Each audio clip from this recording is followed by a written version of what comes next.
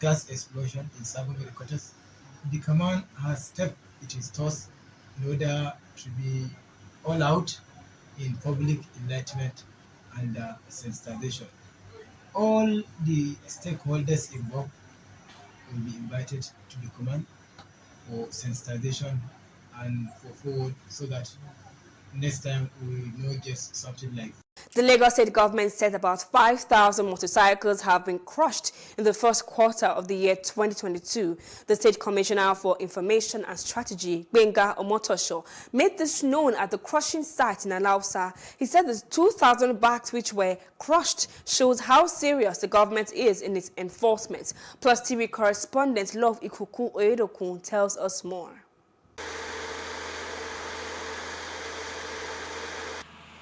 Over 2,000 motorcycles, also known as Okadas, being crushed by the Lagos State government. It goes to show the seriousness that the state government attaches to ensuring that the state is rid of Okadas and its menace. Commissioner for Information Gbenga Omotosho and Transport Commissioner Dr. Frederick Oladende walked journalists through the crushing site to witness the destruction of the motorbikes. People have been wondering what we've been doing with the Okadas that have been taken out of a town. So for you to see what we have been doing with them, this is why we invited you here today. I'm happy you have seen the way they have been crushed.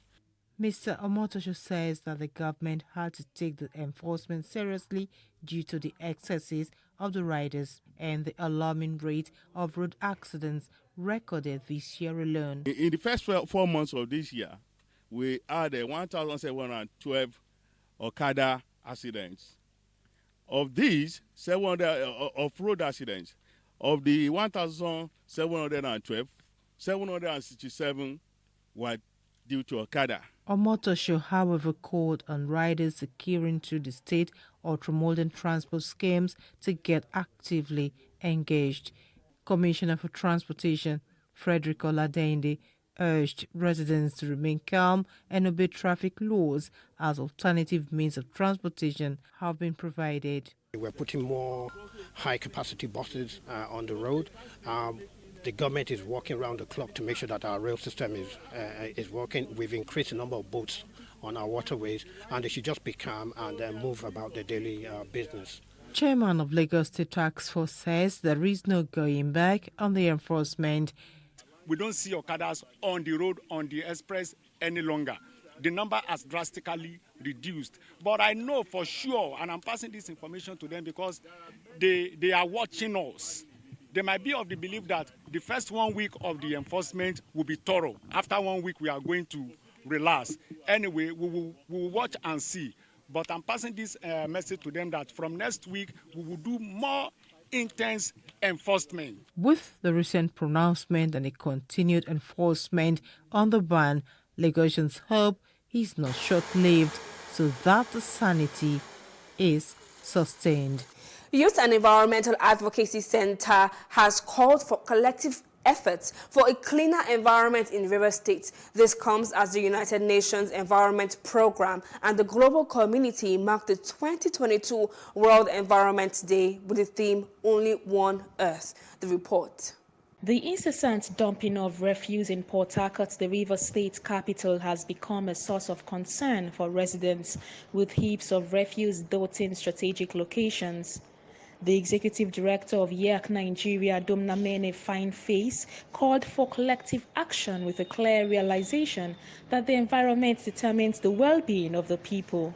Apart from Ogoni area, which is very much polluted like some other parts of Rivers State where cleanup has not started, if you get to the city of Rivers State, Port Harcourt and Obiakpo form the Port Harcourt city, you will see that everywhere is dirty, everywhere is filthy, everywhere is stinking and smelling because of the waste that is disposed everywhere on the street.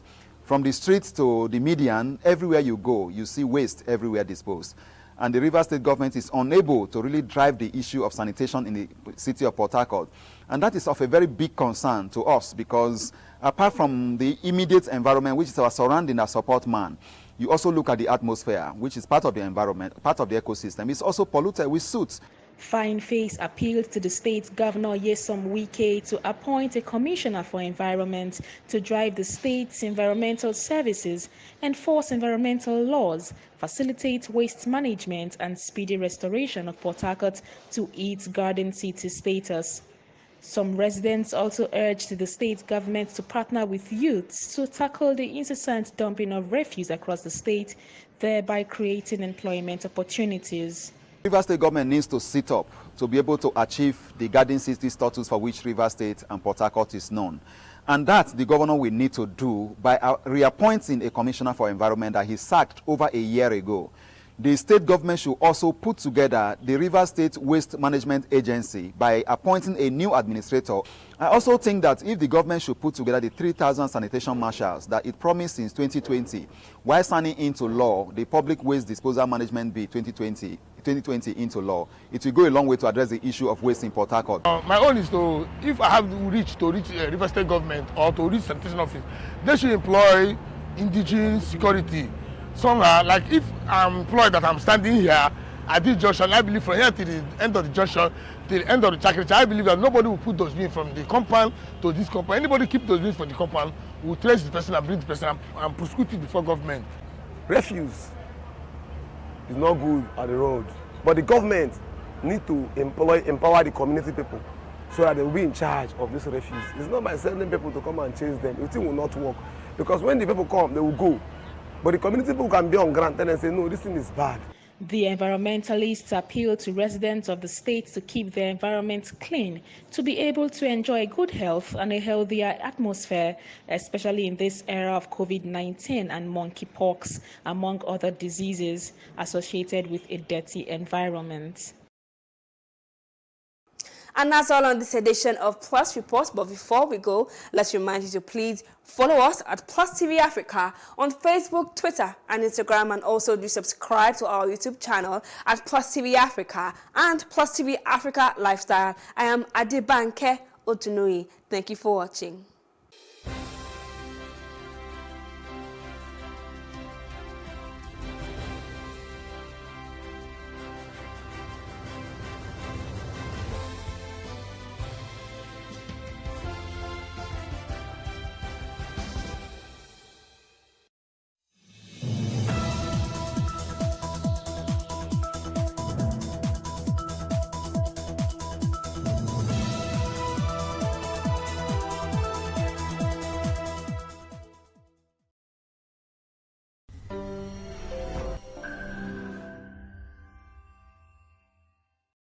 Hello and welcome. On this episode on One-on-One today, I'm speaking with a professional with over 18 years experience. His name is Aziz Abida. Now, those who have worked with him say he possesses strong leadership qualities and management skills. He has worked in about 12 industries, including general management, corporate finance, portfolio management, investment banking, private equity and financial advisory. He's the former CEO of IHS Rwanda, one of the top 10 largest companies in Rwanda with an estimate of 50 million annual revenue. Thank you so much for joining us, Mr. Amida. Thank you for having me. Thank you for your time. My first question to you is, like, you've done all of these things. What are you up to now? Well, right now I left IHS in September, so I decided to take time to write a book and I consult for a lot of companies now, about 3, 4, on structuring themselves for growth and helping them position themselves for funding and the rest. Then also spending some time setting up my foundation to, give back to society as we go. Yeah, so that's more like. So now that you're in control of your own time, are you busier than when you worked for companies? Yes. Right now, I can't remember the last time I slept before 3 a.m. I still get my 6 hours daily, but I sleep almost 3 a.m. daily now, because you're in control and you just feel like this needs to be done, this needs to be done, this needs to be done, this, and then you're juggling. Before it was like one company you're working for, now you're juggling about 3 companies together to make sure, okay, yes, tomorrow morning we need to go for an investor presentation, make sure this is ready, and things like that. So it's much busy now. Oh, wow. Okay, so every time we hear this word corporate governance, how do we ensure that companies follow through with it? We only just being another tick box exercise? I think we are beyond the age of corporate governance being a tick box now. It's now investors, companies are looking for, there are very few companies out there that are not looking for funding. And when you talk about those, when you look at the companies that are looking for funding, investors are very focused on those sort of things. You cannot just come to an investor and he says, okay, if I give you money, how do I ensure it's safe? So those are areas that are really becoming more and more critical. So if you treat it as a tick box now, you'll most likely pay for it really, really big. So corporate governance is extremely important, especially since 2008 when we have this whole financial crisis. And it's been that way since then. So you have US implementing Sarbanes-Oxley and a lot of other policies coming into place to ensure that you can protect stakeholders in a business through corporate governance. So yeah, I don't think any company would ever treat it as a tick box anymore. It will be difficult. Okay. Well, if you say so, now let's talk about leadership. Okay. In Nigeria, everybody goes on about how we have a leadership problem. And every time when we talk about leadership, we look at politicians, we look at government agencies, and we assume that corporate organizations, private-owned companies will do it better. But some of them have leadership challenges. Why? Well, I would say, I think some of them is a big understatement. There is no way you don't have a leadership challenge, one or the other, whether small or big. It's the degree that varies. So if you go to some of the most advanced companies you have in the world, you would be surprised what you find when you get to their leadership. So, but the important factor to understand about leadership is that everyone is always learning on the job. We treat leaders as if they are these super robot human beings that are just there, they can't make mistakes. They would make mistakes, but they make it in different degrees. And a lot of them realize, they take a step back, and then they go forward again. So, but what differentiates a leader from every other person is actually that bird's eye view, that, okay, even if I'm making a mistake, I still see the impact on everything. And then you just start filling in pieces. So you can't really say that there is no challenge of leadership anywhere. Private organizations have a lot, from controlling politics to controlling employee engagement to making sure everybody is equally treated. It's a lot of problems on the leadership side. So yeah, I don't think it's private organizations have it better scenario. Well, no. We all assume they have it better. I've never assumed that. Okay, now let's talk also about finding, so this CEO is about to resign. Why is succeeding him always sometimes like a challenge? Why is grooming leaders to succeed people a challenge sometimes? Well, you know, you can't really know a successor is good until he succeeds. So it's like I always say, if I have you as a staff, you're fantastic at what you do. Then you tell me there's another guy that is behind you. I could tell you, okay, yeah, that guy is there. But the question is, you're going, I know what I get, but I don't know what I'm going to get with the next guy. So it's like an investment. You want to invest in something. Do you know the return? No. Okay. So technically, it's a bit difficult to go to the point. So succession planning is always something that would be a problem. So, but what companies are now doing is to make sure that even if we don't know what we're going to get, at least we can pass as much knowledge as possible to the next person. Then you introduce mentors when they take over. Okay, how do you, so like for me, when I was leaving IHS Nigeria to IHS Rwanda, I was director of FP&A for 7 years in Nigeria. Okay. Then I went to Rwanda as CEO. Now, somebody took over after me, and I spent a lot of time saying to the person, okay, how do you need to do this, this, this. These are the sort of relationships you need to build. These are the areas you need to go.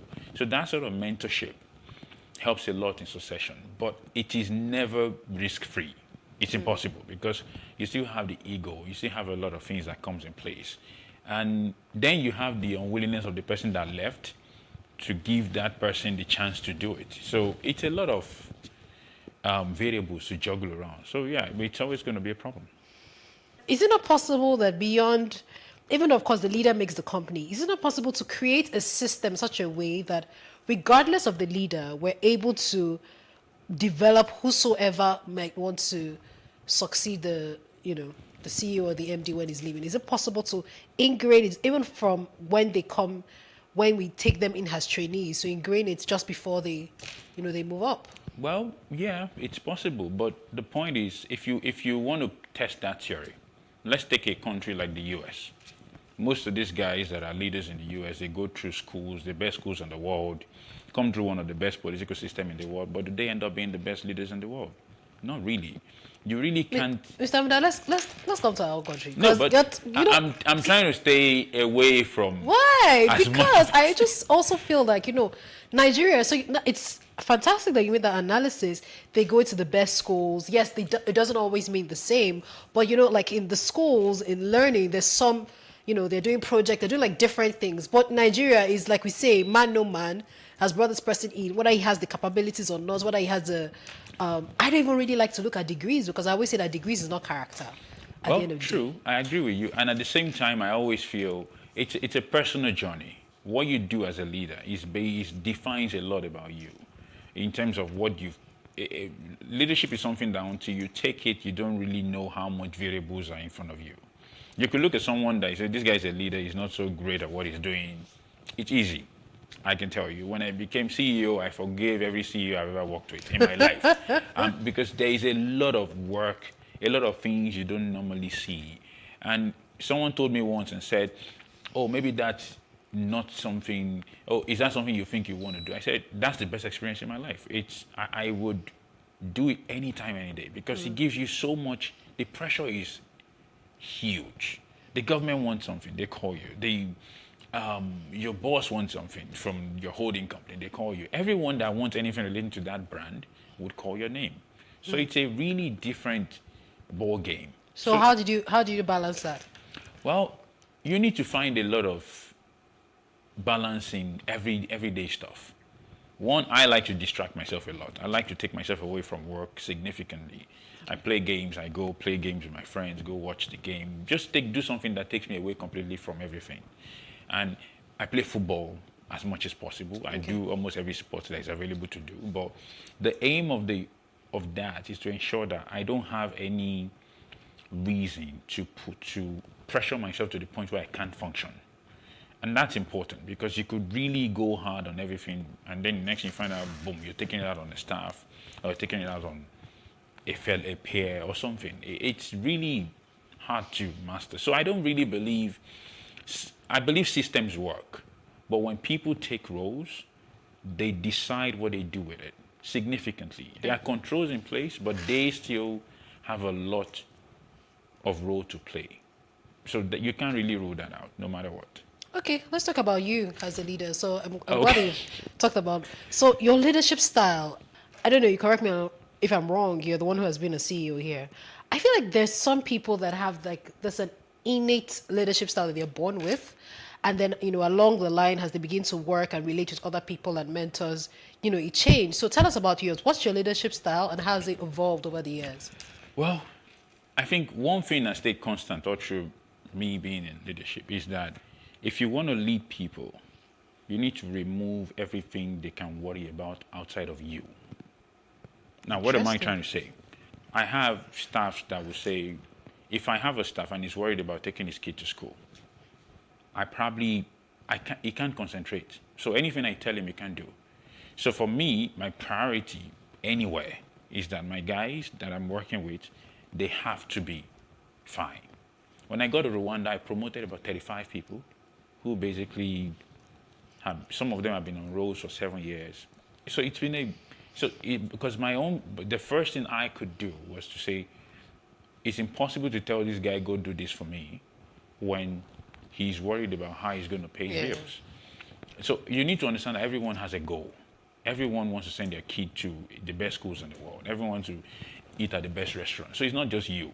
So if you can't make that, I'm not saying just increase salary, boom, and make everything crazy. But the moment I have a budget, this is my budget, this is what I can work with. It is now down to me to say, okay, how can I use this bucket in a way that makes sense to the company and at the same time to the people? So when I was in IHS Nigeria 7 years, and my team was one of the fastest growing teams. Oh, wow. I think I had more managers in my team than a lot of departments had in them. So it was basically, my aim was to say, how do I grow the people? Not just growing them because they're not working. So they can now worry about me, because I demand performance. So if it's only me you're worried about, then I can take away the rest. Then at least it's fine. Then I can easily say it's balanced in a way. I'm not saying I'm the perfect leader. There will always be faults everywhere here and there. A staff once told me I should go back to school to learn management. It's fine. It is view. But to me, it's the way I believe people should be led. Give them a reason to want to follow. Because followership is more of a sacrifice than leadership is. Leadership, yes, is mostly imposed. I won't say imposed is not the right word. It's mostly given. You need to have that opportunity to lead. But to follow is actually a default. So it requires you sacrificing your time to be able to help someone else get his goal up. Okay. So to me, I don't take that for granted at all. So people is extremely important in my leadership style. But every other thing is left to debate. People can tell me, oh, is this, is that. I don't know. But that is a constant. Okay, let's take a quick break. We'll take a short break. Mr. Amida is still with us, talking about leadership and leadership challenges in a corporate organization. Stay with us.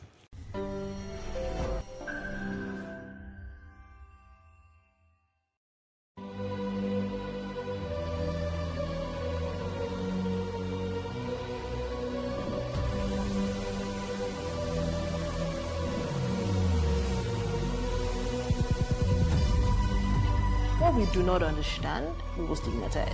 What you can see is the remaining of the tanker that exploded. The suspect equally confessed.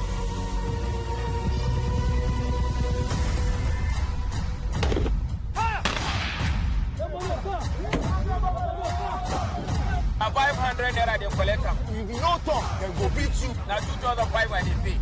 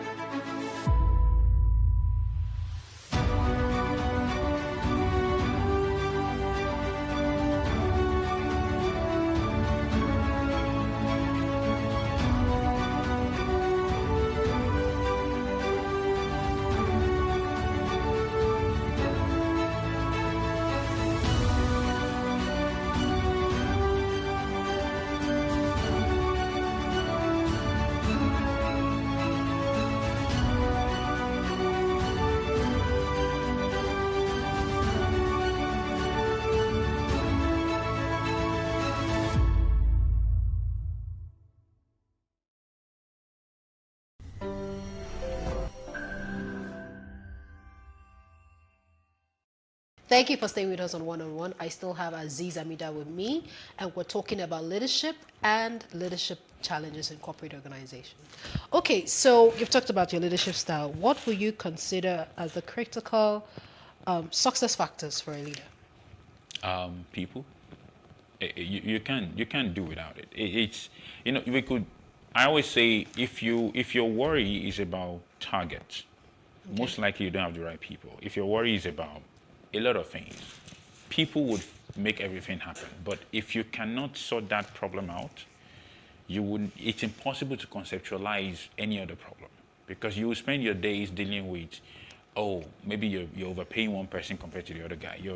This guy is not happy. This lady here wants to be somewhere else. You spend a lot of time around. There'll be a lot of friction in the organization. So to me, having the right team that could work together, creating that environment that people could say when they wake up in the morning, they don't feel like they are under any pressure to come to work. I once had two staff who got into a very big conflict, and it lasted for a while. And I remember there was a time I was speaking with the manager. One was a manager, and they were like one reports to the other. So they were, and I said to her, I said, the important factor for me is that at the end of this whole thing, at no point should this lady feel she doesn't want to come to work. So I'm not going to tell you how to run your team, but just know my concern is that she needs to be happy with the job. So if you feel this conflict makes her happy, it's fine. If you feel it doesn't make her happy, then get it resolved. So it's important to understand that those things they're salient, because one tiny problem can basically wreck the entire chain, because what you do affects what the next person does, and it goes on and on like that. So if one person is not functioning well, the whole team can't function. I feel like I should ask you a follow-up question to that. Like, how do you ensure? Because, leadership, like you said, I really don't envy leaders, because leadership is a lot of work. Yeah. You're managing someone's not only personality, whatever self-confidence issues they have about themselves, how they were raised, and all of that. And you have to battle and balance that and ensure that you still get, your results at the end of the day, because... Yeah. Because what has worked for me, because I think I can read people a lot. For me personally, I could almost tell how to deal with you in 2 minutes after talking to you. I could almost tell, okay, with this person you need to be extremely firm. With this person, be soft. With this person, I used to work in an environment where we shout a lot. And there was this lady that was working with me. I never shouted on her for 6 years. Oh, wow. How did you do that? It would be like, okay, how does it? But to me, that's her personality. She works better when you're able to explain. Okay, you know what? Just take it easy. Go do this. Sometimes you get you get angry and you're like, oh wow, what's this? But I never really got into that position where I'm like, unlike some other people, and you're going hard at them. But then the other lady is like, she just comes to work and is like, okay, she comes and then you talk to her calmly. People say maybe it's the way she carries herself, but no, that's her personality. She works better when she's understood, when she's allowed to think. And the moment you put her under that sort of pressure, boom. It's we used to crack this joke about this friend of mine that we work in school together. We're in school, and when you go into an exam, and if that guy is thinking, and you call his name, he has failed. Oh wow! He would literally forget everything he wants to write. So everyone in the class will just say, in his exam, just let this guy be. Don't talk to him. Don't do anything. And it works. So your ability, discernment is important in leadership. So these things, they look so small, but they go a long way. People look at you and think, oh, it's just that guy that does it. But no, you're paying attention to all those things, because they are extremely important to you being successful. Interesting. Okay, let's talk about employee behavior, especially in this era of great resignation. Okay. How should leaders, handle that? How should companies handle that now? Because it's almost like people just resign, they're going into, I was reading a CNN report, and it was talking about how a lot of people, are resigning even from the jobs that are well paid and just, moving on. Was it the pandemic? I don't know. Tell us about it. Well, it has two sides to it. I can't really confirm or say anything about the theory of the Great Resign, but the point I know is that people would always see things from two different angles. So there is the guys who see a different opportunity to go to. They would resign. They will go, because human beings are rational. So it is impossible to see a high return and go for a lower one when all things are the same.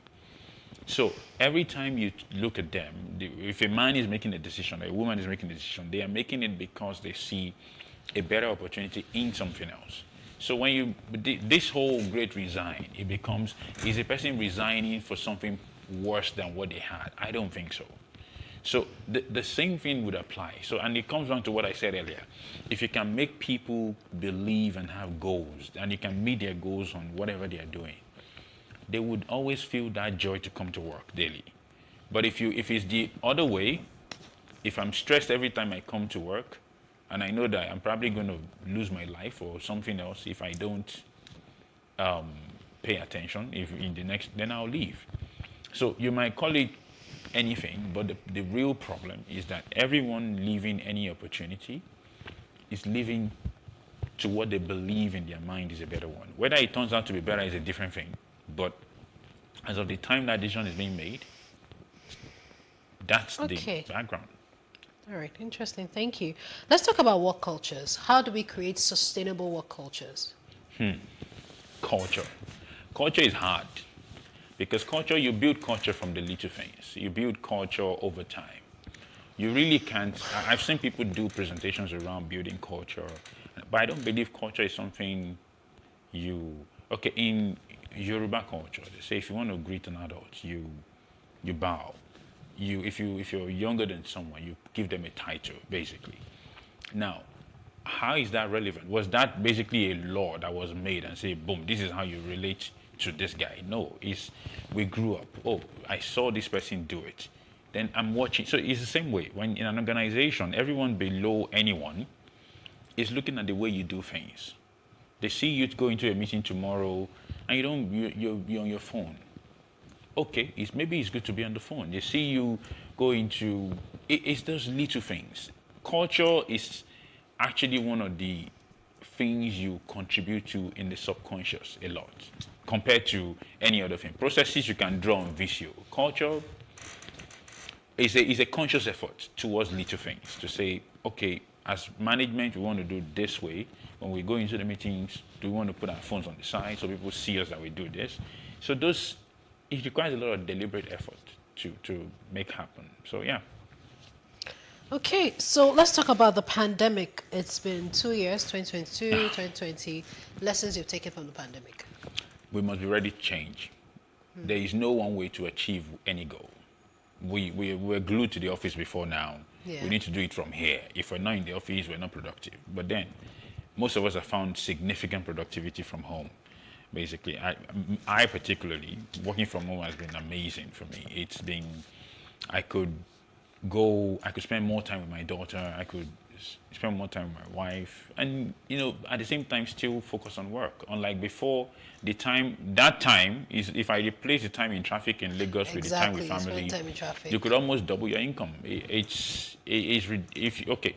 I used to live in Egbeda, I drive to Marina every day.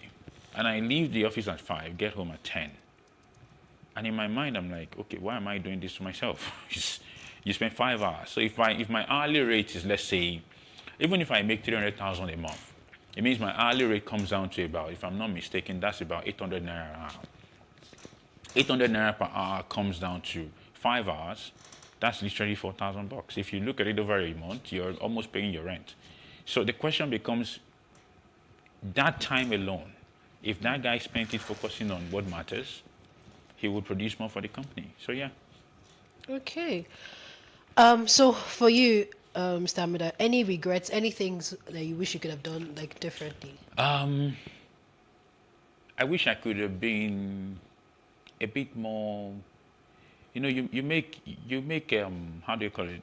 This is a very difficult question to answer because regrets are very hard to acknowledge, more or less. But I think I didn't go through my career with a lot of humility, basically. I wish I could have learned humility earlier in life. Okay. To say, I learned it the hard way as I grew up, but I wish I could have been, a bit more. If you ask people that work with me early on in my career and people that work with me much later, you'll see a very different divide in the way it works. Maybe some might still have different opinions, but yeah, that's to be more humble, but at the same time, network more, create more relationships. There are a lot of relationships over the years that are basically allowed to okay, you know what, maybe this person is there. Our time is fast spent, but I cannot but help ask this last question. What difference did you notice in working in Rwanda and working in Nigeria? What was the shocking, should I say, difference? Was there any... That's like day and night. Oh, really? Yeah, Nigeria is like brash. We like to get it done now. Aggressive, yes. Rwandese they're not confrontational like us. So when there's conflict, they back down. So you need to be able to manage their position a lot. And I always say, in Rwanda, anger is your last resort. A lot of times, you need to basically is at the very end of the line. Nigeria, we get angry at each other. We understand. We just feel it's work. We move on. But when you get angry with the Rwandese, you might not forget it easily. It's not because it's just the way we're built. We're built differently. It's a Yeah, I think in the entire continent, Nigerians are the most aggressive. I think Nigerians are very aggressive, but a lot of other countries also have that aggression. But because we go into the English line when we communicate, people tend to, like in Rwanda, people are not quiet when they are speaking Kenya Rwanda. I think Rwandese are very loud when they're speaking Kenya Rwanda. But when as loud as Nigerians are. But when you go English, because it's not the comfort zone, it's a bit easier to, back down. But when you see Rwandese talk to Rwandese, you're like, okay, are they fighting? Are they not? It's really different. Did you pick up on the language while you were there? Well, the only one I know is that Oya in Lagos means let's go. Oh. In Rwanda, it means no. Oh, really? Yes. So when you say Oya, just know you're telling the person no. Meanwhile, your plan is to say let's do it. Let's go. So it's one of the areas I found very. But yeah, I learned a bit of Kenya Rwanda here and there, but not very good. Okay. My director to me. One last question: top business priorities or top priorities leaders, and I think even everyone should look out for in 2022. I think 2022 will be a very productive year because we've been it's like a jet engine when it is boosting and it's about to launch. We've been doing this work from home / adjusting to the pandemic for about 2 years now, and it's now time for you to start seeing the benefit of that. People are now getting more and more used to the fact, and now they can produce the best of it. I think the best things to look out for in 2020 will be huge productivity, if you ask me. I'm not a professor of econometrics that modeled this out, but I can tell you that from what I know about behavioral science and how people tend to produce, this is a time where businesses will start seeing a lot of drive towards new levels. Well, those that are willing to adapt to it anyway. But yeah. All right. Thank you very much for your time, Mr. Aziz Amida. Most welcome.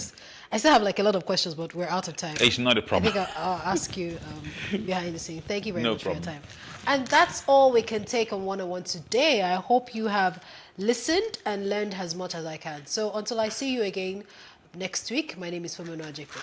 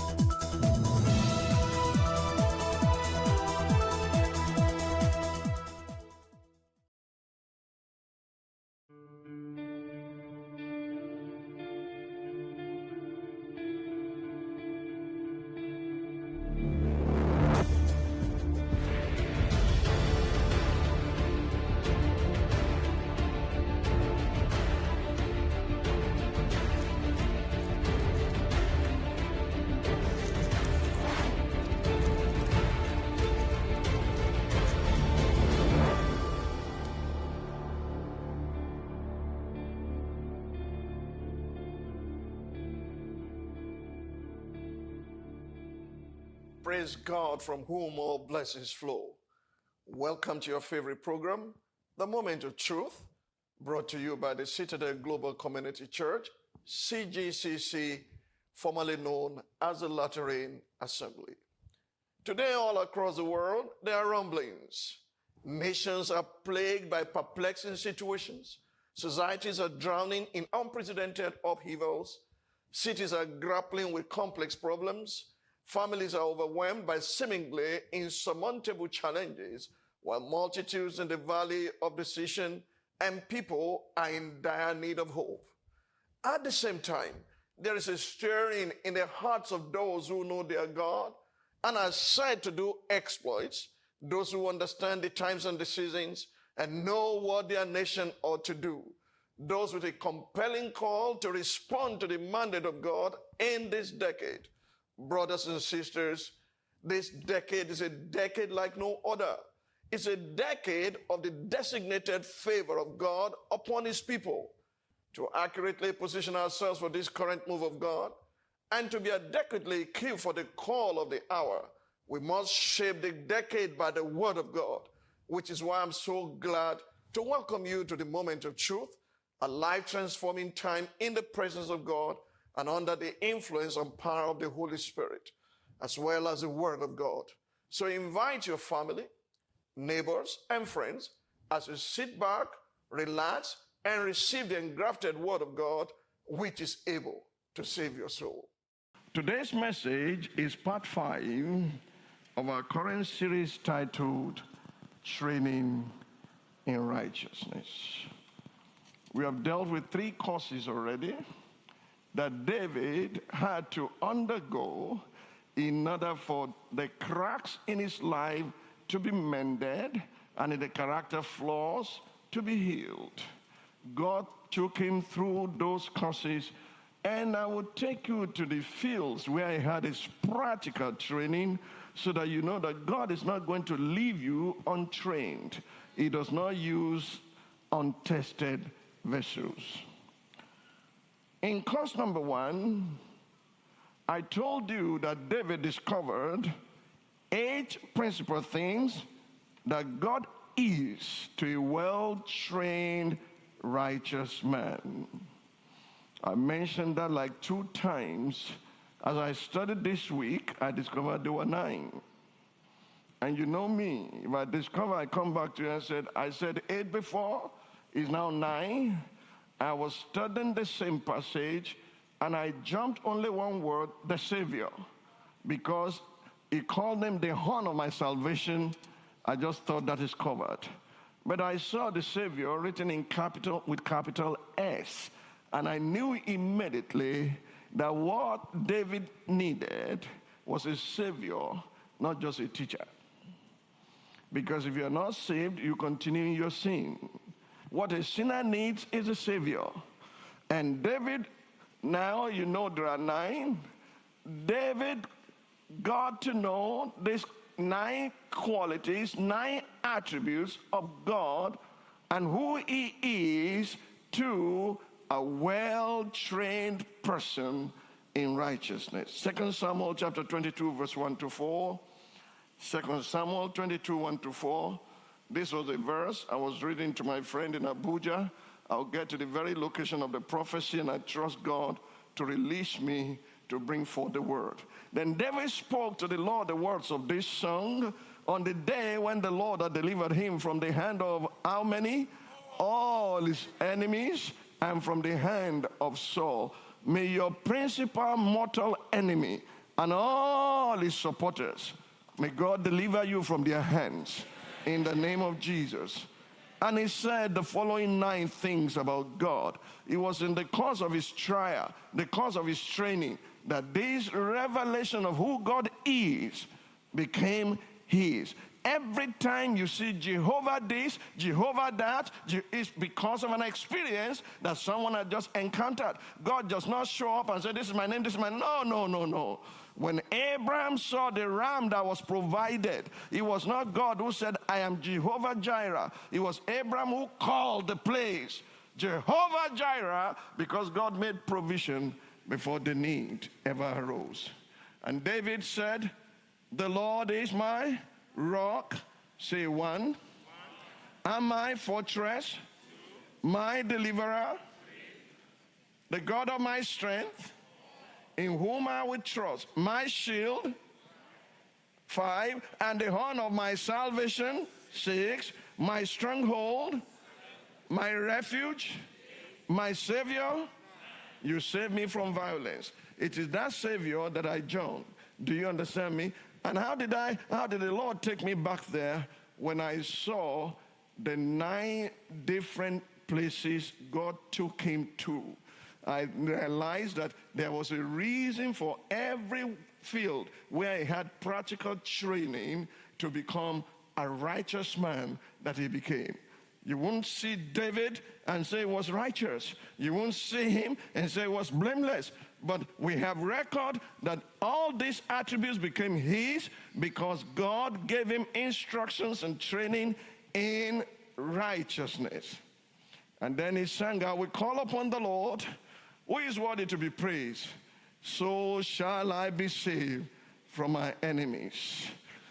Verse number 5. And in verse number 5, why were this revelation of these nine attributes of God revealed to him? Because he was surrounded with waves of death. The floods of ungodliness made him afraid. The sorrows of hell and the snares of death also surrounded and confronted David. It was in the course of this confrontation, being surrounded by Sheol, being confronted by death, that he began to see what God could do for those he truly delights in. In my distress, I called upon the Lord and cried out to my God. He heard my voice from his temple, and my cry entered his ears. Then the earth shook. I can read the rest of that. That's cause 2. When he had discovered the attributes of God for those he delights in, when the enemy came against him, when death encountered him, when Sheol surrounded him, when he was in the distress with the flood of ungodliness, he found out who God is. May you find out God in your situation. May you find out who God is in your circumstances, so that when the day comes that you should be afraid again and say, no, I remember what you did before. The same God who did it before can do it now. He delivered him from his enemies, and he will yet deliver you from yours. Cause number 2. In cause number 2, we discovered that God removed heaven and the earth in order to deliver those he delights in. It does not matter what happens. If he had to move the whole of heaven and the whole of the earth just to deliver those he delights in, God would do it. I studied law a bit. And concerning English law, the English will tell you the arm of the English law is long enough to protect every British citizen anywhere. America will not say so, may not say so, but you know they will protect their own citizens. Go and ask Idi Amin in Uganda. When they kept some Americans there, Israelis, I beg your pardon. Israel flew there, delivered them, and it was the younger brother of the prime minister who led that particular rescue mission, and he was the only one who died. Do you understand me? They're willing to lay down their lives for their citizens. May we not just die like cockroach here. Almighty God will move both heaven and earth in order to deliver those he delights in. If God delights in you, it does not matter if you are stranded now. He's coming to fetch you from there. He's coming to deliver you from there. In the mighty name of Jesus. I love Psalm 124, but I don't have time to read it. If it had not been the Lord who was on our side, now may Israel say. I like the conclusion. He said, the snare is broken, and our souls are escaped from the snare of the fowler. May every snare of the fowler in your life be broken, be shattered, be dismantled, in the name of Jesus. 2 Samuel chapter number 22.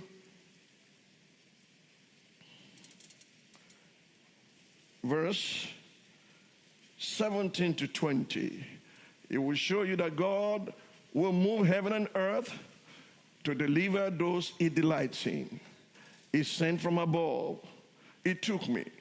He drew me out of many waters.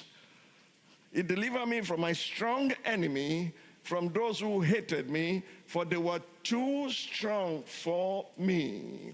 They confronted me in the day of my calamity, but the Lord was my support. He also brought me out into a broad place. He delivered me because he delighted in me. Almighty God will move heaven and earth just to deliver those he delights in. Can I hear amen? In course number 3, we saw David displaying his interim report of all that God did for him. Course number 3 for David.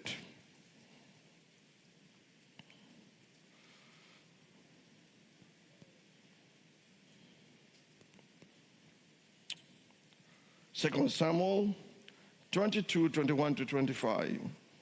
2 Samuel 22, 21 to 25.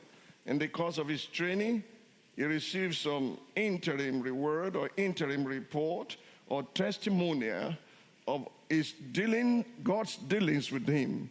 And he said, the Lord rewarded me according to my, somebody please talk to me. The righteousness of David, how did he come by it?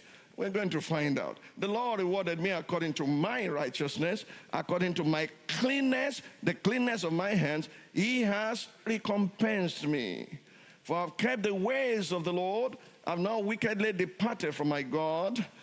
For all his judgments were before me, and as for his statutes, I did not depart from them.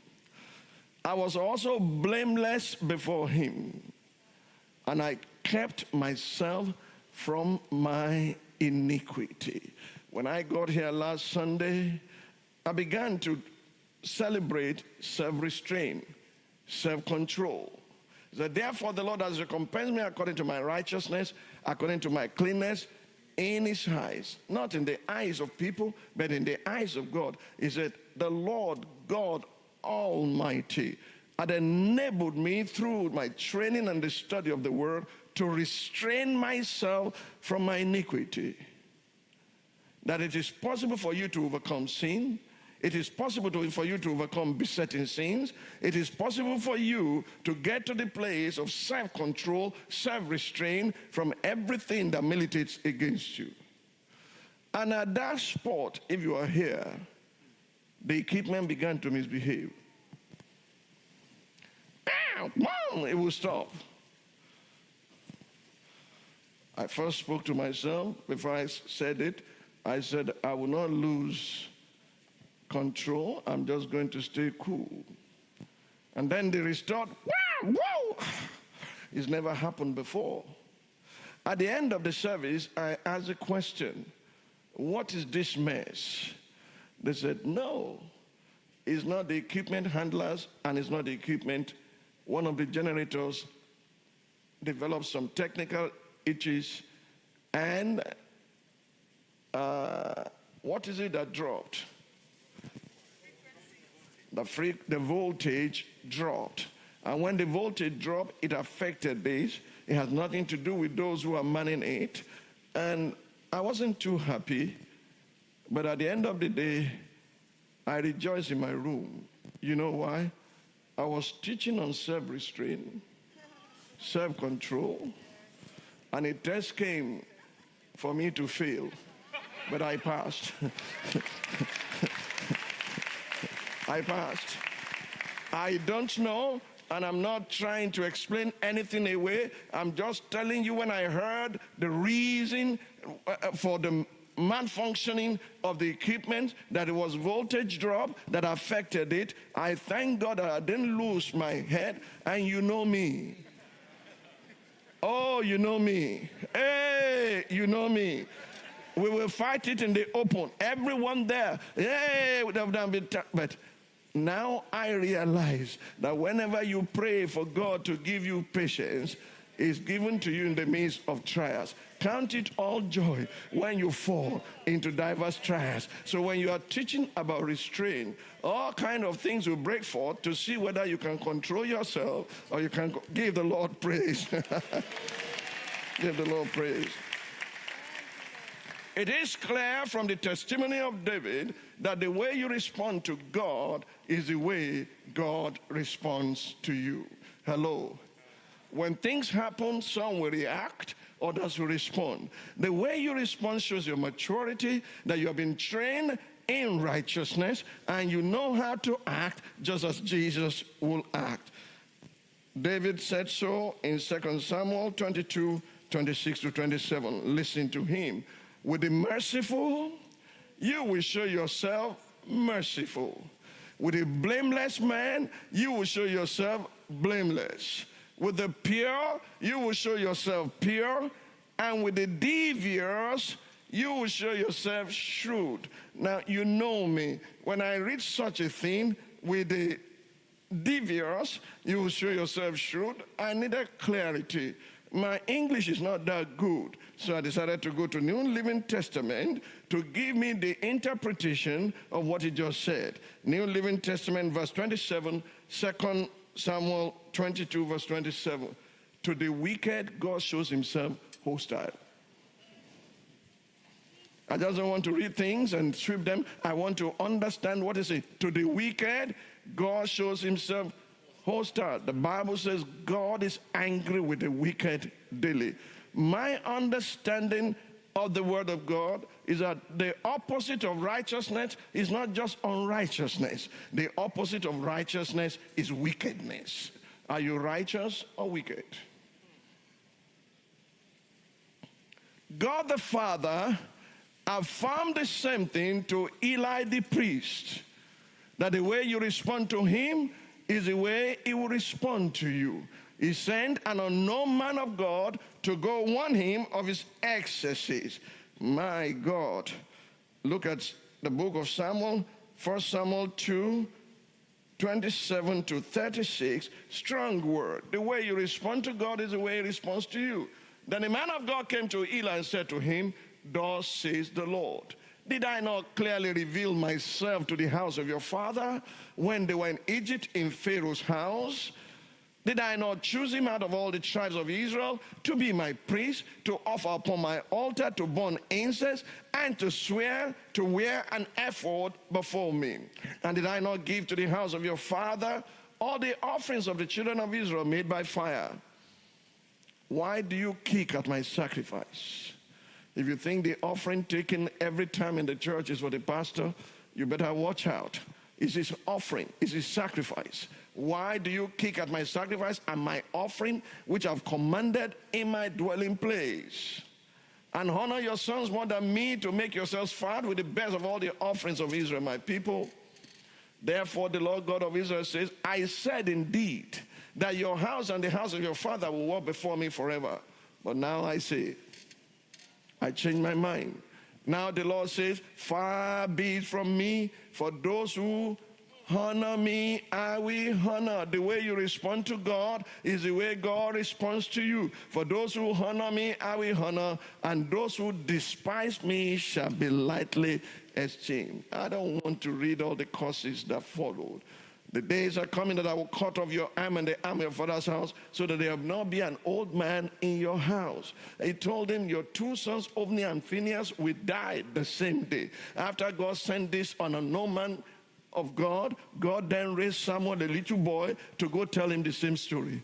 And he said, it's God. Let him do what he wills. And he did it.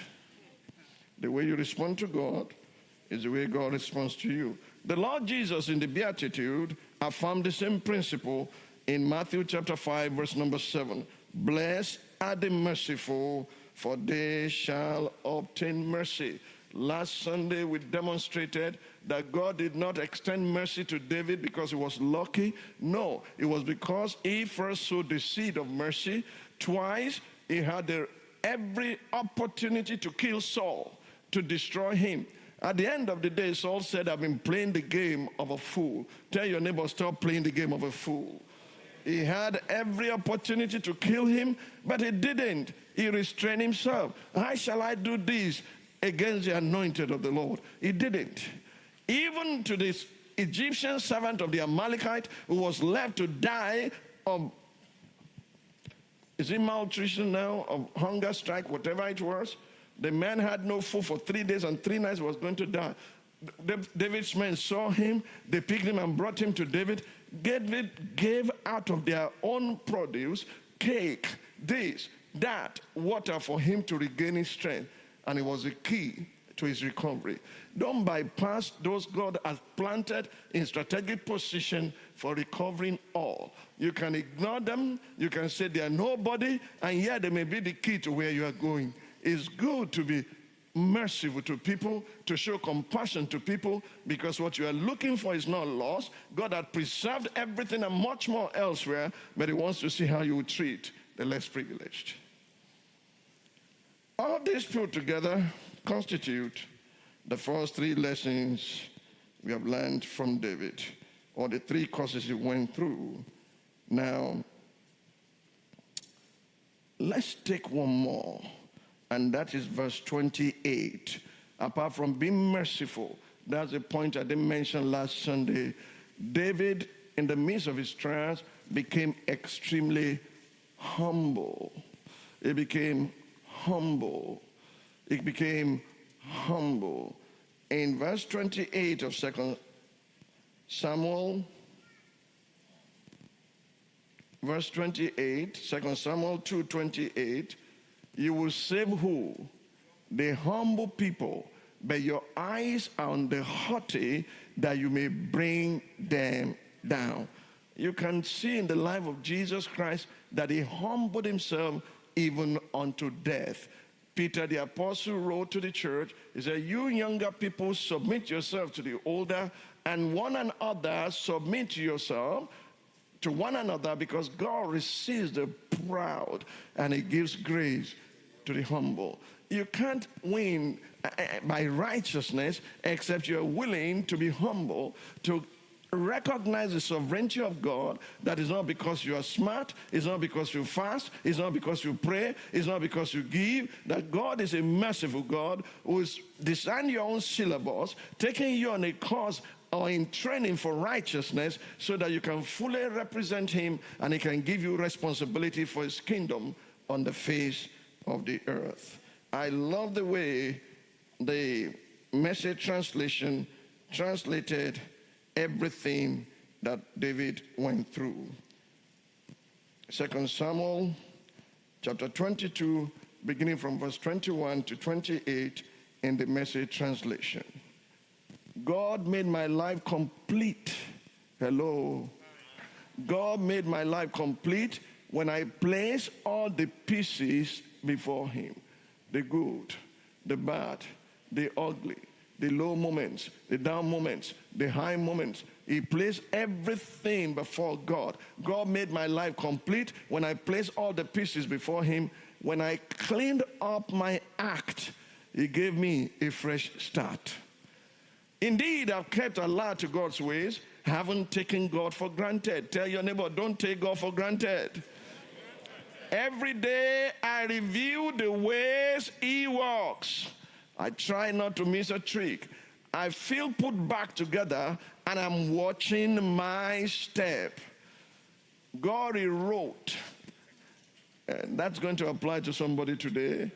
God rewrote the text of my life when I opened the book of my heart to his eyes. You stick by people who stick with you. The way you respond to God is the way he responds to you.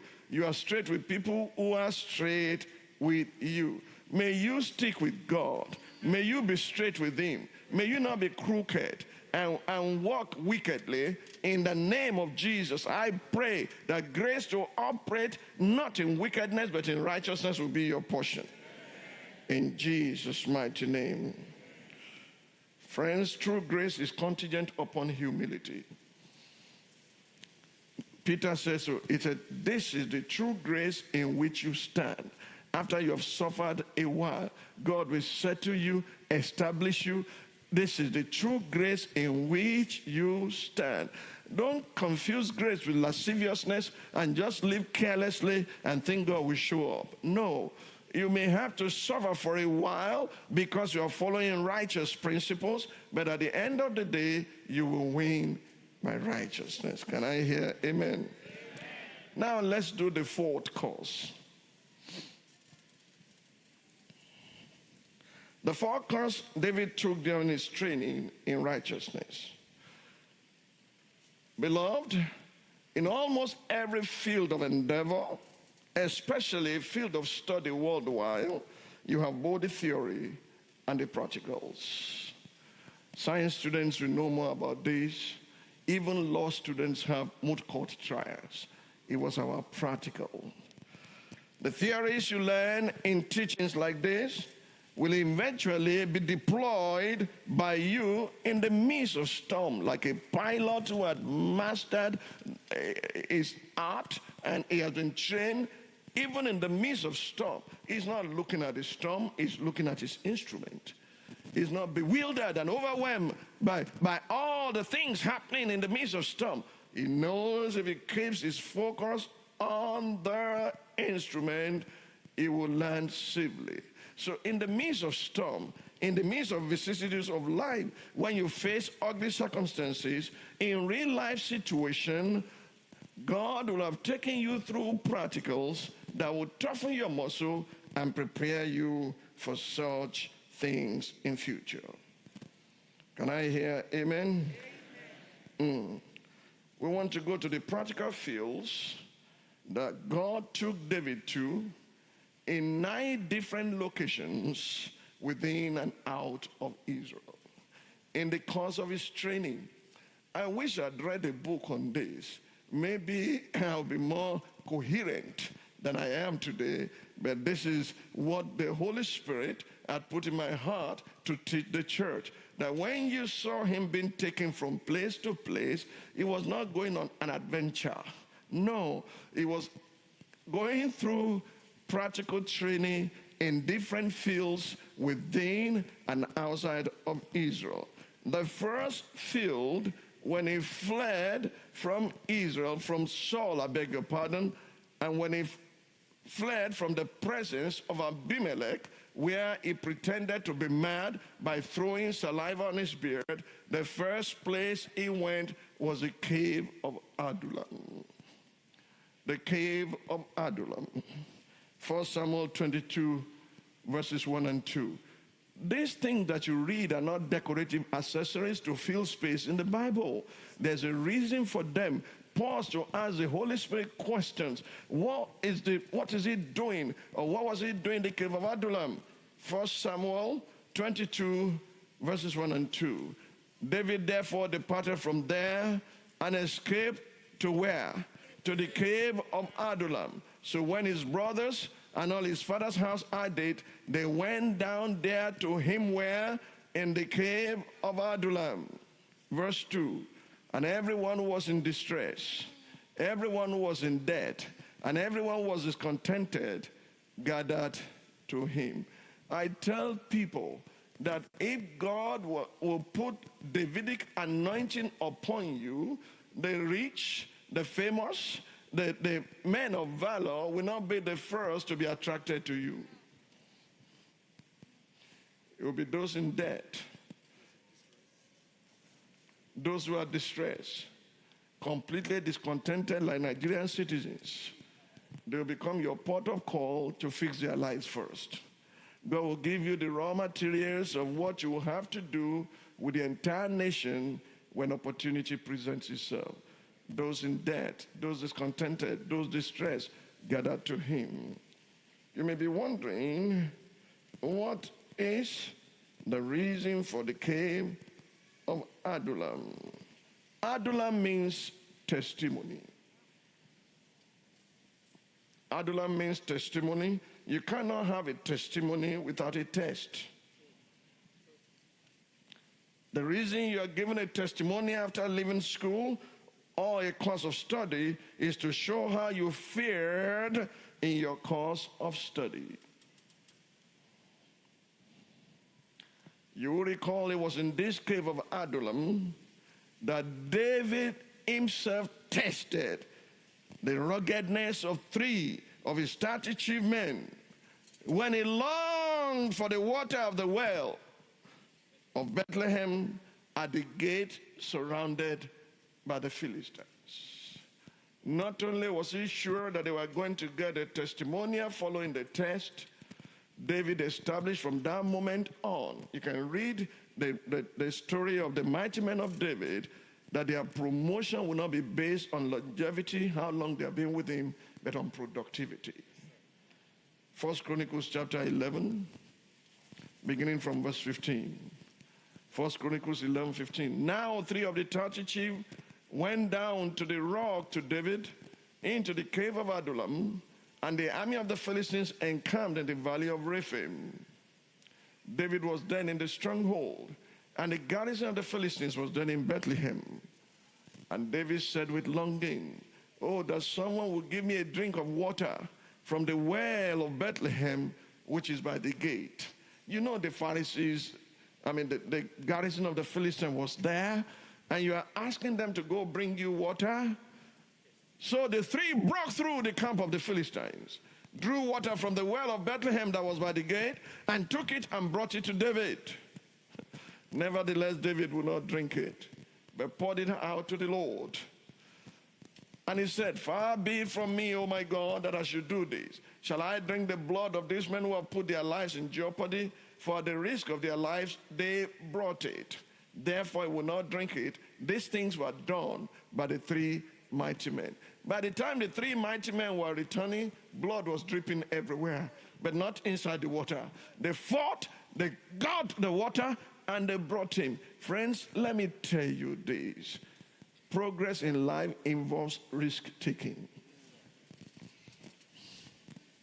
If you can't take risks, you can't attempt great things for God. Promotion in the kingdom is not by longevity. I got born again in the year 1919. No. It is by productivity. I want you to look through the life of David and see how many times he had to take risks. Those who are not willing to take risks may as well die in their comfort zone. May that not be your portion in the name of Jesus. Daniel, Shadrach, Meshach, Abednego, Queen Esther, Mordecai, and a host of others were all risk takers. Esther said, if I perish, I perish. She was taking a risk. If you are not willing to take a risk, you cannot even venture into business. Because business is risk. Everything about business is risky.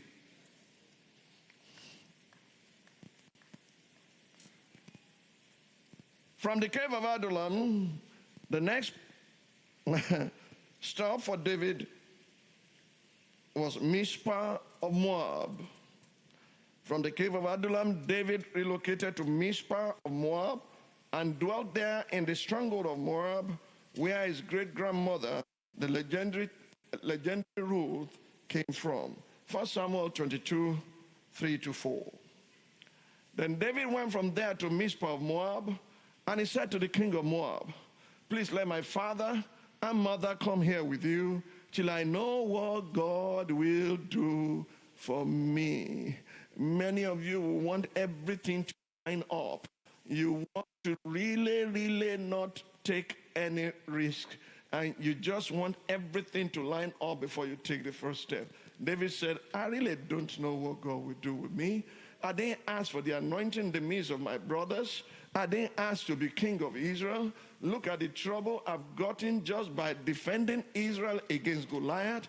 I don't know what God will do to me.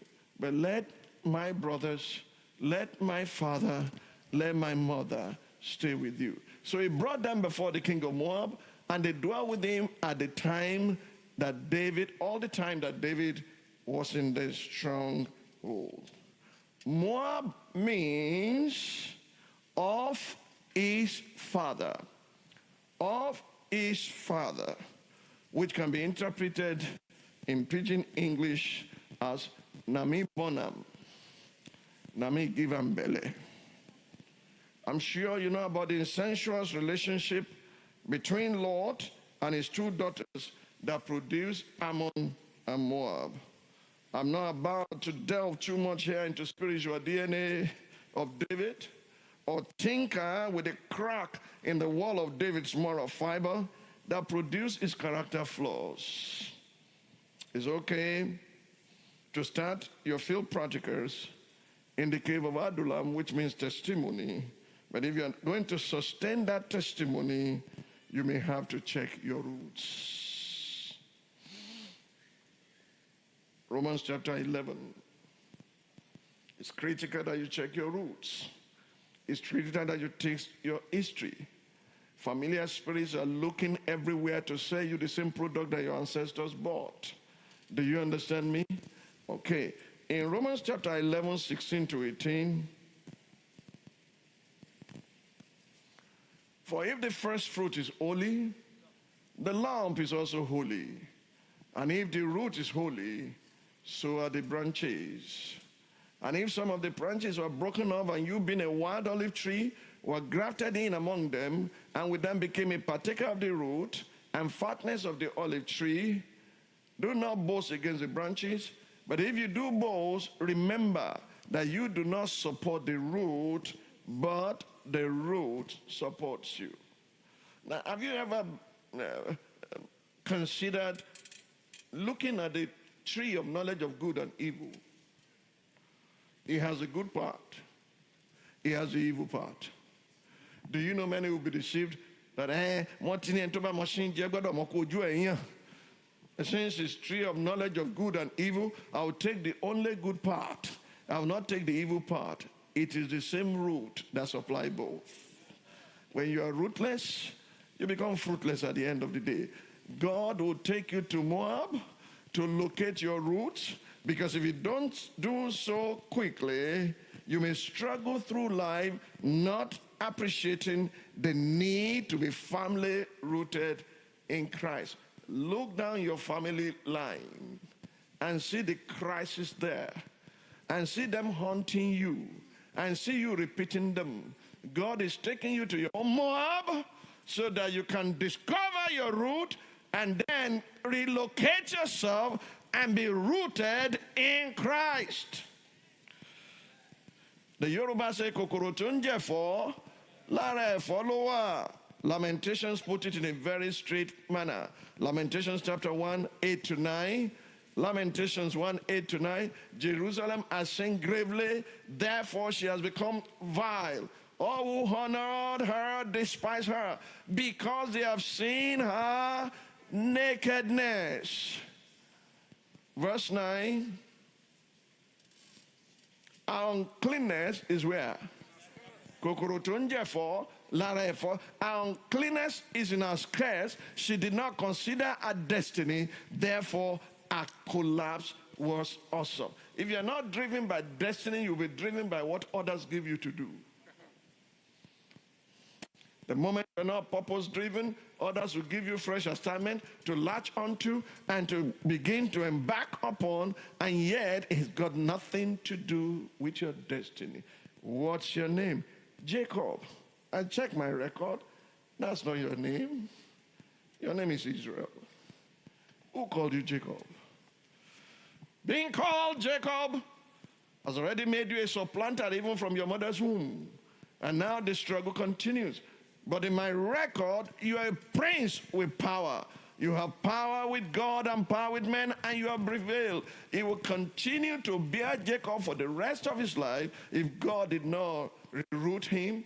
Look at the man called, what's his man? The man that was born out of sorrow.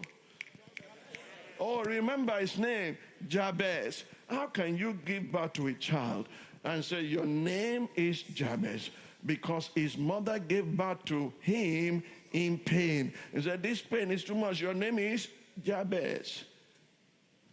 Do you remember that Rachel almost placed that trouble on Benjamin? What did he call him? Benoni, son of my sorrow. She was dying. And the father said, of the 11 brothers or sons in my house, all of you mothers name them. This one, I'm accepting responsibility. I'm going to refuse your death wish. His name is not Benoni. His name is Benjamin. Oruko Amaroni. His name is Benjamin. When I was born, according to Islamic heritage, my father gave me the name of his grandfather, Sindiku Bakari. Do you understand me? I became the Bakari to my family. That's why they call me Babagba. Nobody could mention my name, but I got to school. And Olu Anitilo, Isaac Anitilo began to call me Sindiku, Sundoko, Sandaka, Sandeke. I said, this name has to change. Nobody pleaded with me. I went back home and said, were there other names given to me when I was born? They said, yes. Your father named this. My grandfather named this. I said, I changed Babagba to Babatunde. I took Bolan from my father's, the name they gave to me, and I changed my name myself to Bolan or Babatunde Bakari. Left to my father, I should have been Bakari, because he gave me Bakari as a name. That was why nobody could call me by that name in that family. They call me Babagba.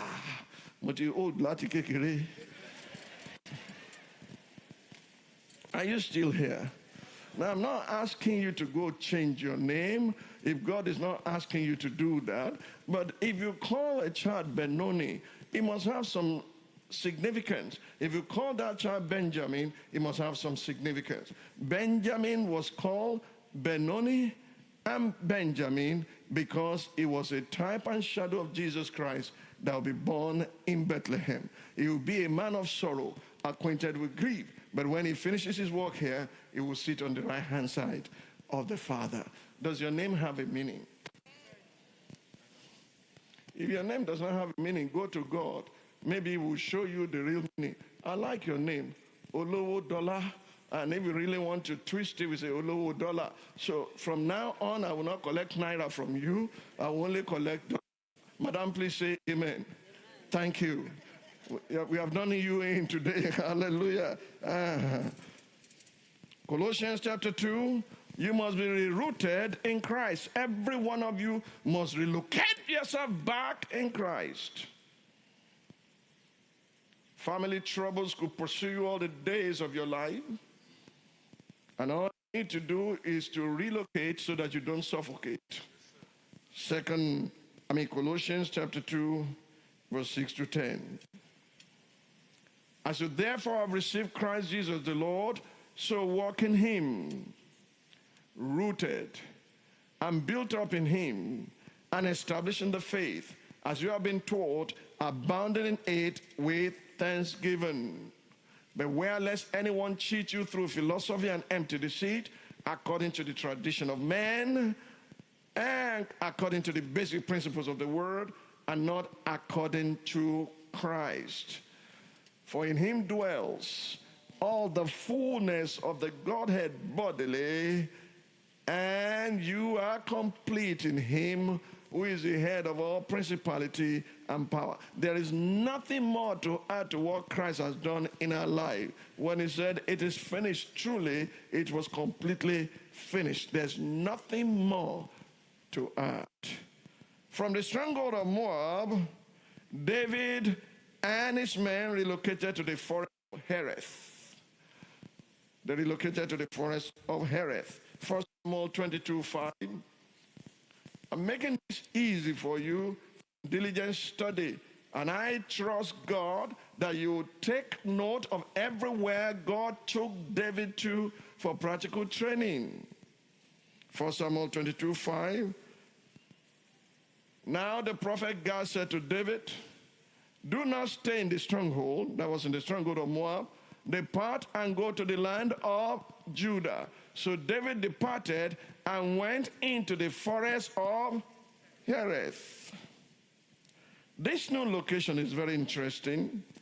According to Jewish tradition, and please don't just take my word for it. You can Google and find Hereth and look for it. It will tell you the pronunciation and it will tell you what happened there.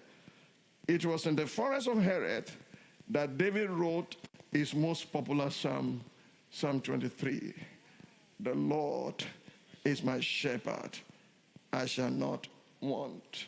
When you study, you discover that Hereth, though called a forest, was a dry place where no vegetation could grow, yet God came through for David. The forest of Hereth became the forest of his freedom. If God could feed David in a desert, as he did for Israel in the wilderness, then he can sustain you and sustain me in any situation or location we find ourselves. Hereth, the Lord is the shepherd, I shall not want. It looked like everything was bare, dry, everything. And yet God sustained him and all his men there. If God came through for David, in the name of Jesus, as you listen to me today, will come through for you. The fourth location, from the forest of Hereth, David relocated to the city of Keilah after helping the city by fighting and defeating the Philistines that came against the city. 1 Samuel 23, 1-5. Is this boring you or are you enjoying this?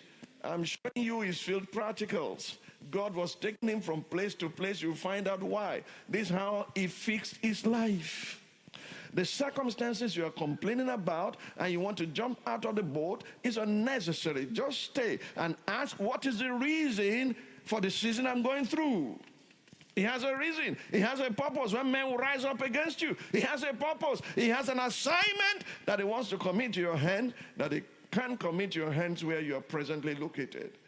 Then they told David, saying, look, the Philistines are fighting against Keilah, and they are robbing the threshing floors.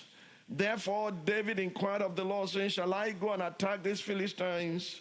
And the Lord said to David, go and attack the Philistines and save Keilah. But David's men said to him, look, we are afraid here in Judah. How much more then if we go to Keilah against the armies of the Philistines? Then David inquired of the Lord once again. And the Lord answered him and said, arise, go down to trouble zone, trouble spot, difficult terrain. Arise, go down to Keilah, for I will deliver the Philistines into your hand. And David and his men went to Keilah and fought with the Philistines, struck them with a mighty blow, and took away their livestock. So David saved the inhabitants of Keilah. Can I give you some insight here? Are you ready for this? Fasten your seatbelt. Are you sure? Because we are about to enter into storm. Are you ready? You can hear the pilot telling you, fasten your seatbelt. We are about to enter into some storm. Keilah means citadel.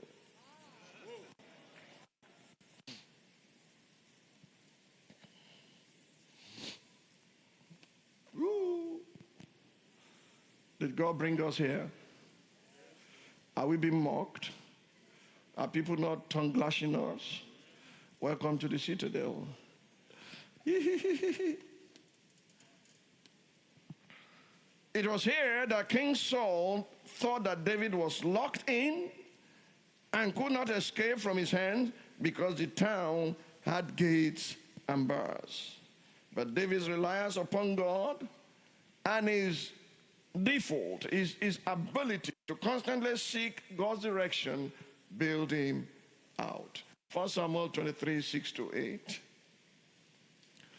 Now it happened when Abiathar, the son of Ahimelech, fled to David at Keilah, that he went down with an ephod in his hand. And Saul was told that David had gone to Keilah. So Saul said, God has delivered him into my hand, for he has shut himself in by entering a town that has gates and bars, citadel. Then Saul called all the people together for war to go down to Keilah to besiege David and his men. When David knew that Saul plotted evil against him, he said to Abiathar the priest, bring the ephod here. Then David said, O Lord God of Israel, your servant has certainly heard that Saul seeks to come to Keilah to destroy the city for my sake. Will the men of Keilah deliver me into his hand? Will Saul come down as your servant has heard? O Lord God of Israel, I pray, tell your servant. And the Lord said, he will come down. Then David said, will the men of Keilah deliver me and my men into the hand of Saul? And the Lord said, they will deliver you. Dear friends, David and his men, about 600, arose and departed from Keilah and went wherever they could go. No fixed address. Do you understand me?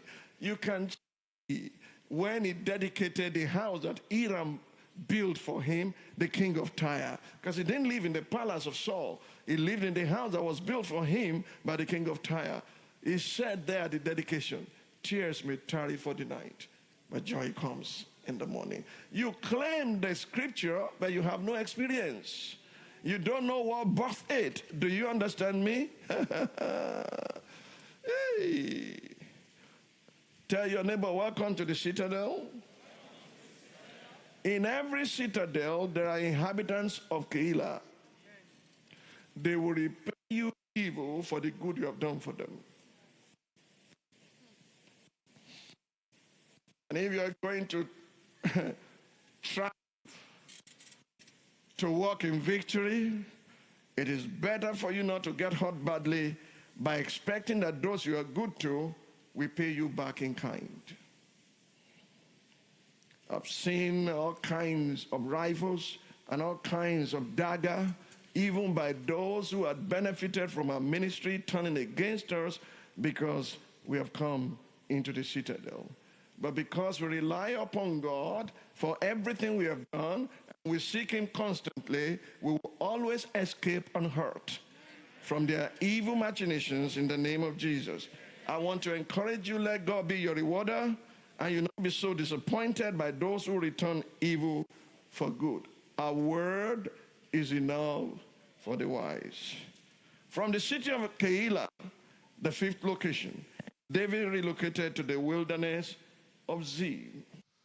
Here in the wilderness of Ziph, Jonathan came to David, just as I did to you this morning. You didn't expect it, you didn't plan for it. And I started telling you, we are going to be strategic partners. Somebody had done that to me when I was in the U.S. When we opened our ministry and we started flourishing, he said, from today, we will connect with you and we'll give our tithe to support your ministry. He didn't give me one kobo. Not one time. I won't mention who. So I've given you words of encouragement. Even if I've not put a dime in your hand, do you trust that I will deliver? Do you doubt me? No, because there is character. But here comes Jonathan with his mouthful falsehood in 1 Timothy 23, 14 to 18. 1 Samuel, I beg your pardon, not Timothy. 1 Samuel 23, 14 to 18. And David stayed in the strongholds in the wilderness and remained in the mountains in the wilderness of Ziph. Saul sought him every day, but God did not deliver him into his hands. So David saw that Saul had come out to seek his life, and David was in the wilderness of Ziph in a forest. Then Jonathan, Saul's son, arose and went to David in the woods and strengthened his hand in God. How did he strengthen his hand? Listen. And he said to him, do not fear, for the hand of Saul, my father, shall not find you. You shall be king over Israel, and I shall be next to you. Even my father Saul knows that. So the two of them made a covenant before the Lord, and David stayed in the woods, and Jonathan went to his palace. What an amazing time we just had in the presence of God. I hope you are richly blessed. My heartfelt desire is that you may light up your word with the illumination you have just received. May the immeasurable grace of God empower you to act on what you've heard and to walk in the revealed counsel of God. Always remember that it takes a transformed life to transform a family, a society, or a nation. So let God do his work in you so that he can do his work through you. And as you proceed on this journey of destiny, remember that our ultimate destination is God. I pray that God's footprint will become your pathway and that your path will be as a shining light that shines brighter and brighter to a perfect day. This message will continue next week by God's grace. Until then, remain sandwiched between the peace of God and the God of peace. Have an amazing week. Bye for now. Shalom.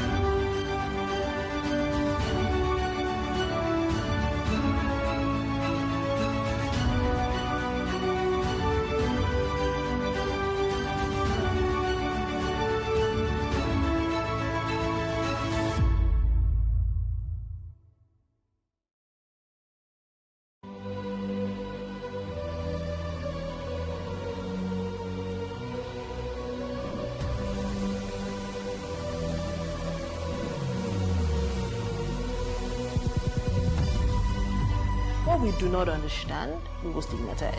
What you can see is the remaining of the tanker that exploded. The suspect equally confessed.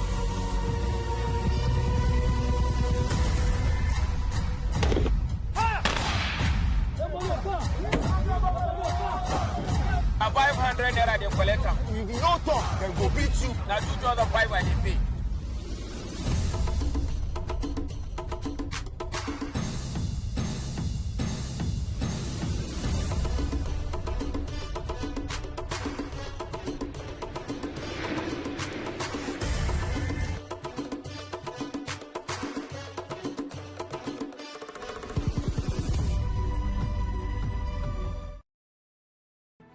There is no voting on social media. To vote, you would require permanent voter's card. To get your PVC, visit cvr.inecnigeria.org. Create your account with a valid email address and start the registration process. An activation link will be sent to you. Click on the link and activate your account. Fill out the form, pick and submit a convenient date and time for your biometrics. Print the application slip, which should have your QR code. On the appointed date, go to the nearest INEC office for your biometric capturing. Thereafter, you will get a registration slip to pick your permanent voter's card when ready. Get your PVC today. This message is from PlusTvAfrica.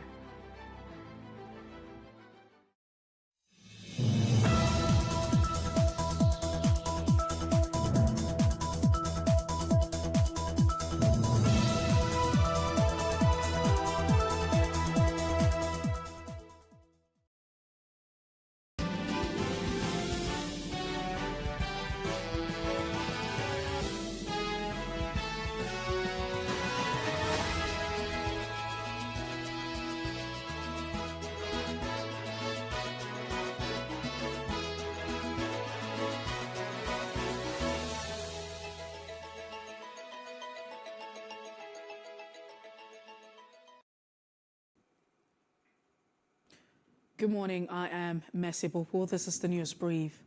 A Catholic priest of the Archdiocese of Kaduna, Reverend Father Vitus Boro, has been kidnapped by bandits in Chikung local government area of the state. Until his murder, Boro was the chaplain of the Catholic community of Kaduna State Polytechnic and the chairman of the Nigerian Catholic Diocese Priest Association, Kaduna State Chapter. Although the police authorities are yet to confirm the incident or give details about the attack, the Chancellor of the Kaduna Catholic Archdiocese, Reverend Father Christian Okiowu, said the father was killed at the Nigerian prison farm in Kujama along the Kaduna-Kachi Road in Chikung local government area. INEC Chairman Professor Mahmoud Yakubu assured Nigerians that the ongoing continuous voter registration would not end on June the 30th as earlier announced. Yakubu disclosed this during the Youth Votes Count Mega Concert 2.0 organized by the Commission in partnership with Yaga Africa and funded by the European Union at the Old Parade Ground, Abuja. Yakubu was silent on the duration of the extension, but said the Commission would decide on the time frame and communicate the outcome to Nigerians. When will this registration end? Is it going to end on the 30th of June in the next 5 days? Okay, on behalf of INEC, let me assure you, it no go end for 30th. For as long as we have you people trying to register to obtain your PVC, we'll continue to register you and we'll continue to make sure that you get your PVC. But listen to me, in this place, this is the old parade ground in Abuja. In the last 5 days, from Monday to yesterday, Friday, and we're still registering today, but in 5 days, we registered over 14,000 Nigerians. The Independent National Electoral Commission, INEC, has listed the conditions for political parties to substitute candidates whose names have been forwarded to the Commission. For the electoral umpire, the law does not give any political party the right to replace a validly nominated candidate, as it is the prerogative of the individual to be substituted. This comes amid reports that some political parties, including the All Progressive Congress APC and the Labour Party, nominated their vice presidential candidate as placeholders, pending the conclusion of talks for the substantive candidate to be picked, while the former forwarded the name of Ibrahim Kabiru Masari as its vice presidential candidate. The latter had nominated Doyin Okupo for the same position. Reacting to the development, INEC National Commissioner Festus Okoye said the electoral body would take a decision in accordance with the Electoral Act. President Muhammadu Buhari has said that he has no intention to subvert the Constitution to remain in office beyond May 29, 2023. The president spoke through his chief of staff, Professor Ibrahim Gambari, at the special prayer session to mark the 60th birthday of Speaker Femi Gbajabiamila at the announcer ordained Central Mosque Wuse 2, Abuja. He expressed commitment to ensuring free, fair, and transparent general elections in 2023. He insisted that he has always been committed to credible elections. The joint panel set up by the Labour Party and the New Nigerian People's Party to work out an alliance between Rabiu Kwankwaso and Mr. Peter Obi has submitted its report for consideration. Kwankwaso is said to have a strong fellowship in the north with his Kwankwasai movement, while Obi is having an increasing support based among youth in the southern parts of the country and the social media. While it's no longer possible for political parties to merge, in line with Section 81, subsection 2 of the Electoral Act, both presidential candidates are working on a joint ticket with the hope of defeating the APC and others in February 25, 2023 presidential election. As a deadline for the substitution of candidates and running mates for the presidential and National Assembly candidate draws near, there is mounting anxiety among supporters of the two candidates over the progress made in alliance talks.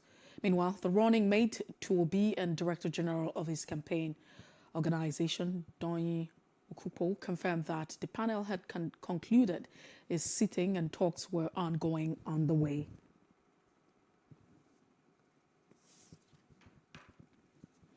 And as part of efforts to elect a competent and credible candidate to govern the country in 2023, a group under the auspices of Northern Nigeria's Front for Equity and Good Governance has rejected the Muslim ticket, describing the notion as misleading and an attempt to destroy the foundation of unity and oneness, as well as equity, which the founding fathers of the region toiled for over time. As a group, we are very concerned and disturbed by the utterances of some few voices that have attempted to push their narratives using religion and ethnicity under the guise of speaking for the North over the choice political party candidate and their running mates. In particular, we find it very divisive, careless, and callous for some persons to say that the choice of a Christian from the North will not guarantee Northern votes for certain political parties. For instance, they have brazenly and openly said that only the choice of a Muslim from the North as running mate to candidate of the ruling party can guarantee the votes of North. In other words, they are saying that a Muslim ticket is the only way to victory for the ruling party. This is misleading and very unfortunate. To this end, the organization wished to make a clear call for due regard and respect for the country's diversities in fielding candidates for national offices. Most importantly, offices of the president and the vice president of the country require careful thought and balance in the current fragile state of affairs, where the main concern is to bring all segments on board. This, when done, will sustain the current political balance, thereby ensuring peace and harmony. What we consider important and sensitive is to continue to express the need for inclusiveness in governance. What am I trying to say? That if the president is coming from the south, the vice president should go to the north. And in the north, we have considered ethnicity now. Coming down south and vice up north, we should consider also that there's a Muslim flag bearer from the south. We should consider someone up north who is a Christian, that we have all the faiths represented in all the regions. What is important is if you have those interests captured, you will give a sense of belonging. If you have those interests captured, you will build confidence. If you have all those interests captured, you will build national participation for the good of all. Former President Olusegun Obasanjo said picking a running mate in the 1999 presidential election was a mistake. He made the comment while speaking in Abeokuta at a leadership and entrepreneurship mentoring session with elected and selected school students. When I was going to become president, but because it is a genuine mistake, God saved me out of it. You can say that. Some people thought it was a mistake for me to go into the army. Could have been a mistake. Or when Abacha wanted to arrest me, I was told by the American ambassador that they will arrest me and America has heard that I should be given an asylum. I said no, come home. It could have been a mistake because I could have lost my life. So, yes, I would say there are many things that could have been a mistake, but God saved me from them all. Governor Rotimi Akeredolu of Ondo State has signed an executive order for compulsory installation and use of CCTV devices in all public and private institutions in the state. This is contained in a statement issued by the Chief Press Secretary to the Governor, Mr. Richard Olatunde in Akure. Akeredolu said that the order has been imperative in view of increasing rate of insecurity in the country and the need to ensure security of lives and properties in all public and private institutions, as well as worship centers across the state. Stakeholders have been charged with the need to develop an effective migration response and bid to reduce the rate of persons who have fallen victim in the hands of those involved in activities of irregular migration. Speaking at a seminar organized by the Action Aid Nigeria in Benin City, the Edo State capital, the Migration Project Program Coordinator Choma Eze blamed lack of proper information on unemployment as core reason Nigerians indulge in irregular immigration. Of trainers, because at the end of this training, they are expected to go back to their ministries and apply the learnings in their day-to-day management and responses to migration issues, while at the same time stepping down this training among their colleagues. The program is capacity building. I've been further equipped personally on how to advise persons within my catchment area on the dangers of irregular migration. It has really helped a great deal. The program is very fantastic. If you have been here for the past 2 days now, most of the participants are really happy that the knowledge acquired will help them to implement or add to the policy of government on how to reduce irregular migration. The remains of late Osinachi Nwachukwu have been laid to rest in her hometown Isochu, Monachi in Abia State.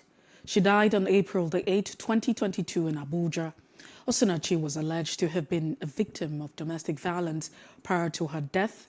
Her death was linked to her husband, Peter Nwachukwu, for which he is standing trial before the FCT High Court. And to other parts of Africa, tension have increased between Egypt and Ethiopia in recent days as Ethiopia prepares to fill its Great Ethiopian Resonance Dam for the third time.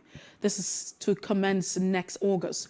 Ethiopia had accused the European Union of bias towards Egypt after it's issued a statement calling for a binding agreement on the filling and operations of Jared earlier this month. Ethiopia's Great Remenes Dam has been a source of bitter dispute between Egypt and Sudan on the one hand and Ethiopia on the other hand, with two downstream nations accusing the East African country of trying to cut off their water supply. And outside Africa, Ukrainian President Vladimir Zelensky is optimistic Ukraine would win back all cities it lost to Russia. It has also admitted that the war is becoming tough to handle emotionally. In late-night video address, he said Ukraine has been hit by 45 Russian missiles and rockets over the previous 24 hours, which he described as cynical but doomed attempts to break his people's spirit. According to him, the relentless missile attacks confirmed the sanctions against Russia were not enough to help Ukraine, which needs more weapons. The 56th member of the Commonwealth made broad commitment to addressing climate change and boosting trade as they concluded a summit aimed at shoring up the relevance of a group that evolved from British Empire. The week-long summit in Rwanda's capital, Kigali, included comments from British Prince Charles, expressing sorrow for his country's role in transatlantic slave trade and the first time the Commonwealth has publicly addressed the subject. The club, whose 56 members range from India to the tiny Pacific island nation of Nauru, covers 2.5 billion people, about one-third of the world's population. Can I say the way in which our Commonwealth works is that we look at what joins us and not what separates us. And we know we're stronger together than we are apart. So if you look at the declarations we've made, the Living Lands Charter, a call to action on living lands, we know that we are at code red when it comes to climate change, and that the small member states are facing a crisis which could be existential. The Commonwealth is diverse, and we respect that diversity. As chair in office, we look forward to working towards strengthening the partnerships within the Commonwealth for the benefit of all our citizens. And in business news, the Institute of Chartered Accountants of Nigeria, ICAN Lagos District Society organized an event to inaugurate the 20th Chairman, Alexia Wilson, and the 2022-2023 Executive Committees. The event, which was hosted in Lagos, had friends and families in attendance. Our correspondent, Paul George, was there. In the hall were family and friends, close associates, professional colleagues, and invited guests of Alexia Wilcox. They were all excited to celebrate their own. Wilcox, the man of the moment, while recounting how he was first elected to the executive committee of the body as a social publicity secretary and now as the chairman of the institute because of his hard work and the efforts of some special people who reposed confidence in him, was self-assured on what he would do differently to sustain the work of his predecessors. It's not going to be a dash, it's going to be a marathon. And cooperation is the only that can see us through. We have a lot of activities. And what we have planned to do is to engage as much possible stakeholders. As he further stated how he would go about it, his ever-supportive daughter, Jacqueline Wilcox, was delighted to have a visionary father. She believes her father is capable of leading the organization.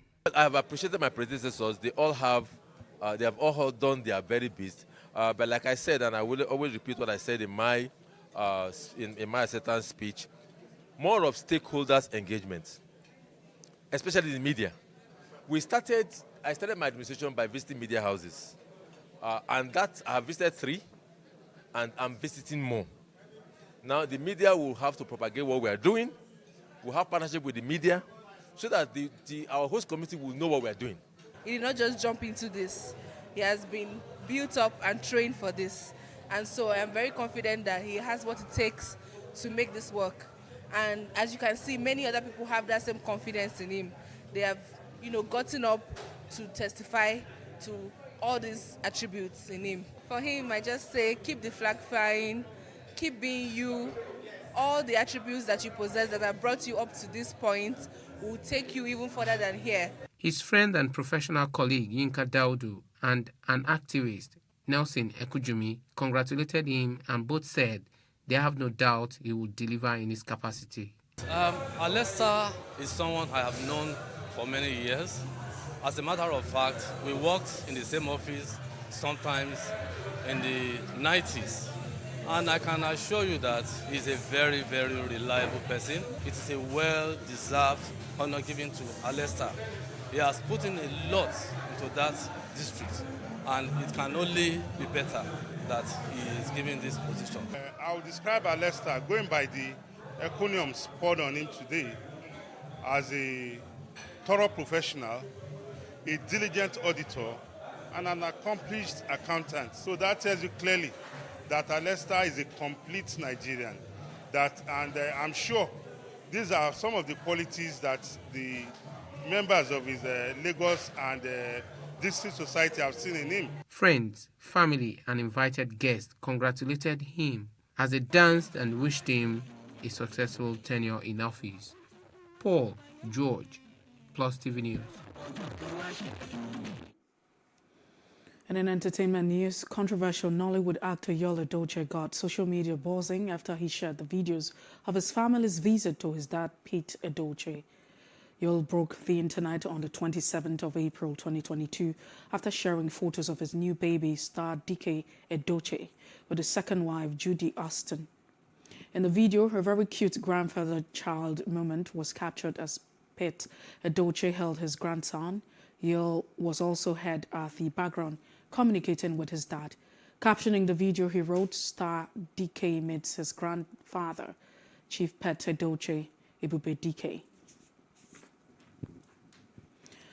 The multi-award-winning writer, film and TV producer and TV host Funmi Ayonda invited friends and family to watch party for the season 2 of a newly introduced TV show, Public Eye.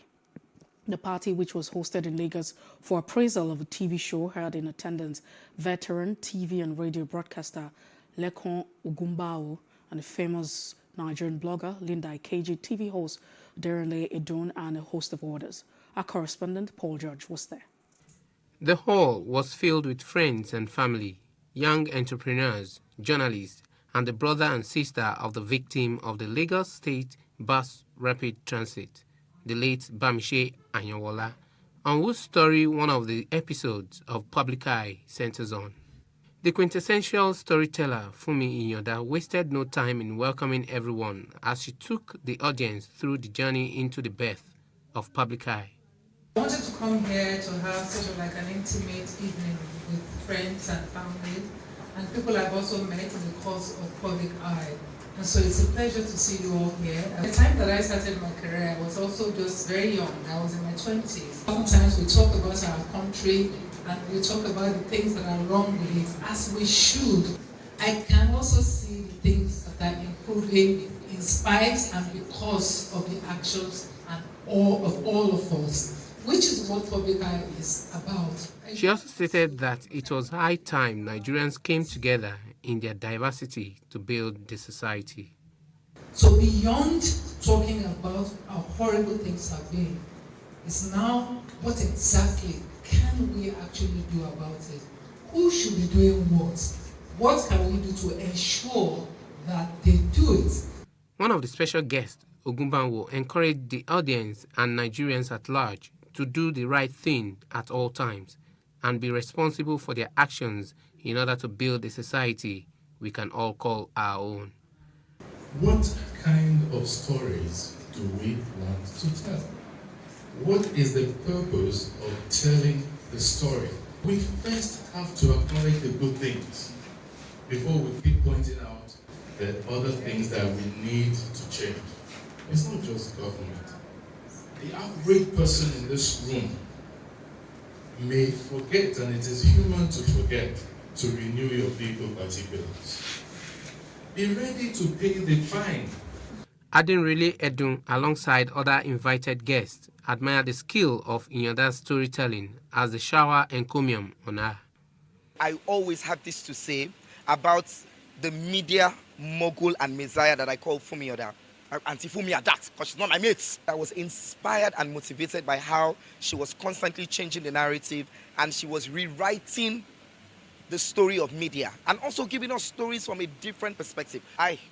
Where do I even start from? Mama, you are ageless, you are timeless, you are flawless, you are stainless, you are spotless. Bogwe, take all your flowers. In short, you don't even need flowers, you own the garden. She is keeping abreast of the story to tell us that he shouldn't die because the safety of Lagosians and every one of us is at stake here. She wants the public to take 1 or 2 lessons from this. She's real, she's true, she's inspiring, she's humble, she is beautiful, and above all, she's blessed.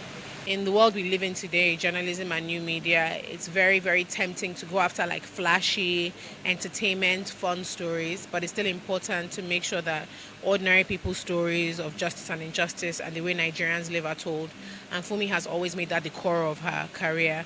She's always wanted to highlight how regular, everyday Nigerians are living and growing and managing themselves in the society we live in. So it's really, really amazing and inspirational to see that she has continued to do that with Public Eye.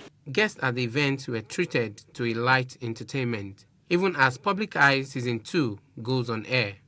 Paul George, Plus TV News. And in sports news, Gareth Bale published a video on Saturday on social media to announce his arrival at a Major League Soccer club, Los Angeles FC. Bale posted a video of himself wearing the team's jersey and cap with a message.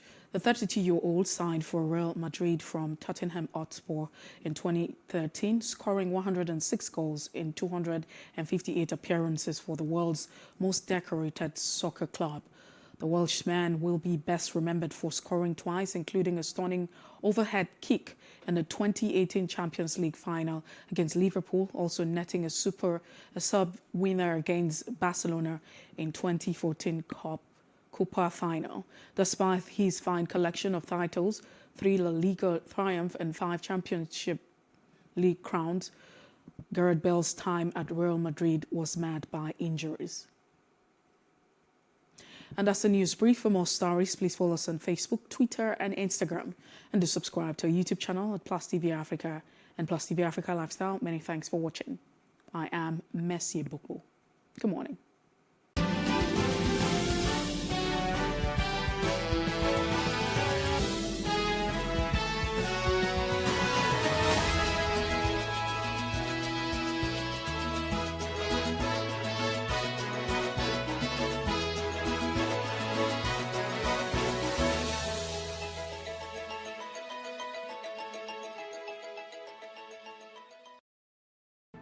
There is no voting on social media.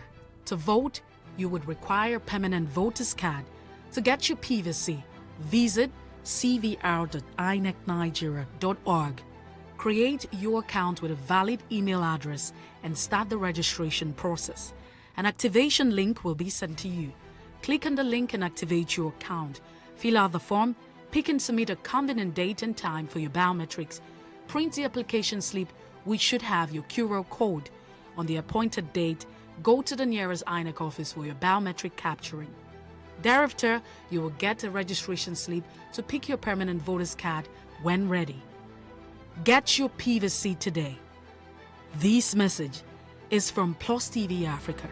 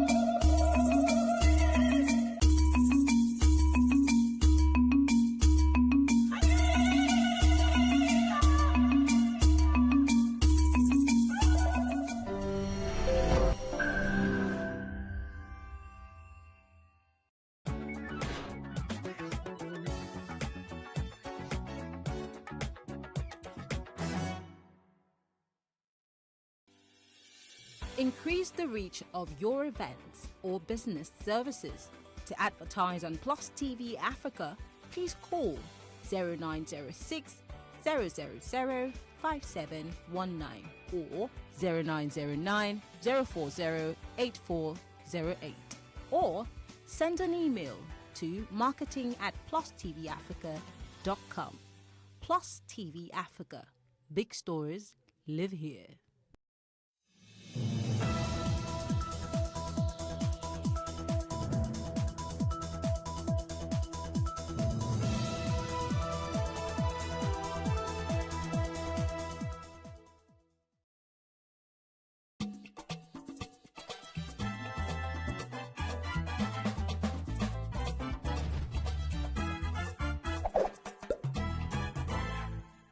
Yeah, this is the weekly family focus program broadcast live from the studios of Plus TV Africa. Hello and welcome. I am John Senaya, and the show is Today with John and Helen. So we are about all that benefits the family. We provide wholesome and value-added information targeted at providing solutions which impact the family positively. This week, we are happy to celebrate with a very special group of people. I'm Helen Onwa Odele, and as always, I thank you for taking time out to join the conversation. You always look away from me when you say your name, so I don't pull your legs. You know why, John? Yes, anyway, so true, Helen. The 23rd day of June every year, all over the world, is International Widows' Day.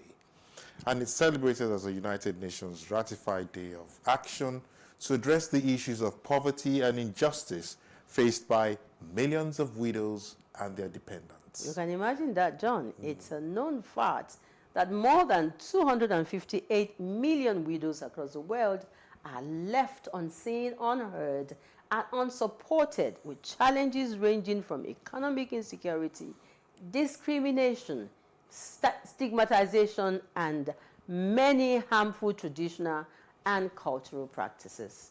Now, the world must, especially looking at Africa and Nigeria, do something about the plight of the widows. And this is why we're here today. This is why the widows is our focus on today's outing. Yeah, of course, and the show is spiced up with the lifestyle segment as usual. We'll keep fit, tech world, and more. Just before we get into the conversation proper, our first break beckons. It's just a few seconds away. So let's take some messages and we will return shortly, but don't change the channel.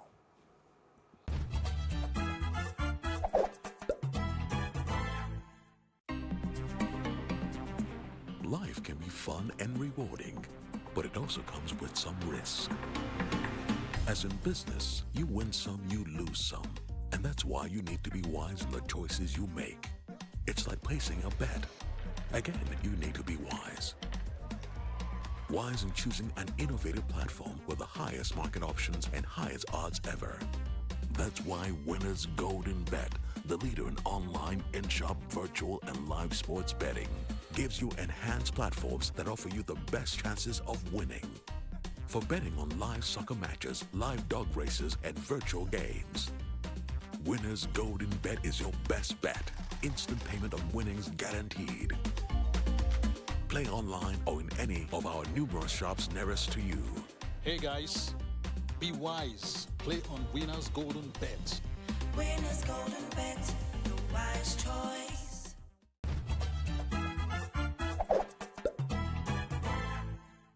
Once again, we'd like to thank you for being there. The show is Today with John and Helen. And we plan to be the voice of millions of widows across the globe today, having celebrated the International Widows' Day just a few days away. Yeah, these are very, very interesting and challenging times, time to share our thoughts on events of the week. Helen, what other events do you want to talk about aside from PVC collection? Aside from PVC collection, I hear we're doing very well. Are we? We're making good progress here. There are more people going. Yes. There are more people showing interest. Like but me? I don't know if they're happy. I'm not. If Nigerians are getting, I took a attention. step. I took an extra step. I went online like you advised me to do last week. I went online. Mine is just to change my address, I went online. I did everything. Was okay, until I tried to fit my photograph in. And at that point, it got stuck. Okay. So I'm not done with it. I'm not done too. I have have the same experience. Really? So maybe you have to work out. I'm not done too.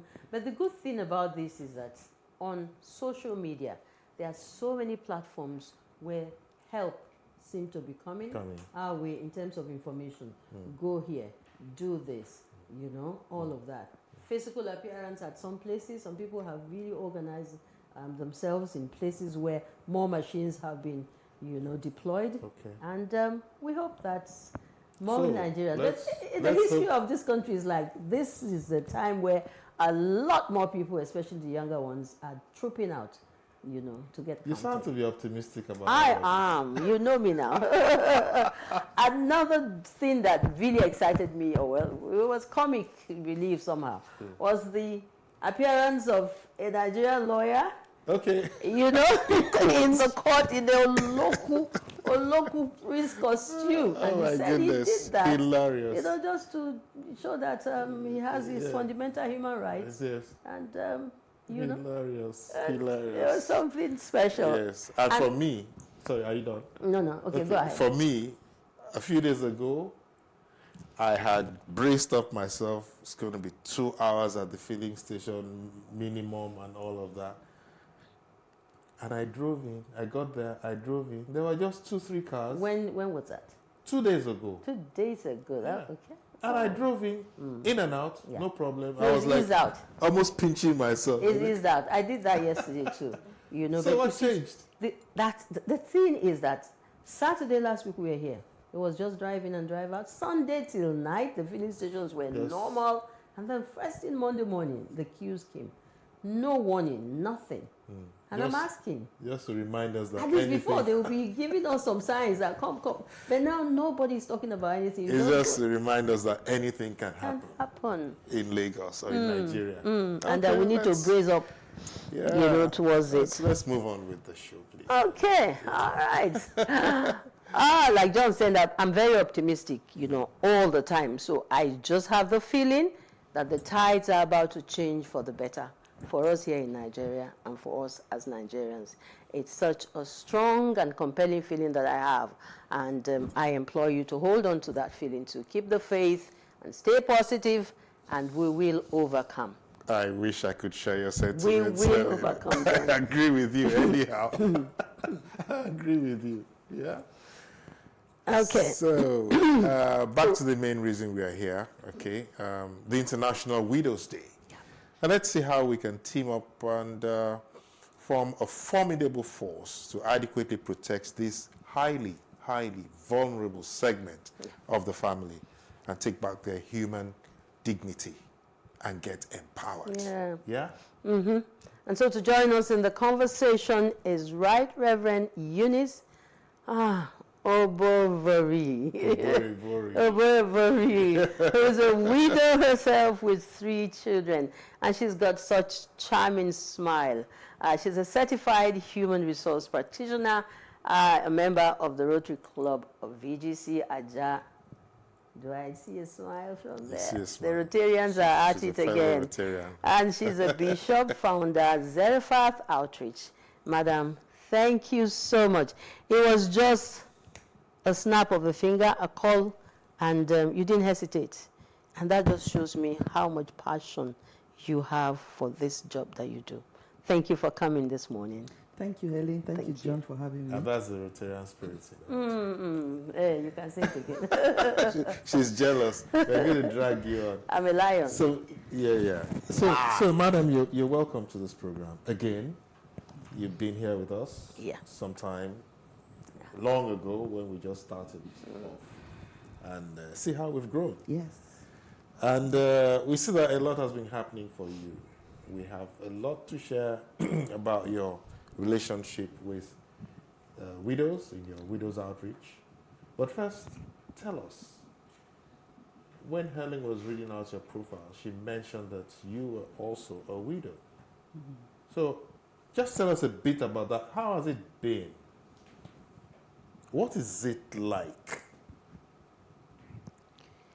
Okay. If I may, let me Yes. start by pronouncing my name. Yeah. Okay. My name is Bishop Eunice Oborewori. Oborewori. It's quite easy, though. It's quite easy. Yeah. I wonder why Helen did it. Oborewori. Okay. The V, because I'm from Delta State, the Yes. V is what really throws people off. So my name is Oborewori Eunice, and I'm a bishop as well. And talking about widowed is always an emotional topic, of course, yes. but it's a reality. And for me, I believe in facing your fears. So widowed is when it dawns on you or when it happens to anybody, then you know the kind of support you have or those who are available for you. And also from my working with widows and widowers, I work with a lot of them and I meet them very regularly, once a week and once a month. So you will know the kind of support you have available to you and how to brace up yourself. And really, most times you realize that you really don't have much of a support. You have just you, and if you are a woman or man of faith, you have God, which is more than enough. So that has been my experience. That is what has been keeping me on. And that is what has also been helping me support the widows and widowers that I have under my, that I have within my sphere of influence. Yes. Okay. Good. All right, so the need to support widows, especially in this part of the world, seems to be relatively almost not there, like you said. Is it that the social support system is faulty? We are a traditional people, if I would like to say that, where the extended family thing, exists. So I'm wondering why support is not available. Okay, from my own experience and interactions, our culture has a lot to do with it. Because in our own culture, and I don't think it's only in Nigeria, across the world, across the globe, the culture is like targeted against widows and widowers. Because most times, in most cases, you find out that the widow is, instead of getting support for losing a spouse, instead of getting understanding, kindness for losing a spouse, they get discrimination, they get stigmatization that your spouse is gone. And even in some cases, you get accused of killing that spouse. So people don't really give you support. They don't feel the need of supporting somebody who, in quote, has killed the spouse, according to culture. You have some cases where somebody's spouse died on a lapse. This is a life story. One of my members, her husband died on a lapse. They were taking the man to the hospital. He died in the vehicle. And the family said she's the one that killed their son. She had to take the corpse to their village. I don't want to mention the part of the country. They told her, you have to bring our son to us. She took the corpse on her laps. I can give you the name of the person after if you want to collaborate. What part of the country is that? This is, we're about correcting some she's evil. From the east. Okay, she's from the east, yes. She took the corpse on her laps before she got to the village. Wow. When she got to the village, they had to do a lot of things. Bottom line is, she's the one that killed her husband. But her husband had a medical condition. They were on the way to the hospital, and the man died. So in that kind of situation, till date, luckily she's able to get some support. She has started a business. But when she was speaking to us about it, she hasn't gotten over that experience. The emotional trauma, yeah. For you to lose your spouse in your very, in quote, before, and your in-laws telling you that you killed this man, no, come and do this, come and do that, come and do this, come and do that to prove your innocence. And after that, they didn't know how she came back to Lagos. Nobody cared. After the whole thing, she came back to Lagos. She has little children. To see how she can start in life, and she's still trying to stabilize. So that's just one scenario, or a typical scenario why people don't really support widows, except those who have the understanding. They have understanding. They have biblical understanding. They have emotional intelligence. They have cultural intelligence. They have human kindness. Thank you. Those are the people that go out of their way to support widows or to collaborate with us to support widows in any way. But you see, yeah, your answer to the question is adequate. But why is it peculiar to Nigeria, this kind of? Not at all. Because you said it's like it's targeted against widows. It's like it's a deliberate, it's a deliberate way of. Yeah. Is it like this just in Nigeria, or is that the way widows are treated all over? It's all over. I think it's more of Africa. Why? And when you went, and since if you can have the United Nations putting aside a day to celebrate widows, then you will know that it's not peculiar to just Nigeria. You have these stories across Africa, India. I think it's all over the world. But I think the more developed the country is, the less of this impact that we have. Okay. So we have it. My own thinking, we have more of it in less developed countries, Africa, India, Pakistan, things like Asia, or some parts of Asia. Okay. Yeah. So I think it's, I think it's more of maybe development, because when we have a broader perspective, then we understand that this set of people, whether widow or widower, they are vulnerable. Okay. They need love. They need understanding. Yeah. They need support to get on their feet. Because when we keep saying widows, it's just because that the widow, the spouse, the husband of the now widow is typically the breadwinner in our cultures. So when the breadwinner goes away, you have accommodation issues. Okay. So when the breadwinner goes away, then the woman left behind is more vulnerable. So what you're saying is the impact is more on the widow than on the widower. Yes. That's it. Yes. We'll come to that. Yes. We'll come to that because there's something I really want to sort out first before we move on to that level in our discussion. Now, the story you gave us, you located it in the eastern part of the country. Would you give us any one or two other instances, maybe from the north or the western part, so that we know that it's a general thing, it's not an eastern issue? Okay, I've heard about Edo State. I don't know which culture in particular, where the women, the widow now, is expected to carry out some rites as well when the husband passes on. Especially when you can say maybe in questionable circumstances.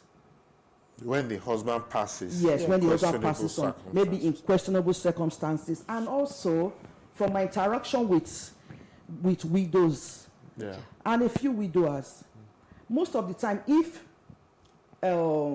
when the man is alive, was alive, if there was no proper relationship with the in-laws, between the wife and her in-laws, if there's no cordial relationship, when the man passes on, it becomes a bigger challenge for the woman to get along.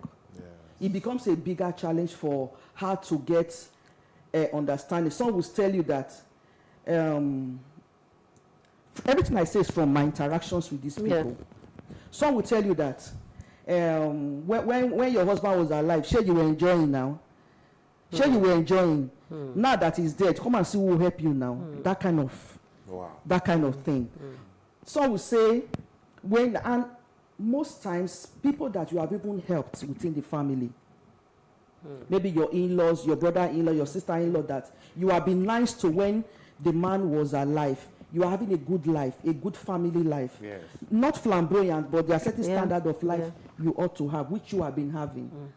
But when the man passes on, maybe somebody has had bad belly for you somewhere before. When the man passes, and know that now you are in a more vulnerable position. Okay. Yeah.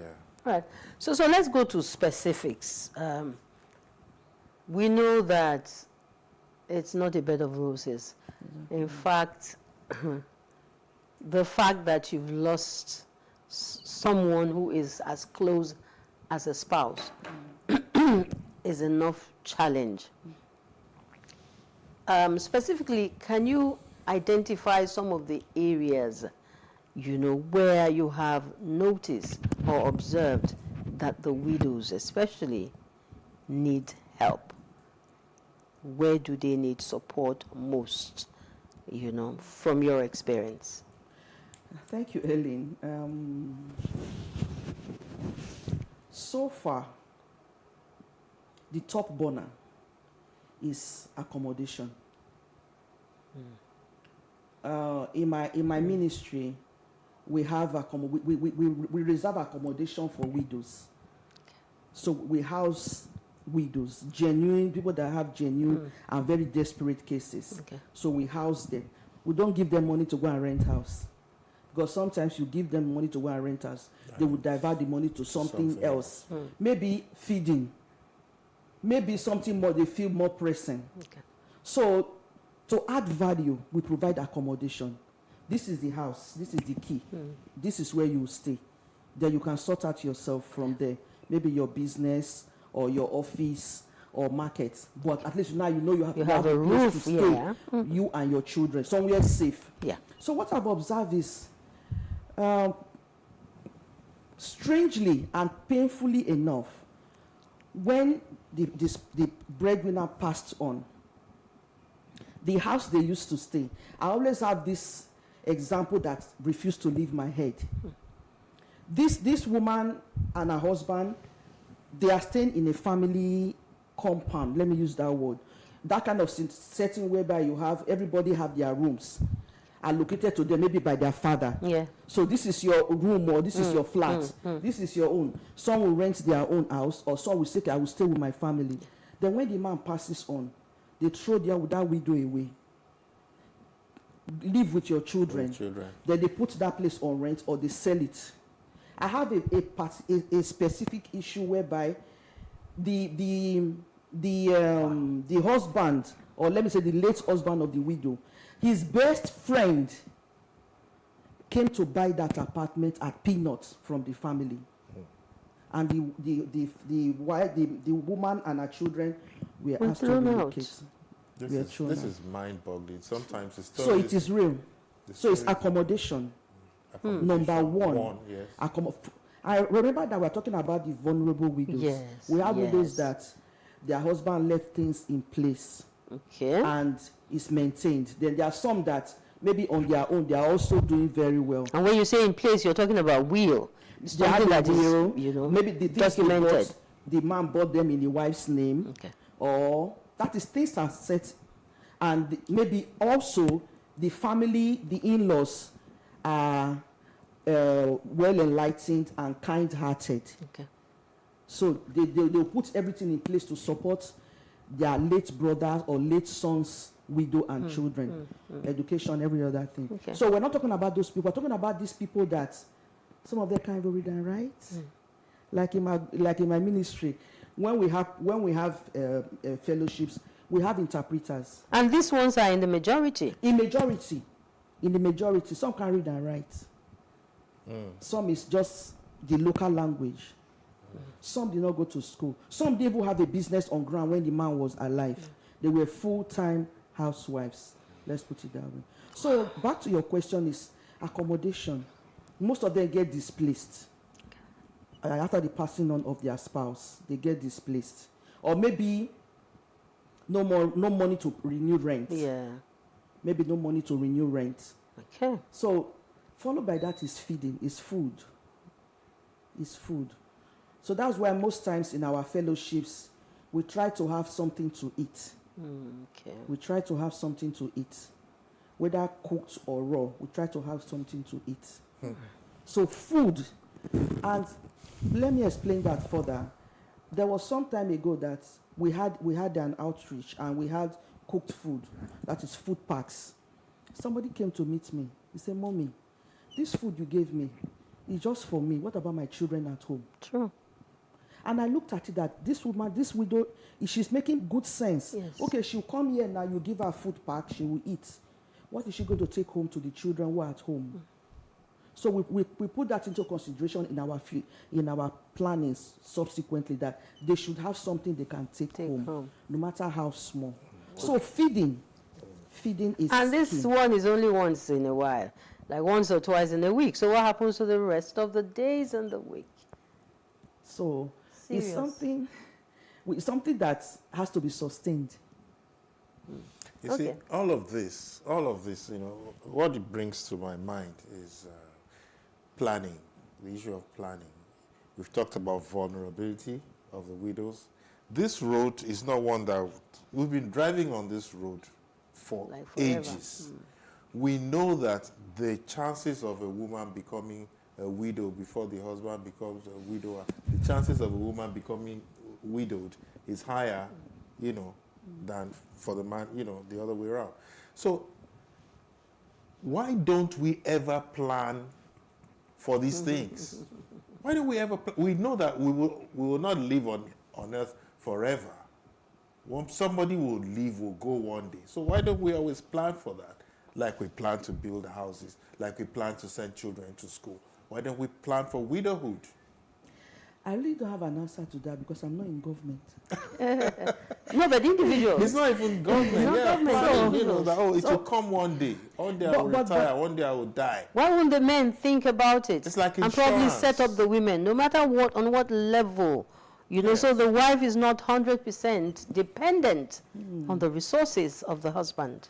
I think it's getting better with more awareness, with more advocacy. It's getting better that, in the sense that, like you said, it's a giving. It's just like saying nobody lives forever. Nobody lives. Even if you are 150, one day you will die.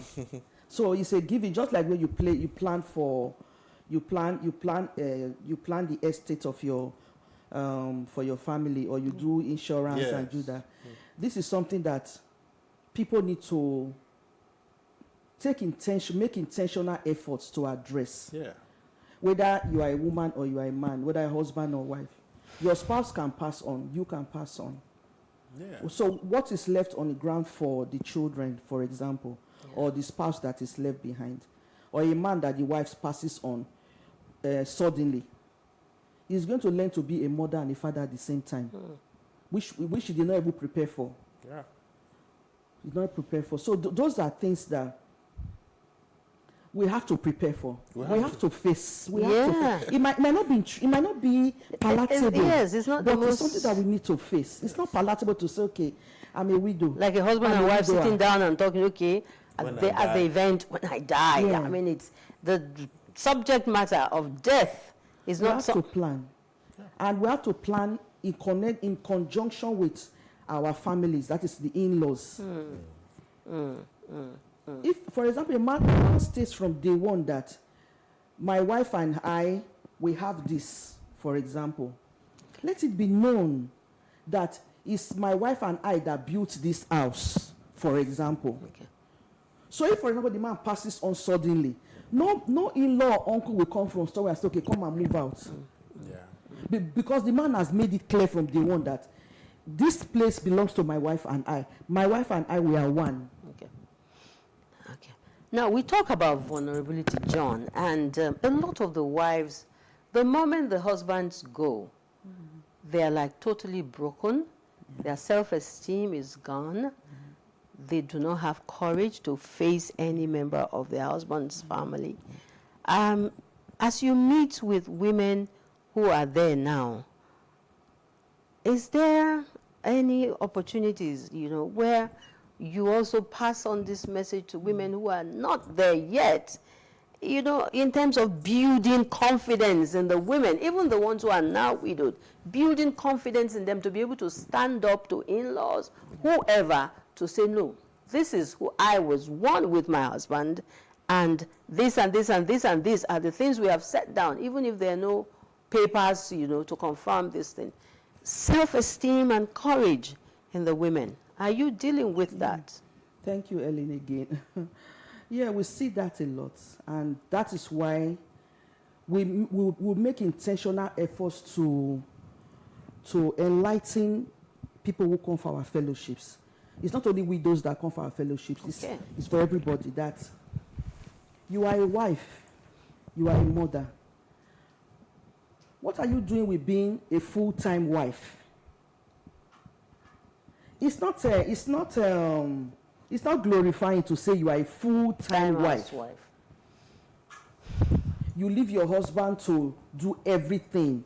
You say, okay, my husband is trying for me. He's doing very well. He loves me so much. He provides even up to my toiletries. As if you are an invalid. As if you are invalid. Especially those that some are educated. Even if you are not educated, you have something you can add. There's a value you can add to your husband. So it's not really a beautiful thing in this day and age for a woman to sit back and say her husband provides everything. My husband is very nice to me. He loves me so much. You are not doing yourself any good. Because once that man leaves, for example, that is why the women are not able to stand. Okay. Because sorry, go ahead. Because before now, the man says everything. The man does everything. The man provides everything. You are just there to sit pretty. Like a puppet. Yeah, but you see, we're cultural animals, and our culture, allows for or encourages that position of, the man is the provider and the woman is the carer.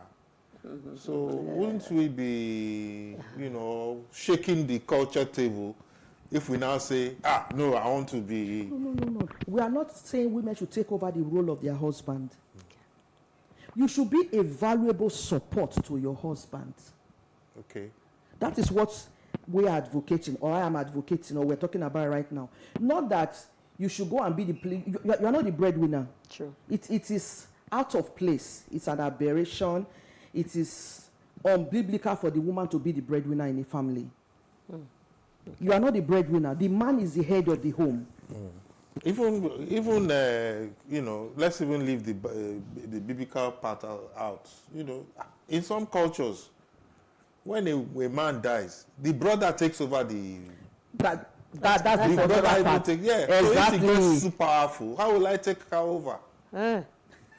Yes. So, but women, now that we are progressing, we are growing. We are not the way we used to be in our parents' time. But you are disrupting culture. No, but society is dynamic, John. Yes. Society is dynamic. Are you tying Kente and... but culture is a structure now. It's a structure, but Yes. it moves with time. Culture is also dynamic. If you find stuff that aren't working anymore, there's need for people to move ahead. Now, when you were talking earlier on, you were specific on things that happen to widows after their spouses have gone. Can you tell us more about it? Can you tell us more about it? And how women are able to get out and wake up and take their lives back again? Because this is the crux of the matter, that the woman is able to live again after all of the issues she's gone through at the, when her husband passes. Another one, these are deep issues, but we have to talk about them. Another one is sexual molestation of widows. Sexual molestation, because they are vulnerable. They are vulnerable in a lot of ways. So I give you a typical example again. A widow is left with her 3 children, 4 children, 5 children, whatever number of children she and her husband have.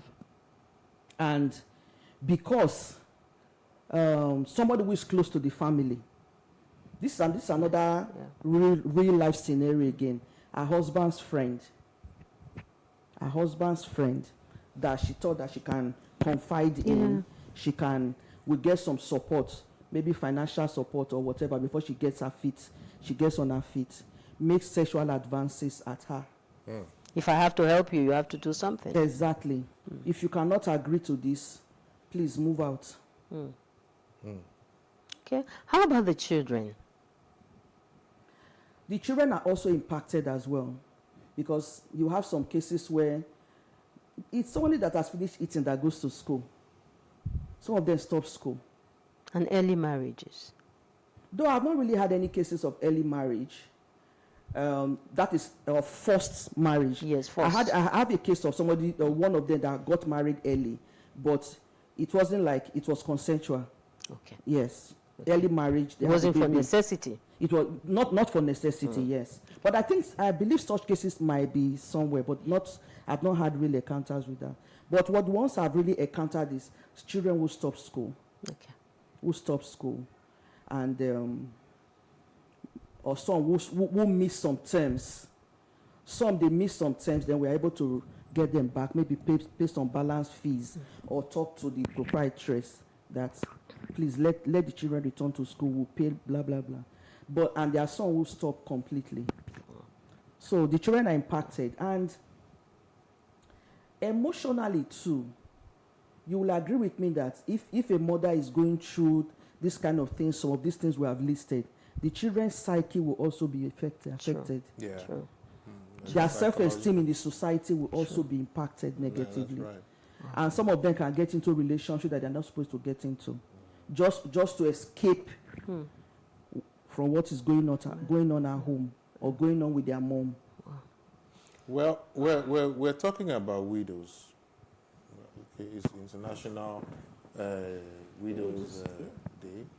But for a moment, could we just look at widowers? Because widowers also exist. Exactly. And they may have even greater problems than the widows.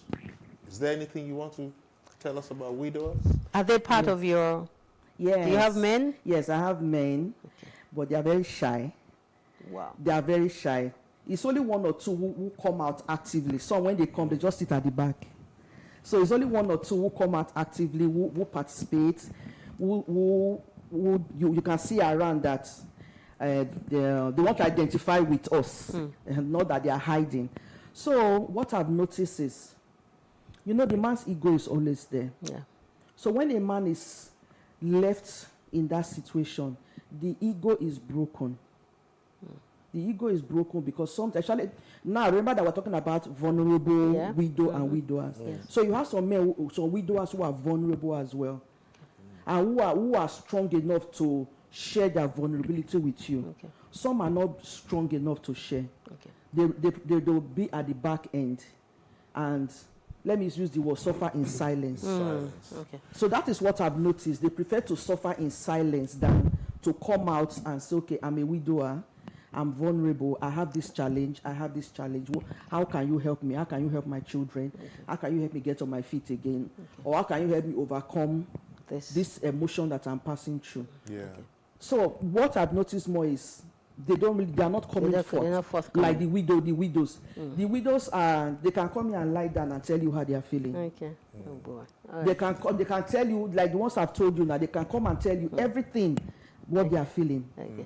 And when you talk about feelings, emotionally, I'm asking, for how long does society accept for a widow or a widower, for example, to move on, like get a wife or get a husband? For how long does it take for them to be emotionally ready, to love again? That would be a personal, per individual basis. Okay. Because if you are not emotionally ready and you go into marriage, you are just setting yourself another for a failure. Because I know some in some part of the country, when this happens, they're like, the husband has been gone for just a year, the wife has been gone for just 6 months and stuff, and they're remarried, and so there are people talking about it and not too happy. That's why I wanted to find out. Okay, I think some cultures have different dates. I really don't know. Okay. But I know that it has to be per person basis. Individuals. Because in our meetings, we encourage widowers to marry. Okay. When they find the right person and they're emotionally stable enough to marry. Bearing in mind their children, I always tell my members, don't go and marry a man that will molest your children because you are lonely. Okay. Or because you want to be you want to marry again, you want to be Mrs. again. Bear in mind your children. Those children should be paramount. Okay. They should be paramount. It should be a consideration for you when you want to get married, or when you want to decide that, okay, this man, I'm in love with this man, or this woman, I'm in love with this woman, I want to marry. Okay. So that's my counsel. The children are number one. Yes, that's my counsel. The children should be number one. Okay. Because if you marry somebody that is not aligned with you and your children are not happy, you are not happy. I had a personal experience that somebody told me that, why don't you send your children to their father's family so that we can build our new home. Wow. So you have cases like that. I see a widow that is, because you can know when a woman is in that line of she's dating somebody, she's looking here and there, she's looking pen, all those kind of things. And I call them, I know the line you are following. This man you are following, is accept your children? Okay. Is he going to help you bring up your children? Or are you going to tell you to send your children to your in-laws later? So please consider that. Yeah. Okay. If you don't consider, if you consider that before you make that decision, if everything is fine, you go ahead and remarry. It's fine. Okay, now you've pointed out a few support, systems. You talked about the family, your outreach, and a few the church. The church. And maybe the mosque. I think because funny enough, I have Muslims who come to my fellowship, and I welcome them because it's not a religion thing. It's not religion. It's not a religion, and that's the reason I'm asking this question. It's not a religion thing. Where is the place of government in all of this? What is government doing? I will give you an example again. I was planning a medical outreach last year. I think that was August. A full-blown medical outreach. And we, for the sake of compliance, we contacted the local government. My outreach is in Ogombo, in Aja. Okay. And we were asked to see the local government area, the HO, health officer, so that you get aligned. Because it's a medical stuff, you should get aligned with the local government and they provide the support they can provide. It was an uphill task. There's no priority at all. There was no priority for it. It was an uphill task. It looked as if we were trying to do something that is, I don't know that it concerns only us. It doesn't concern government. Okay. So that brings us to your question. Where's the place of government? Yeah. I was thinking when we liaise with the local government, the health sector. Because it's social welfare department. We got very minimal support. Okay. And it went on for a long time. I went to local government severally. Sometimes they were even dodging me. They were even dodging me. I said, I'm not asking for money. We need your personnel. Later, they gave us some few personnel. Okay, we're being told that we need to wrap up this conversation. But perhaps somebody just tuned in like 2-3 minutes ago and didn't get quite a lot of our conversation. What would be your parting word as the world celebrates International Day for Widows? What would be your parting words to anybody who has just tuned in and needs to run with that vision? Thank you for holding such a program again. Thank you for your interest for this set of people in our communities. It's a reality that we have widows and widowers in our midst. Yeah.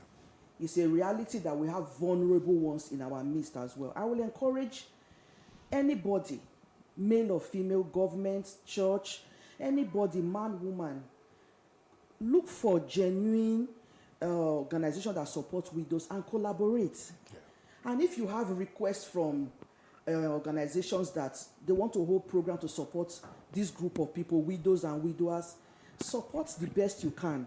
You can support by advocacy, you can support with your money, you can support with your time, your skill, your prayers, your kindness. Even when you meet a widow one-on-one, show some level of kindness. Don't try and judge. Don't just try and judge. Just show some level of understanding and kindness to this set of people that. So we must kick out the discrimination. No bias. Yes, no bias. No bias. Thank you so much for coming. This is indeed a clarion call to philanthropies, to civil societies, to non-governmental organizations, the media, especially women lawyers who help to provide, the legal angle to women who need them, and others to join the crusade, because we are all victims. What affects one does affect all of us. We have mothers, we have sisters, we are women ourselves, and at some point in time, these things will happen, even the other way around. Thank you again for joining us. Thank you. You avoided calling her name. I don't have so help me now. So what more can we That's why say? you're here. You've done very well Thank for you. coming. Thank you so much for being with us again. Moving on, let's remember the lifestyle segment is still in view with Pharaoh and her guest. But first, let's shake up that unwanted fat and really be at our best health, today. And guess And what? for the week ahead. Sarah is talking about sex education via social media. Okay. We'll see what comes with that. All right. Let's join, let's go on our kick feed now.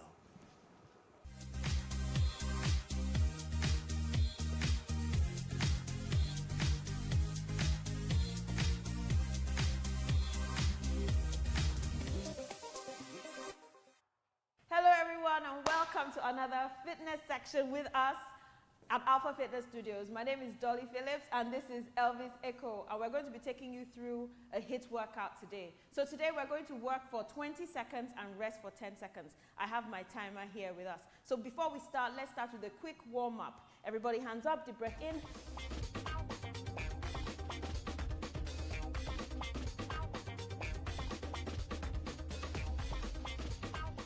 Shoulder rolls back, hands on the shoulders, rotate. 1. Opposite direction. 5, 4, 3, 2, and 1. Let's reach over. 1.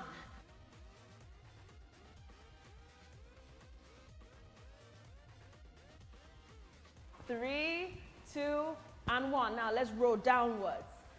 Release those hamstrings. 2. Very good. Nice and slow. 3. Good job. 4 and 5. Knees up. Let's go touch those knees. Wake those abs up. 1 and 2 and. Very good. 3 and 4 and 5. Hip circles. We're rotating. 5 to the left. Let's go. 5. Reverse direction. Let's go. 5, 4, 3, 2, and 1. Shake it out, shake it out. Are you ready for this workout, Elvis? We're ready. Okay, so I have my timer here. We're going to start the timer. The very first workout is your flutter kicks. So once you hear the whistle, we start. Once you hear the next whistle, you stop to rest. Are you ready? Let's go.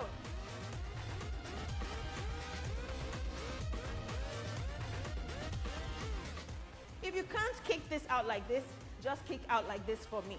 Yes? We have levels. Come on, let's go. 2 and 1 and rest it. Okay, the next workout, high knees. So we're going to jog on the spot with our knees coming up high. Are you ready? In 3, 2, 1, let's go.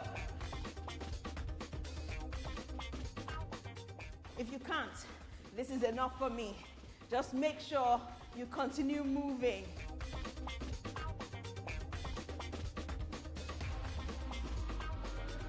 4, 3, 2, and 1. Rest it. That was good, huh? Next one, squat, leg over. Take those legs as high as possible. Are you ready? Let's go.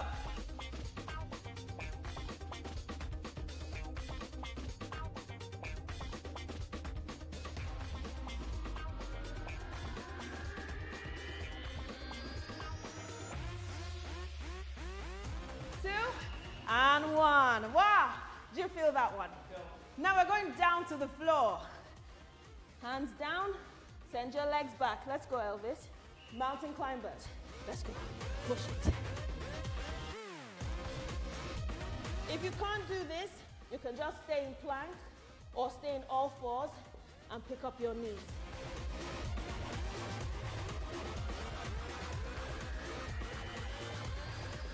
And rest it.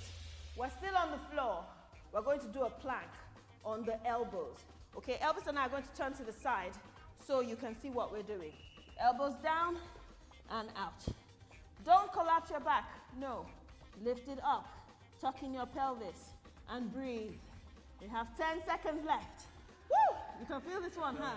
Make sure your elbows are directly under your shoulders and keep your face looking forward. Don't look down, look forward. Helps to straighten out your back. How are we doing? We have 3 seconds left. 2 and 1. Good job. Stretch it out. And now we're going to go into a sprint. Are you ready? In 3, 2, 1. Let's go. Sprint. Come on, go, go, go, go, go, go.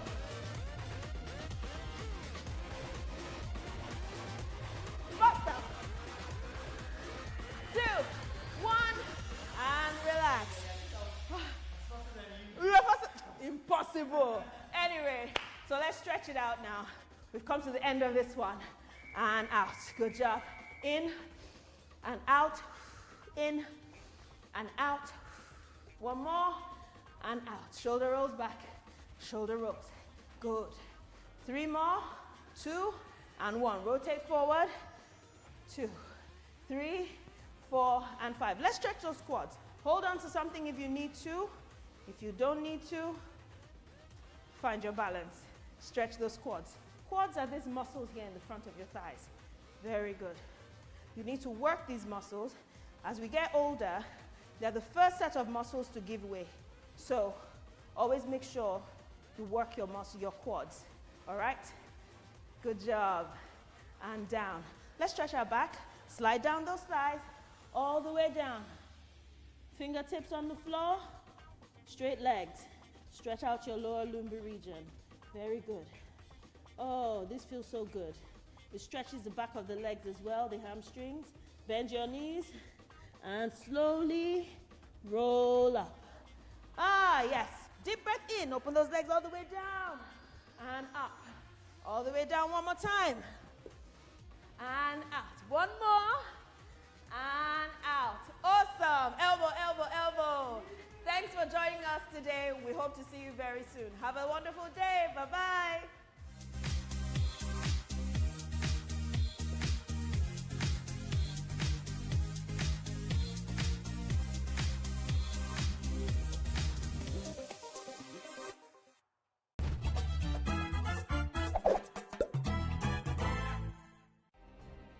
Nigeria's Niger Delta region, from where the black gold fuels Africa's largest economy, where the lines between wealth and poverty has never been thinner. Conflicts, poverty, insecurity, and environmental challenges daily confront the region. How can the Niger Delta story be changed for the better? Join Mamude Akuga at 9 p.m. every Friday evening on PlusTvAfrica as he probes deep in search of solutions. Inside the Niger Delta with Mamude Akuga, the authentic voice of Nigeria's oil-rich region.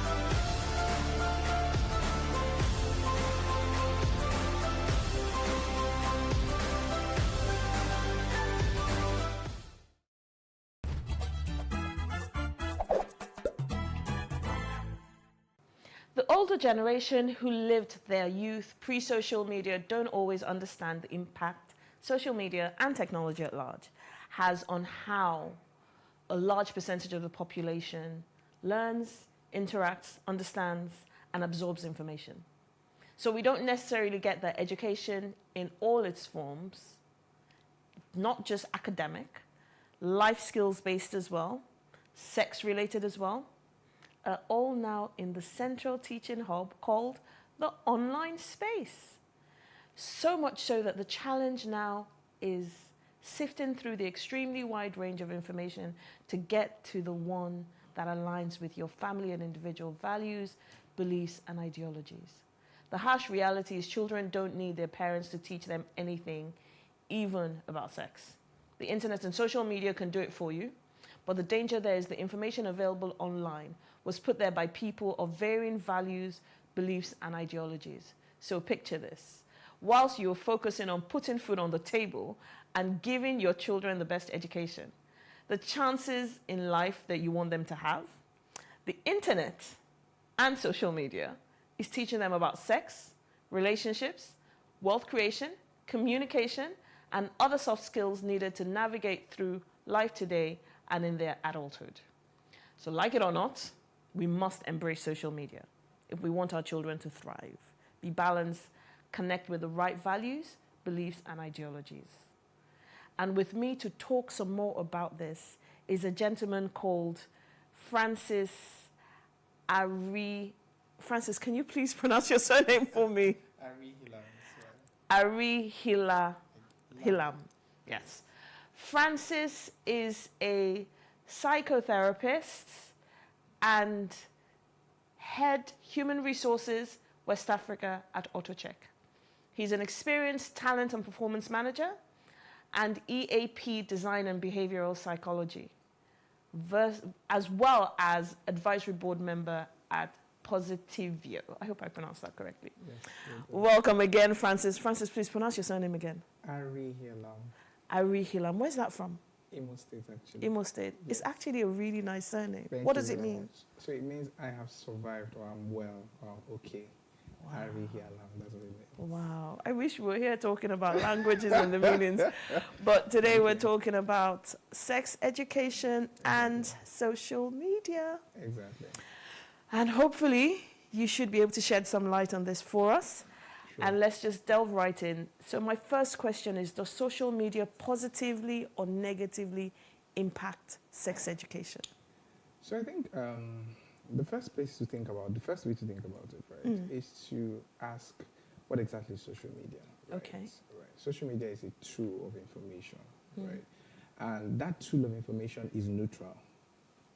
Now, it's like, for example, you have a knife in your house. You can use that knife for cooking. You can use that knife when you're angry to do something really crazy, right? That's the way to picture social media. So, it's a tool. It's a tool for communication. For communication. Yes, right. It's a tool for communication where people are exchanging ideas, exchanging information, and lessons are being picked up. So now, the most important thing to really look at is what exactly is the role of social media. Social media is a tool, like I said. It's like a knife. You can either use it to cut your food, or you can use it to stab someone when you're angry. So, but the thing again is that today, as we see it, there are a lot of content on social media. Now, the question is, what is the balance?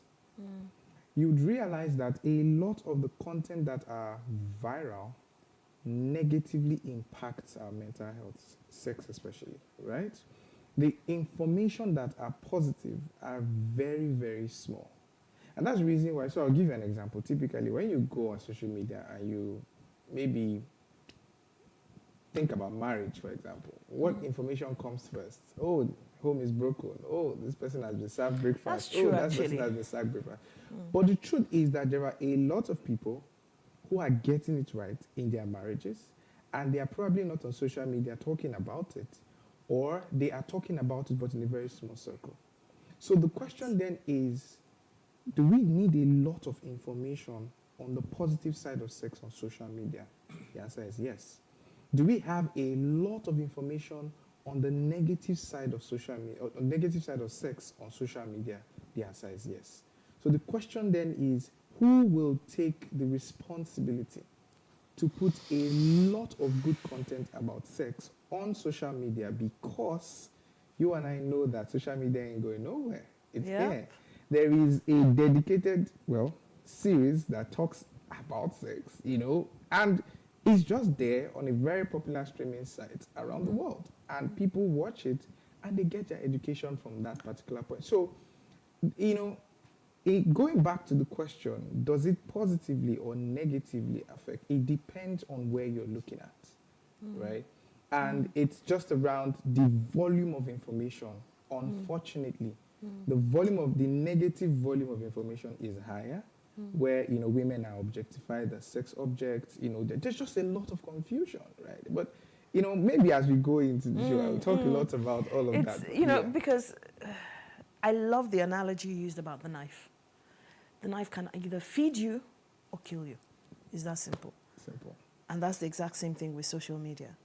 But then there's something else you just said now, that a lot of the positive information on sex, for example, is not readily available.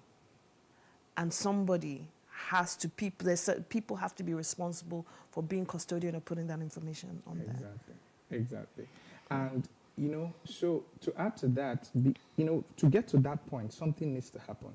There needs to first be a shift in thinking around what exactly sex is all about and how the conversation around sex is happening. Because a lot of people do not agree that sex is a topic that you should have. Yes. But, let's not put No, go on, because you're right. And you're 100% right. That shift is absolutely imperative. How do we get to that shift? So, first and foremost is, your children should know that body parts are body parts. Let's even start from that point. I've heard that a lot over the last few weeks. Stop calling body parts odd names. Yes. Call them exactly what they are. Them. And do you know why it's important not to call them funny names? It's because the mind is designed to want to explore mystery. Okay. So, if you have a room in your house, and that room door is always locked, I tell your children, never enter this room. I will enter that room first. Do you understand? So they would always want to know why. You didn't tell them why they should not enter the room, but you just tell them, do not enter this room. The human mind is designed to want to uncover mystery. That is why development has happened up till now. You look at 100 years ago, 1,000 years ago, till where we are today. It is because people sit down somewhere and they're asking themselves, what are the better ways to move from point A to point B? It was a horse, then it became a car, then it became a plane, then, whatever is happening. So, whenever you give body parts odd names, right? And say, a vagina is a vagina. A penis is a penis. A nose is a nose, and eyes is an eyes, and ear is an ear. So when they now grow up, as they begin to form, and then realize that the name that you gave these body parts is not the actual name. What you have successfully done is you've reached trust at level 1. Wow. So they begin to doubt the integrity of everything that you're saying. I didn't even realize it was that deep. Yes, it is. They may not come out to say it, but okay, well, why did my mom not tell me that a vagina is a vagina? What is so special about a vagina? Then she goes to school and she hears her friends talking about vagina. What is a vagina? Oh, you don't know what a vagina is. You don't know anything. Now, the desire to belong is now being threatened because it is a natural human need. When you walk into a place, you either want to be accepted, you want to be heard, you want to be understood, and when you don't feel all of these things, right? There are two things you now do. It is either if you are self-aware enough, you go somewhere else. If you are not self-aware enough, you try as much as possible to adapt. And in adapting, you now begin to take in the values that, in quotes, were fed to you by these people. And that's how this... So it's...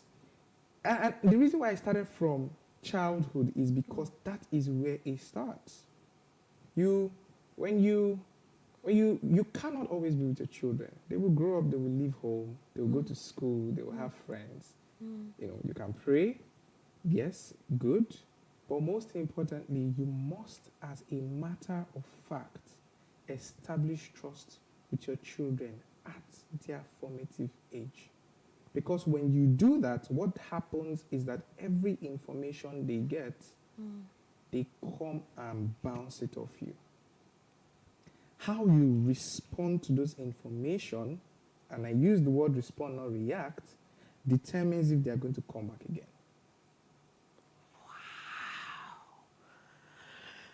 Let's then connect that to social media. Because again, there's something you said whilst you were explaining this. You said they either want to be accepted, they want to belong, and if they can't come back to you to talk about what it is that they've heard, they're going to go somewhere else. Exactly. And now that somewhere else is online. Simple. Because their mobile phones are with them. So you cannot even imagine, you can't even as a parent think about denying your child the privilege of being technologically savvy. I'm so glad you said that. You cannot afford it because you will set them back by 20 years.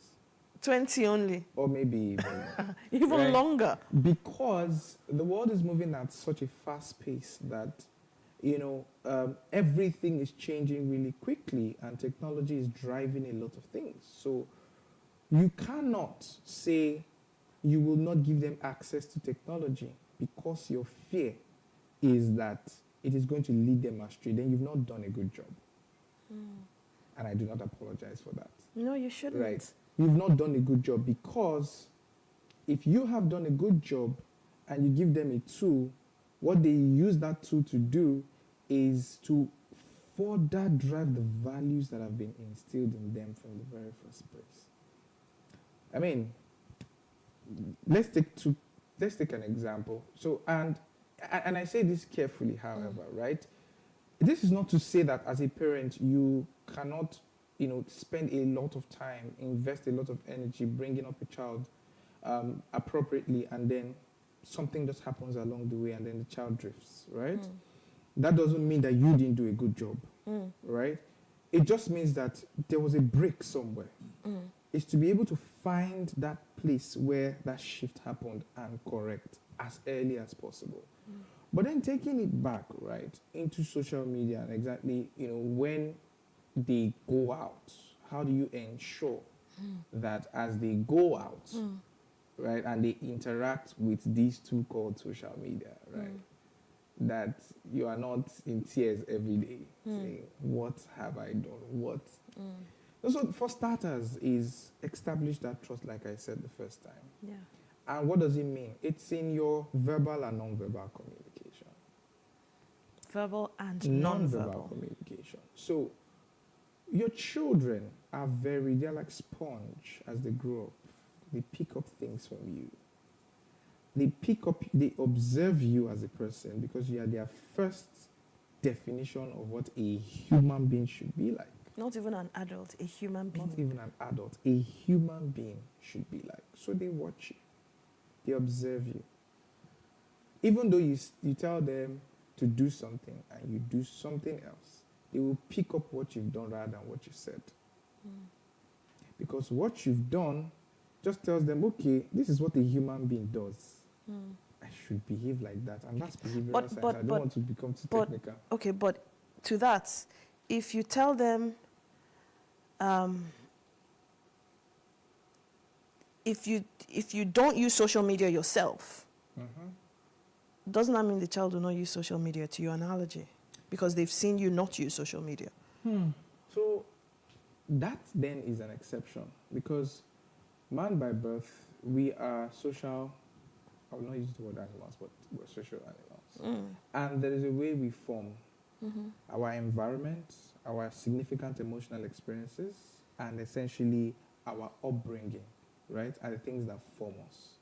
Now, for upbringing, they've seen you not using social media, right? That may last them for a while until they go into another environment. They go into school. they start interacting with their colleagues, they give them assignment, they need to research, they begin to find their way online because they will never remain with you, right? Now, as they go online and they grab information, two things now begin to happen. They now begin to have emotional experiences. Either they begin to develop sexual attraction, or they begin to develop some sort of affection, whatever it is. It now begins to define how their relationship with the opposite sex will now become. And then that now starts to form, right? So the fact that you are not using social media as a person does not mean that they will not, because they will move into a different environment. And the world you grew up in is different from the world they are growing up in. You could afford not to use social media to get to where you were, but they can't afford not to be able to use technology, because social media is just a piece of technology, right? They can't afford not to use it because, one, they will be globally shut out of the world.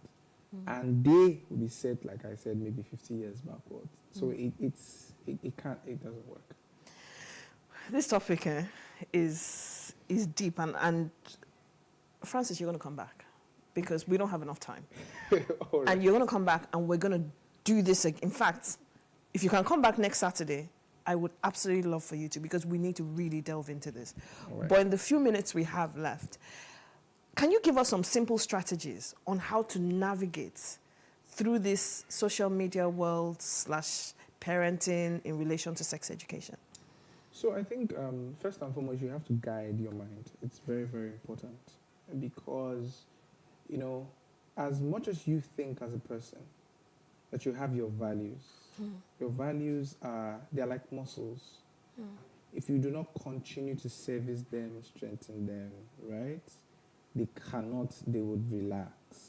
And once they are relaxed, essentially anything can pass through. So the number one thing I would say for a parent, right, to a child who's, and again, if the child has gone past 10, maybe even 5, because of the way the world is now, right? What you need to do now is you need to be able to now manage the relationship, which is the fact that do not be reactive, be responsive.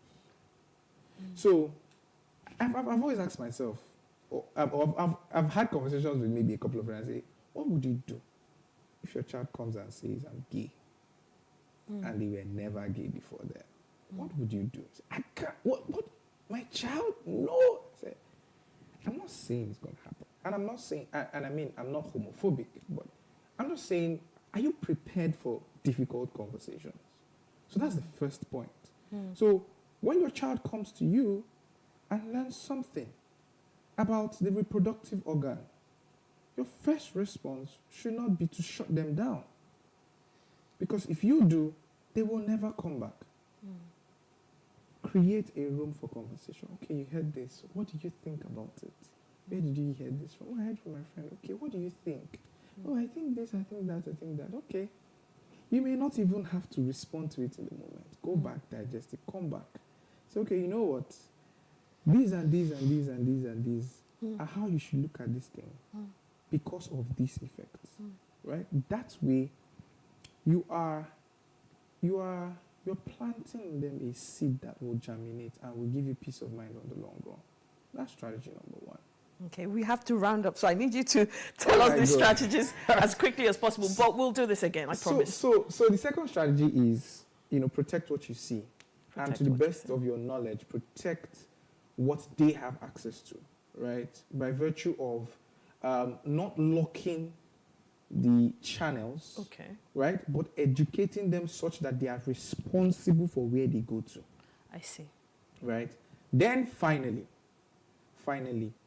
always and in all times, educate yourself around how the world is moving and how people are making decisions around their sexual orientation. And prepare yourself for those difficult conversations, right? Because if you do, question everything that you know. I mean, while we were talking, you said something about, the values of the old and all of that. Does it still have a place? Yes, it does have a place, right? But then the question is it still, was it even right in the first place? Exactly. That is where the question of re-questioning everything you have always believed, everything you've always been taught, to say, why do I hold this belief? Why do I act? Why do I think? Why do I believe these things? And on that note, we've come to the end of the session. It goes by very quickly.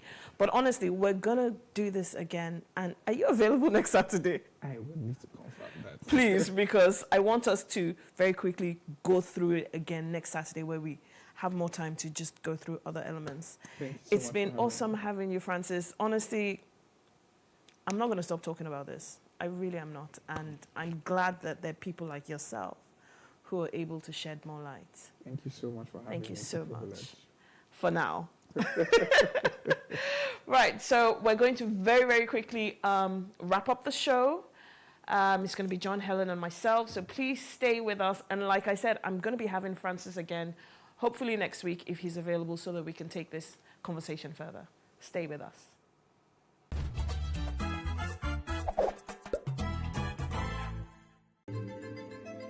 Nigeria, by extension, Africa, is faced with a lot of challenges. The growing youth population with little engagement, that is a ticking time bomb. We are a blessed people with diverse culture and highly cerebral minds who have a lot to say. And yes, we are talking. It is important we drive the right conversation that informs, inspires, influences thoughts and action. If we say there's beauty in our diversity, then let us embrace our diverse culture. We must continue to courageously be the voice of transformation, as we are the hope for the future. Yesterday's conversations shape today.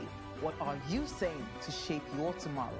We know you have a lot to say, and we are here to hear you.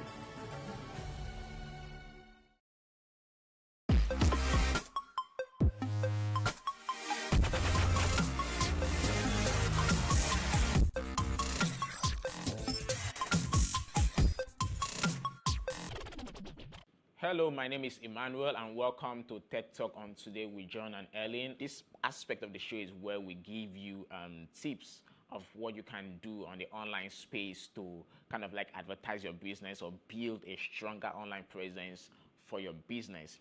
Now, many business owners have websites. You listening to me now might have a website for your business already, which is fantastic. Like, it's a good thing to have a website, right? But one thing that many people, many business owners don't know about is search engine optimization, SEO. And like, if you have not heard of SEO before, it's fine. Possibly because maybe the person that developed your website for you didn't tell you about it. Now, as a content manager myself, I understand the pressure a lot of developers, content developers, website developers are under to just finish a job and hand it over and they forget about it, which is what most people do anyway when they want to build a site. Once they just collect the brief, they build the site and hand it over to you. They don't mention anything about SEO. But you see, without SEO, it's as good as you not even having a website, because that website will not rank on Google.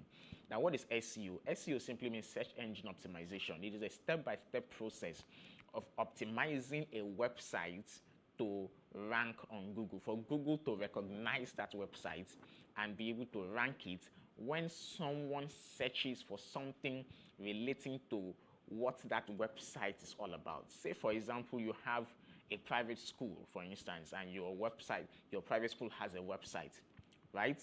Good. So someone should be able to search for something relating to child education, something relating to child care, and your website should come up in that search, even though they didn't exactly search for the name of your school, right? That simply means that your website is search engine optimized. But many web developers don't do that. Some don't even know it. Some don't know how to do it. Some agencies just know how to build websites, and that's all. You see, but one of the things you can do to improve your sales online is to have a website that is search engine optimized, because it's not only on social media that people do business. People do business on Google as well. People locate businesses on Google as well.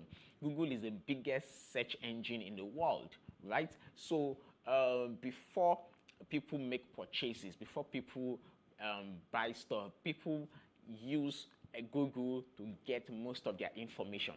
And if you have a website that is optimized to rank on Google, to appear when people search for related words, related phrases, to your business, you are going to most likely make more sales through your website, because when somebody clicks on your website and they get good information, they might want to check out other aspects of your website, which is like generating a lead. Having a search engine optimized website can help you generate leads, and those leads can be converted into sales later. So that is one of the usefulness of having a website that is search engine optimized. And search engine optimization is not a one-time thing. It's an ongoing process. You don't stop optimizing your website. It's not something that you just do once and then forget about it. So it's an ongoing process, and you need a professional to help you handle that if you really are serious about having an active online presence for your business. So that is my own tip for today. See you same time next week on Tech Talk on Today with John and Helen.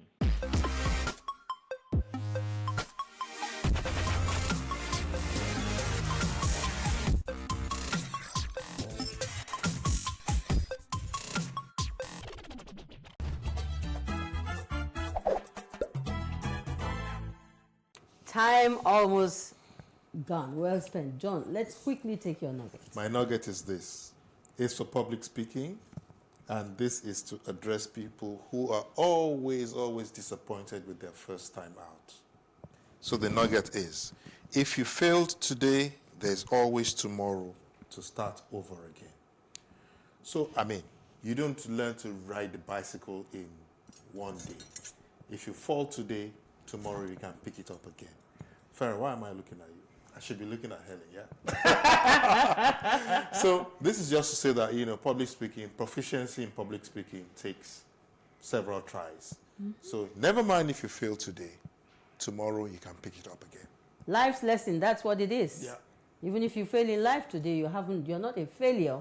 Get up tomorrow and you do better. Great. All right. Yes. Beautiful baby. Yeah. So we're done. People are making me blush. Yes, we're done. Final word from you. Yes, we are. So next week we're back here again. Please on your friends, watch, help us promote the show, so lots more people watch it. Okay, and quickly, if you missed on this, a lot of it, this night 10:30, tomorrow morning 9:30. Please watch, and it's streamed 24 hours on YouTube. It's online on YouTube. Okay, John, bye for now. Bye-bye. All right, see you on Saturday next week. Bye for now. See you next week.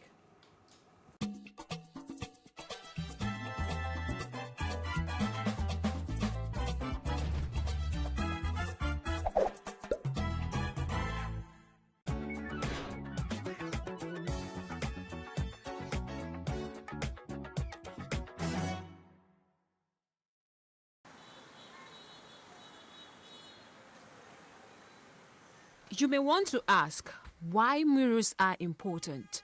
It is no secret that murals make neighborhoods beautiful. They add color to building walls and streets which would otherwise go unnoticed. They are trade for locals and tourists alike. Murals have been part of Nigeria's cultural landscape for thousands of years. The term mural became popular with the Mexican muralism art movement. The transformation which took place in the history of mural art during the 1920s and 1930s was highly influenced by the government's sponsorship in Mexico. The Mexican President Alvaro Obregón began a nationalist cultural program in the 1920s. As part of this program, the Mexican Ministry of Education and other government entities to create public murals. In Lagos, the visual effects of wall paintings are an excitement to attract public attention to social issues like the ones here under the Falomo Bridge. An artist, Poli Alakija, created these murals on the columns in homage to the Bring Back Our Girls, the 276 schoolgirls who were abducted on April 14, 2014 by Boko Haram.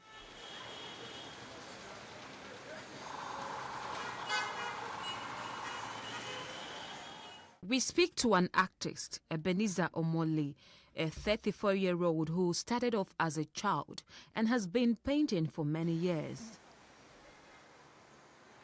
This is one of the locations where he has some of his works. He explains the processes involved. There's a way I blow this color.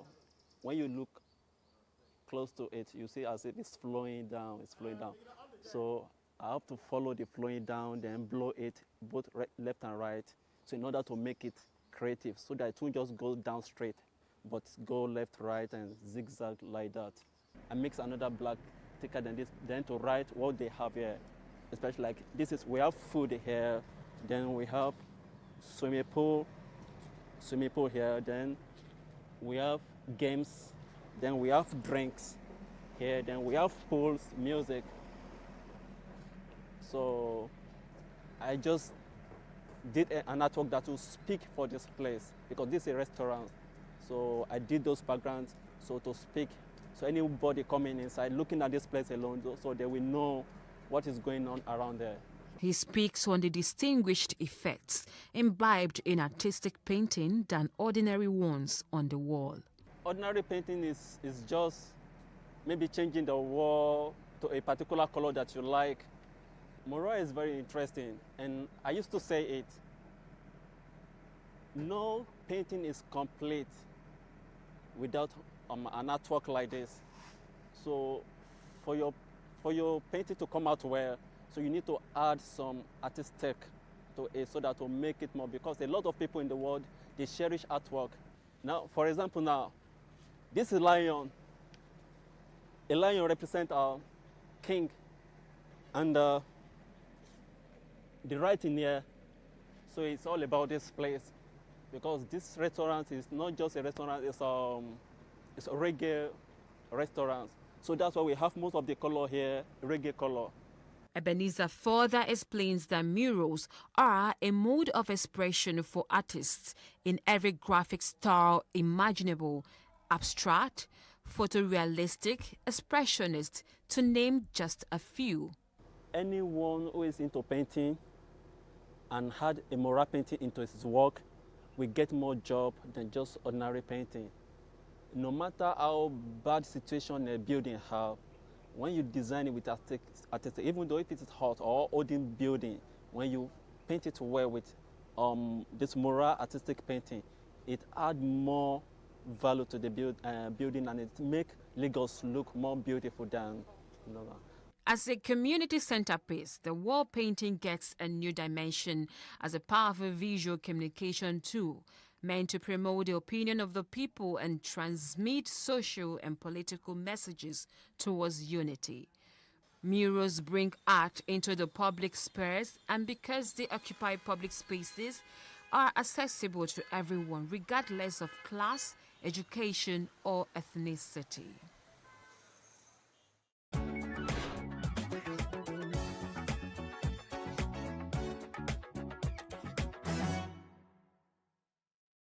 How can we have peace without justice?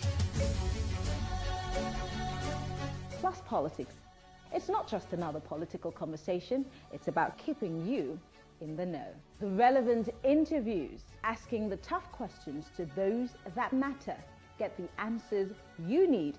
Does it mean that the people who were injured, people who were shot at, those who were involved in that stampede are not going to get justice? It is unfortunate, it is sad that we have a government of deaf and dumb. Analysis from top experts. The last election was not really an election. We feel that Obasanjo has a very special place in his heart for hating Ijaw people. I think it really boils down to two things. One, trust and accountability. Plus Politics, every weeknight at 7 p.m. on Plus TV Africa.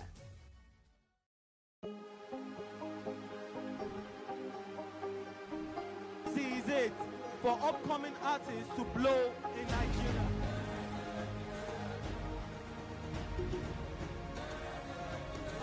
Welcome to Plus Trending. I am Bookie November, your host, saying thank you for joining us on today's episode. Welcome back. It's tea time on Plus TV Africa. Practice makes perfect. I'm not perfect yet, but I'm a lot better than I used to be. He's a king. He's entitled to marry 100 if he wants to.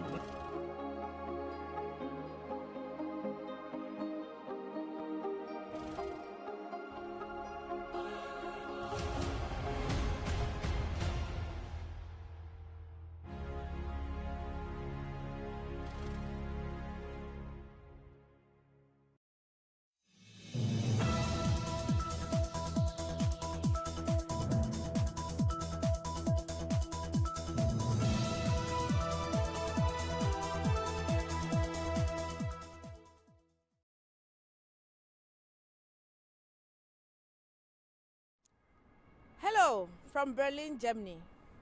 Nigeria is currently going through a recession. But what is the actual state of our economy? Is this as a result of the pandemic?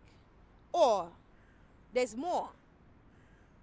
Should religious organizations in the country be made to pay taxes? These are the conversations and the answers that you get to hear when you listen to these debaters.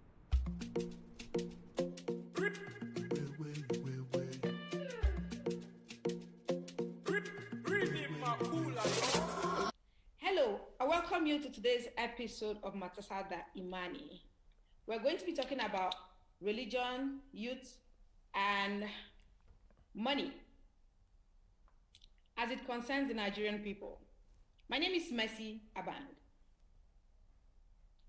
Nigeria has the 5th largest Christian population and the 6th largest Muslim population in the world. Pretty impressive figures. So what are the economic aspects of this fact? Let's talk about this in today's episode. I am not physically present with the guests at the studio because I was in close proximity with someone who tested positive to COVID. Even though I tested negative, I had to stay away for the safety of everyone in the studio. But I'd like to introduce our guest. I'll start with Timothy Imogere, who is a proud Nigerian student living in Germany. Hello, Timothy, welcome. Hi, Messi. Thank you for having me here. My next guest is Kumbi Oshinoiki. She runs a business in Germany. Hello, Kumbi, welcome. Hello, nice to see you. And Ada Anene is involved with data management, also living in Berlin. Hello, Ada, pleased to see you again. Hello, Messi. Nice to meet you. And we have Ebuka Valentine Okeke. He's a Nigerian student in Potsdam, also living in Germany. Hello, Ebuka. Hello, Messi. Nice to meet you. And finally, and not, as part of the guest in the studio, Tolulope Adefunke Omadara, another Nigerian student. Welcome. Hi, Messi. Thanks for having me here. Pleasure is mine. We have 2 callings from Nigeria, and our guest is Ose Anene. Mr. Ose Anene is a businessman, is a hotelier as well, and is a politician. Hello, Ndi Kato. Ndi is an active member of civil society in Nigeria, and she's a frontline activist in the country. I would like to talk with you about a very impressive, or actually I'd say important factor in Nigeria's reality, and that is religion and money. There is a lot that can be said or that has been said about this topic, but let's start somewhere. Nigeria is going through a historical recession at the moment. Poverty rates are on the rise. Should and could religious institutions contribute more to the economic relief of Nigerians? And this question I would like Kumbi to respond to. Start, I would like to start with Kumbi. Okay, I'm aware that there are lots of churches and mosques who have all sorts of programs that are aimed not just at providing relief to people in the communities, but also look to empower them through skills acquisition programs, trainings, and that kind of thing. So I think as part of their social mandate, a lot of religious bodies of all persuasions do this. Whether it's going to be enough to have enough impact on society in general, on the economy, is debatable. And also not all religious organizations are necessarily big enough to be able to provide the manpower needed to run a very comprehensive program that's going to make impact in their communities. But I do know that a lot of the big well-known churches and mosques do also a range of programs. Yes. Thank you, Kumbi. Ada, from what Kumbi has said, we should not be seen to outsource the role of the state to religious institutions. Do you disagree? I think that there should be a balance. I think the the money of the people goes to both the government and the religious institutions. And the way that the religious institution can, put back into society more like a corporate, social responsibility, is to, create initiatives to help the people that they take care of. So I think it's not a bad idea. Like she said, there are actually churches that have these initiatives already running, like the mobile clinic run by some churches that I know. And so I think it's good that the church institution or the religious institution have these initiatives running, in support of the government. Thank you so much, Ada. Ebuka, Yeah. do you agree, or would you subscribe to religious organizations, especially the ones that, we've seen, not just the church now and the mosque, to pay tax to the state for development?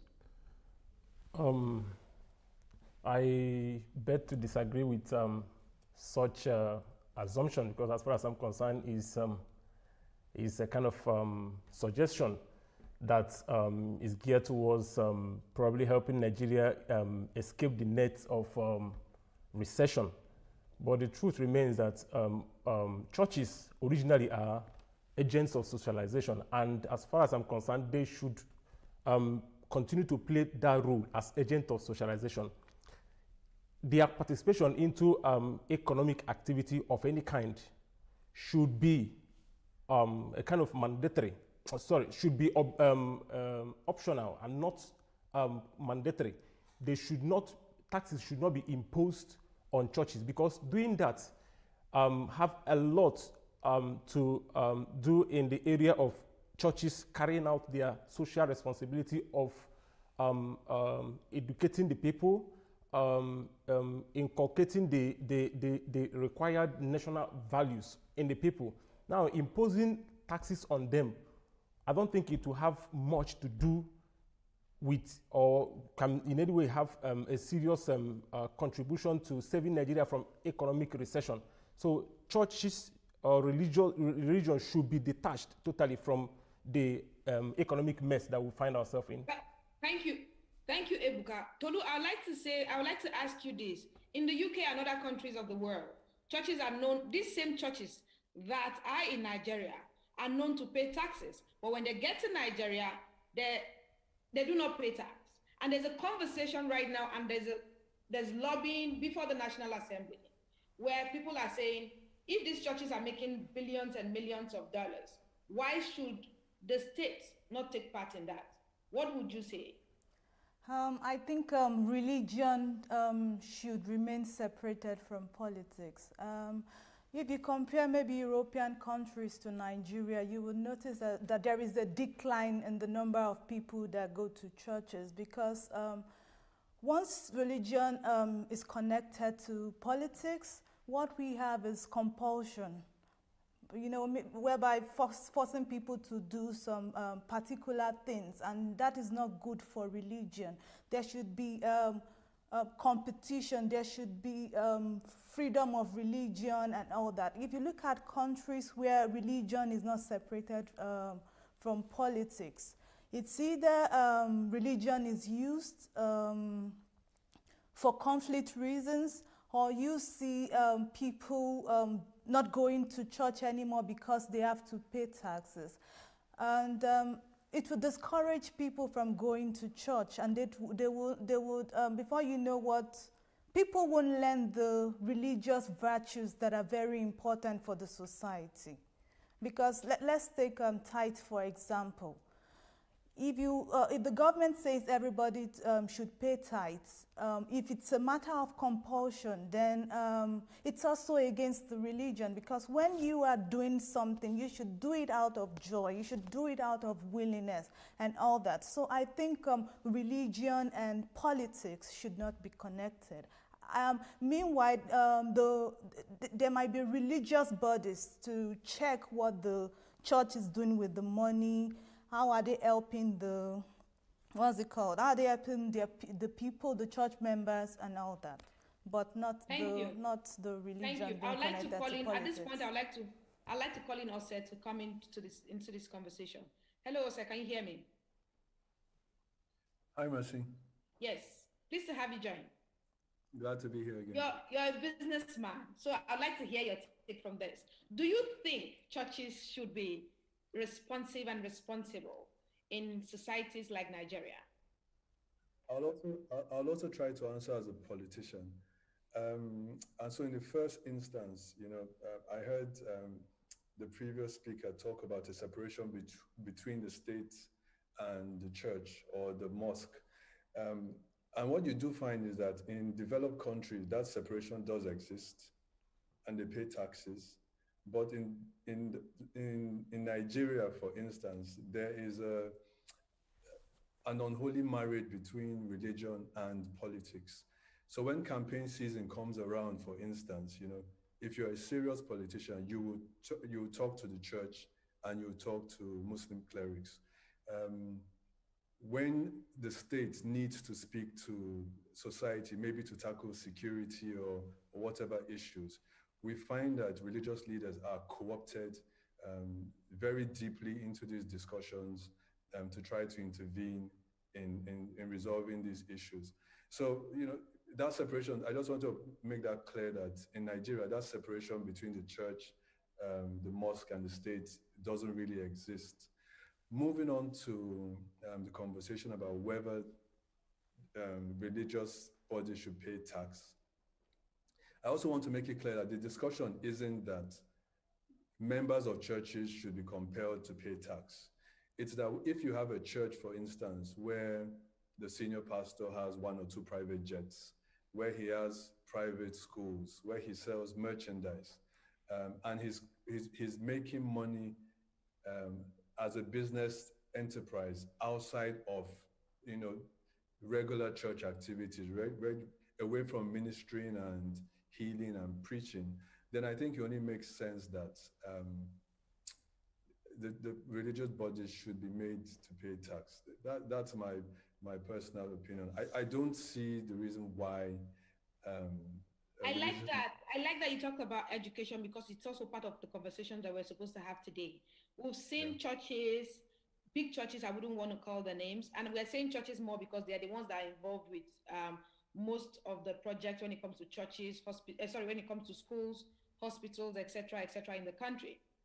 We've seen huge churches where school fees in some of these churches are not within the reach of even the middle class. And I'm sure you can correct me on this. How then would you support the argument that these churches or these organizations owned by religious bodies, be it the mosque or the church, makes huge sums from school fees and the state should not be seen to earn from it? Well, so I'll speak. So for instance, Christians are supposed to pay 10% tithe.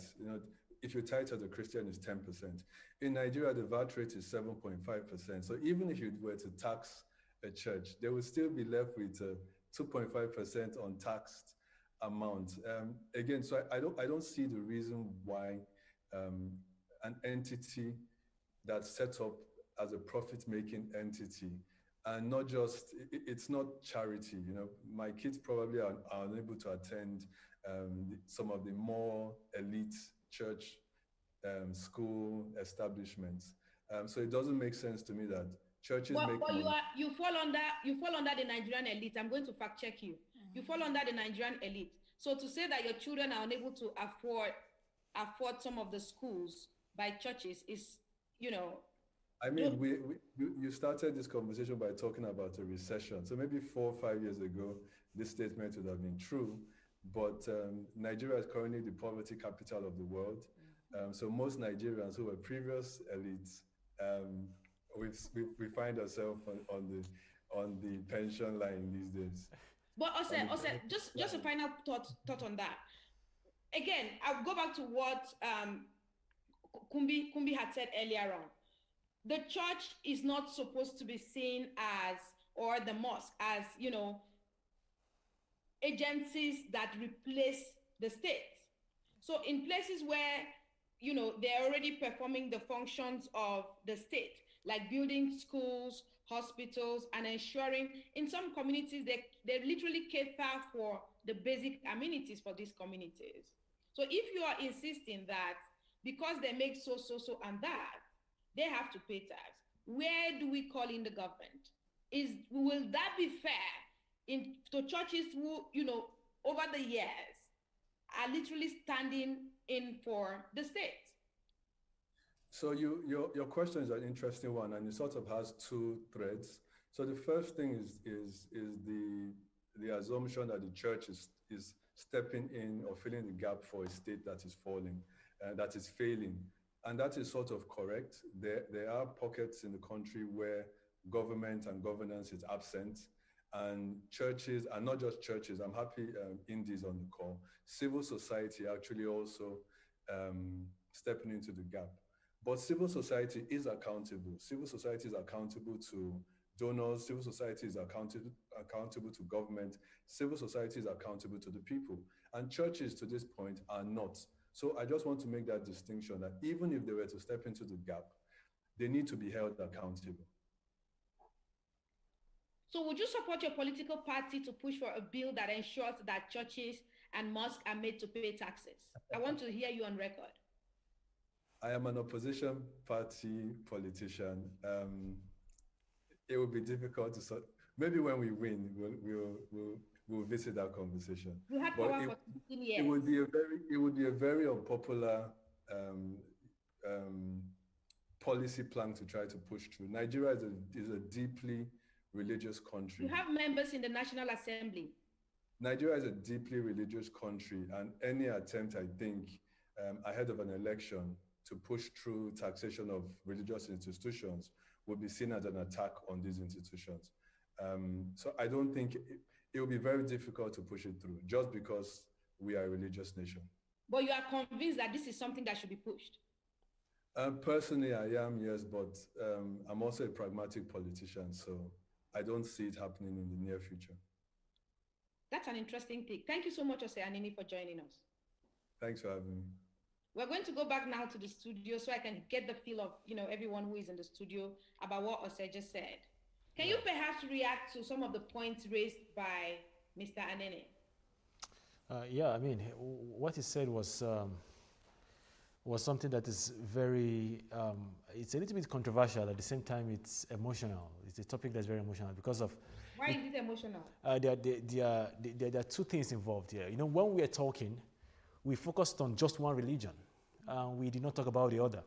And that is why this law cannot be actually implemented in Nigeria, because it's going to be seen as just the victimization of just one religion and not the other. For example, it's not, Muslims are not obliged to pay 10% of their income, for example, or their wages or whatever the case might be to the mosque. Christians are, by whatever belief system they actually go for, so tithing or seed sowing or whatever the case might be. And you cannot say, okay, you are going to tax churches, and then churches contribute a huge amount to governance of whatever the case might be, and then mosques contribute nothing. This is going to be a little bit discriminatory. So that's why it's not going to work in Nigeria. There are politicians who have been talking about this. For example, El-Rufai was the champion of this, the present Kaduna State governor, but it wasn't going so well because it's a little bit sentimental when you actually talk about this whole thing, because it's one-sided. So this is what I have to say about that. So I don't see it happening in the nearest future because of the one-sidedness of the whole thing. But maybe if there's a way they can actually create a level playing field. However, I think our emphasis should not be on churches contributing financially to the government.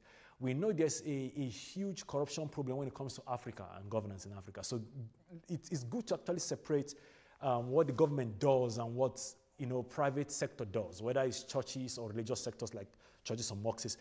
I think what the church can do, we have a big problem here, like Ose said, with school fees and how maybe some churches have mega institutions, they have businesses. If a founder of a church registers a business like a university, that can be taxed, but not the church. We can separate that business, and that business can be taxed, but not the church. However, if we want to actually make religious institutions contribute to cases of recession, what I feel that can happen, because recession is not actually just the lack of money, but it actually has to do with internal policies and the external politics of the world, and maybe, for example, the pandemic, for example. If the church is to contribute, or the mosque is to contribute, they should contribute with skill acquisition. Skill acquisition. Let me just give an example. I don't know if I have much time. If you can give me just 2 minutes to just say something, or 1 minute, sorry, Messi. If you can give me 1 minute to say something. For example, the reason why I believe the Goodluck Jonathan Almajiri school system failed was the focus. This is actually a pseudo-religious system in northern Nigeria. And what could have happened that could have maybe led to the success of that system, or what Jonathan was trying to do then, was that he could have converted the schools not to Western education acquiring centers, but skill acquisition centers. If this was the main focus, I'm very sure that it could have worked perfectly. Because you have 9 million out of school children, in Nigeria, for example, in northern Nigeria. If 9 million out of school children can be trained in skills in the next 10 years when they are teenagers or maybe when they are adults, then these children can actually contribute basically to the economy of the country. Thank you for that intervention. Just a bit of a fact check. It's actually 13.5 million now out of school. Okay. So yeah, it's done 9. More than that. Hi, Kumbi. When you spoke earlier, I noticed you made an argument for the religious institutions. I'm trying as much as possible so we don't focus on the church. Religious institutions. But when an institution seems to make a whole lot of money from other businesses like schools, because we've seen primary, secondary, university, these are all schools at different level owned by churches. And if you go and find out the school fees, it's neck-breaking, as it were. When you hear that number, do you still argue that with all of the interest that comes in by virtue of students who pay school fees, the state should not at some point reach out and say, you know what, we actually do deserve our taxes? I have a very big problem with a blanket statement to say, oh, the state should collect the taxes, because we know that corruption is endemic in Nigeria. And I also have a big problem with the assumption that because an organization is making money, that is in itself wrong. We have, in the West, we have examples of lots of organizations that are philanthropic organizations whose purpose is to be social enterprises. So they have to make money in order to fund the causes that they support. And so I have no problem with any well-run organization making money for the purposes of contributing that money back into society. So not-for-profit is a valid business model, especially in a continent like Africa, where you do not have a recourse to public funds. We have no social security. And so if an organization is able to take the money that it receives from its congregation and multiply and grow that in order to contribute, to put that back into society, then that should be supported and applauded. What is missing, both in the tax system, the state-run taxation, and also in these organizations, the lack of scrutiny. That is what is missing. And so whether you're collecting the money from the churches because you feel that the operations are opaque, or you're giving it to the states whose operations are even more opaque, you're losing. It's a lose-lose situation. What we need is transparency. We need anybody who's collecting money under any guise to be able to account for how that money has come in and where that money has gone. And I think that we ought to be, the state should be supporting and putting in processes and laws that support organizations, especially in developing countries, to use whatever resources that they have to multiply that and to put that back into society. And for those organizations to have properly scrutinized, reporting structures. They have people that can be held accountable. They produce reports. They have a commission that oversees all of that. I support, provided it's done in an open and transparent way. But to collect money from organizations that are doing good and give it to politicians who are going to put it in their villages and build mansions with 7 swimming pools and all sorts of nonsense, I don't see how that is good for anybody.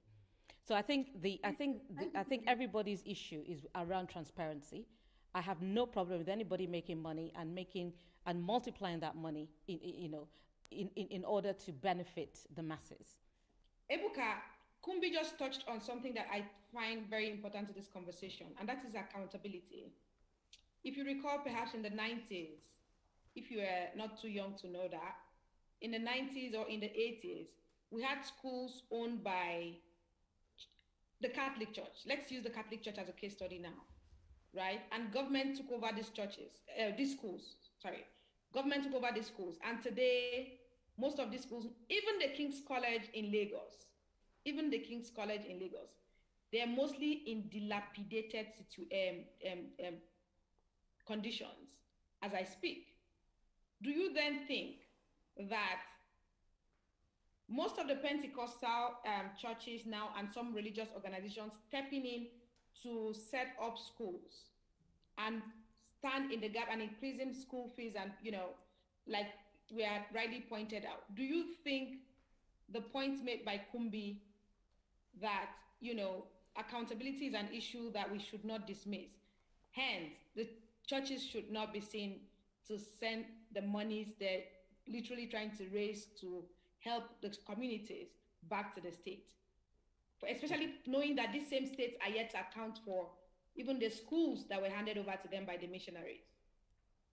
Okay, I think one of the basic problems facing Nigeria's socio-economic development is lack of accountability. Now, coming to schools, before now, when schools was under the church, there has been a good record of efficiency, seriousness, because it seems privatized enterprise in Nigeria function more than the ones that are under government. So based on the situation of Nigerian schools, I think I will subscribe to the suggestion or idea that the schools should go back to the mission so that there will be objectivity, so that there will be responsiveness and accountability, because ever since the school was handed over to the government, the accountability was eroded. It became totally unachievable. And I think that has been the issue facing Nigeria till date. Now, coming to taxing churches or religious institutions, I think he made a point. He said something about that Nigeria is deeply religious. And topics or issues like that, when it comes to whether the churches should be taxed or not, are things that we need to be very, very careful in handling. If not... Thank you, Ebuka. I would like to call in Ndi Kato to join us. Hello, Ndi. Can you hear me? Yes. Hi, Mercy. Good evening. Pleased to have you join. Thank you for having me. I think this is an important conversation for you because you're a member of the civil society organizations in Nigeria. Yes, and when Ose was speaking, he clearly did mention that the accountability mechanisms put in place for civil society. I just want you to react a bit to some of the conversations you've heard and you've listened to and what you think about what the debate going on in the studio at the moment. Well, for me, I remember today seeing something. I think I want to start on that note. A pastor, and you do know that with Nigeria, you can't put, a limit on how many or what people preach or how many religious organizations or bodies, preachers, Muslims or Christians, you can't really put anything on that. They keep going. So this pastor says, in this harsh economy, giving 10 naira as an offering is wickedness before God. And I remember my reaction to that was, I find it amusing that the Nigerian God cannot stabilize his own personal naira. I mean, if you cannot help us, can you at least not, equal your own personal naira to the dollar? One of the things I find back and forth with religion is that, the Nigerian gods outsource things to the Nigerians and the Nigerians outsource back to their gods.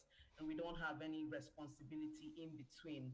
And it's very upsetting. So for me, taxing the church is not so much about, will the government take care of the money or keep the money? What would happen to it? What is happening to my own tax?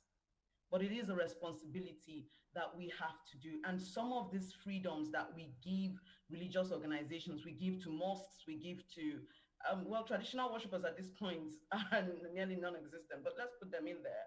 and churches. Some of these freedoms make them untouchable.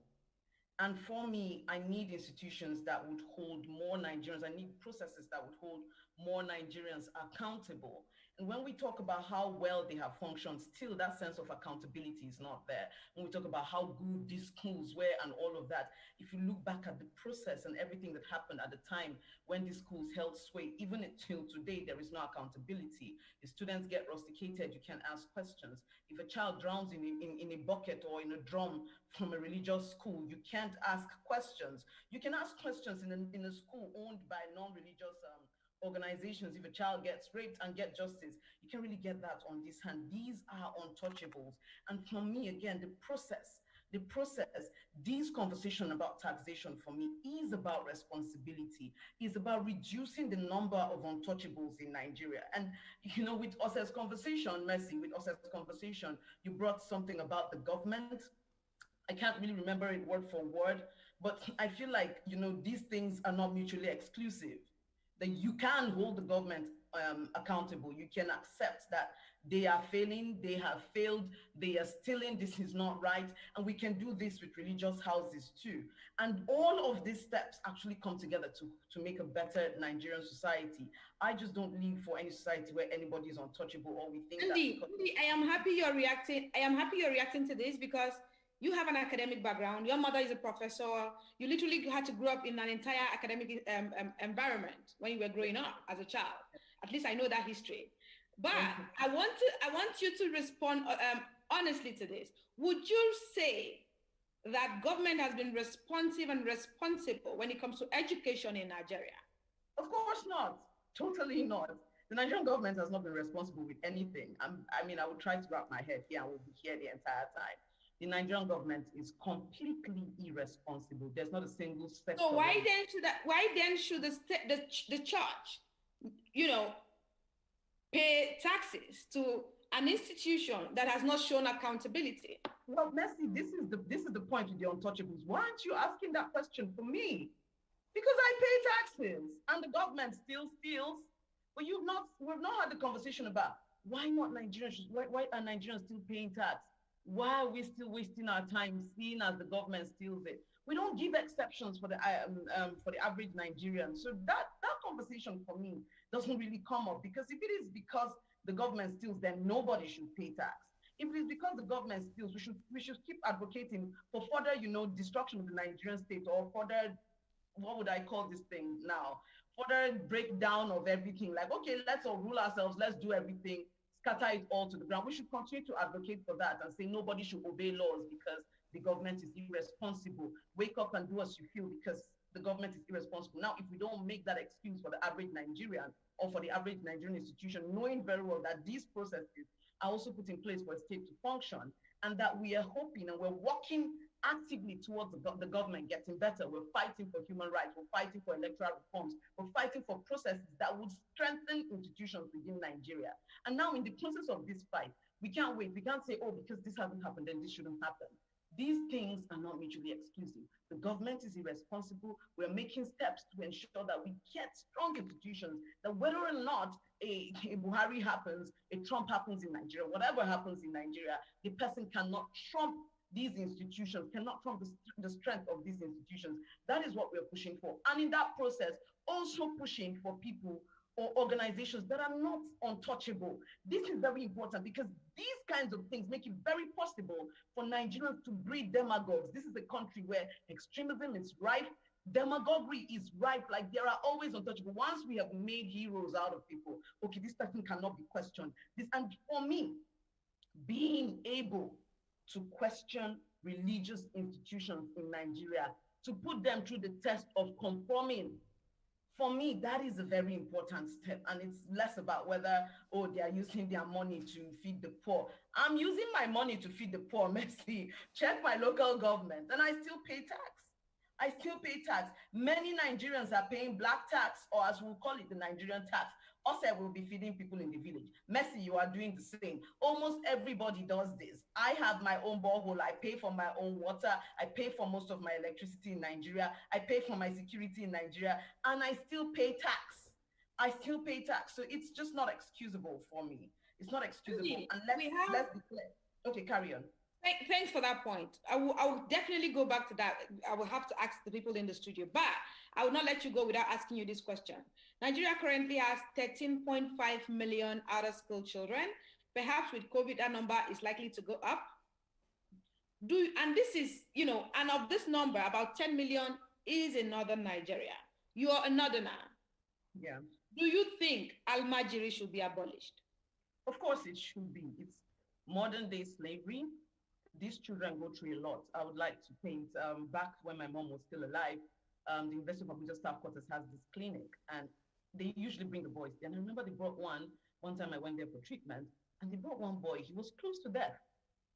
And the malam was like, they should just give him the drug. And the nurse was like, you can't give this child this drug. He's going to die. He hasn't eaten. Has he eaten? Just give it to him. Just give it to him. And we learned that that boy died. We learned a couple of days later he died. There's no accountability for that, nothing. I've also seen the sister of that same malam, sexually exploiting those boys, asking them to fan her, everything. The process for the Almajiri around University of Abuja, the children around there was that they had to go beg for money and bring a certain amount daily. And if they failed to bring that amount daily, they had to go and fetch firewood and bring to the malam's place. Now, the original thing behind Almajirinchi is that, these children are supposed to learn the Quran under this person and be itinerant preachers. But that is not the case.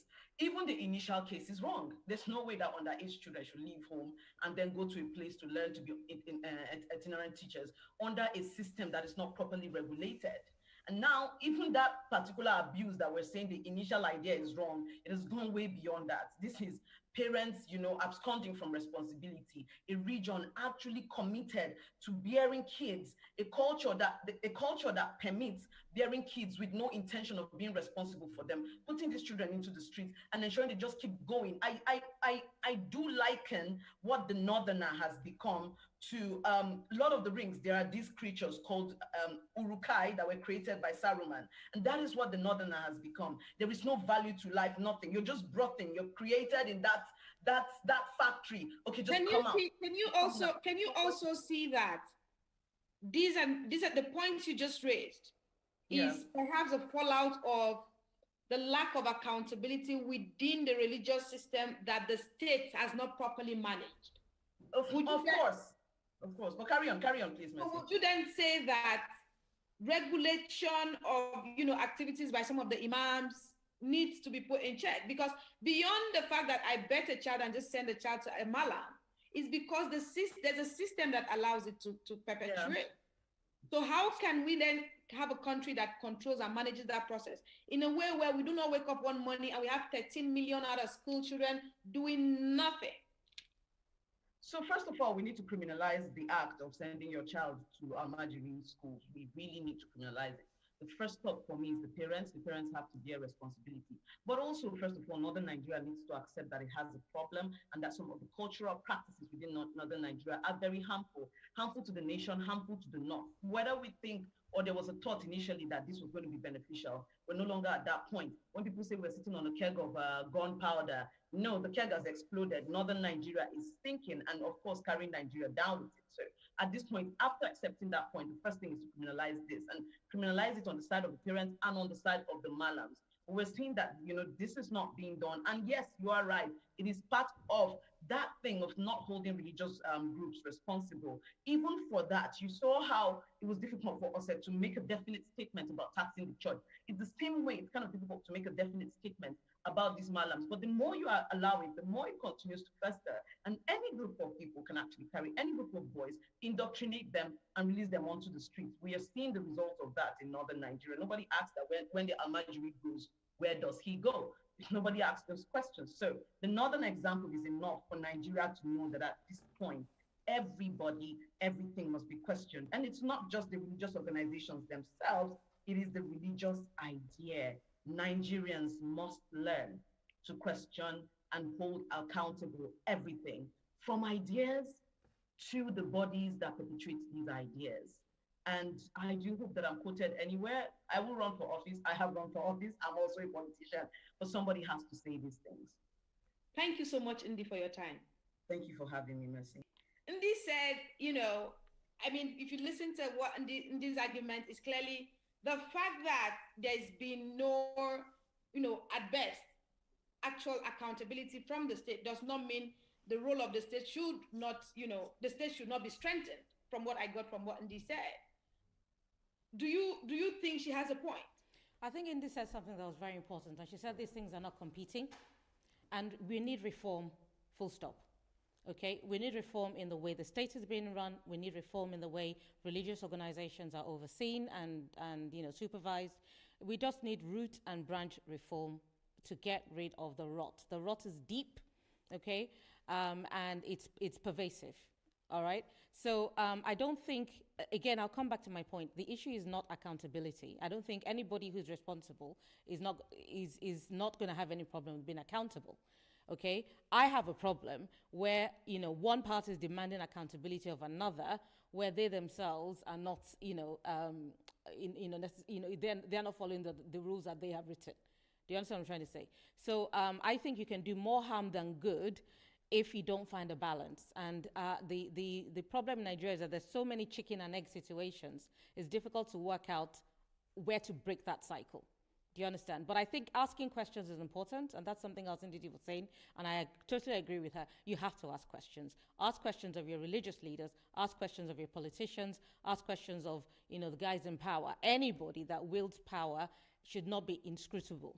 You have to be able to ask questions. They have to be able to give account for their actions.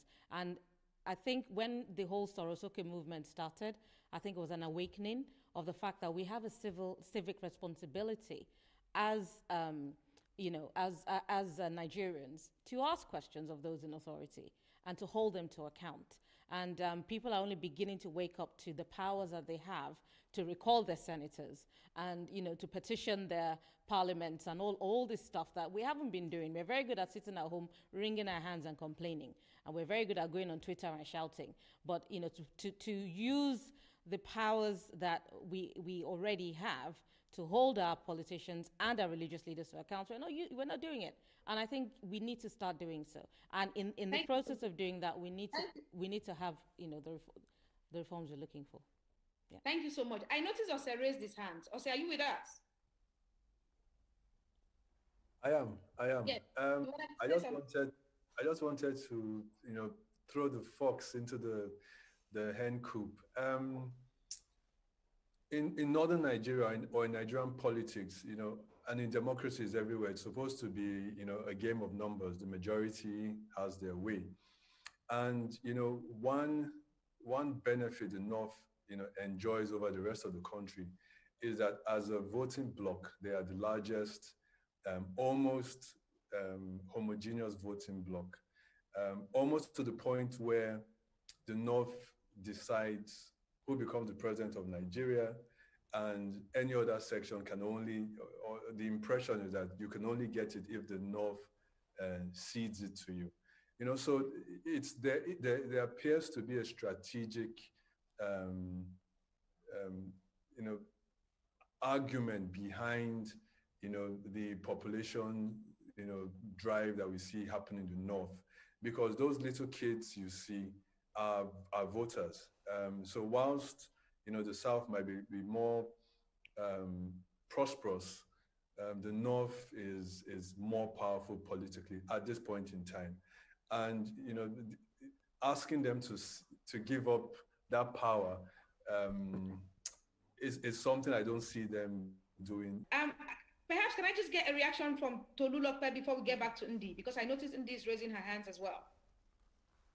Tolu? Okay, what I have to say about this is we should ask ourselves who is normally responsible for economic development in the country. It's the government. And another question is, have they really done their role in this as well?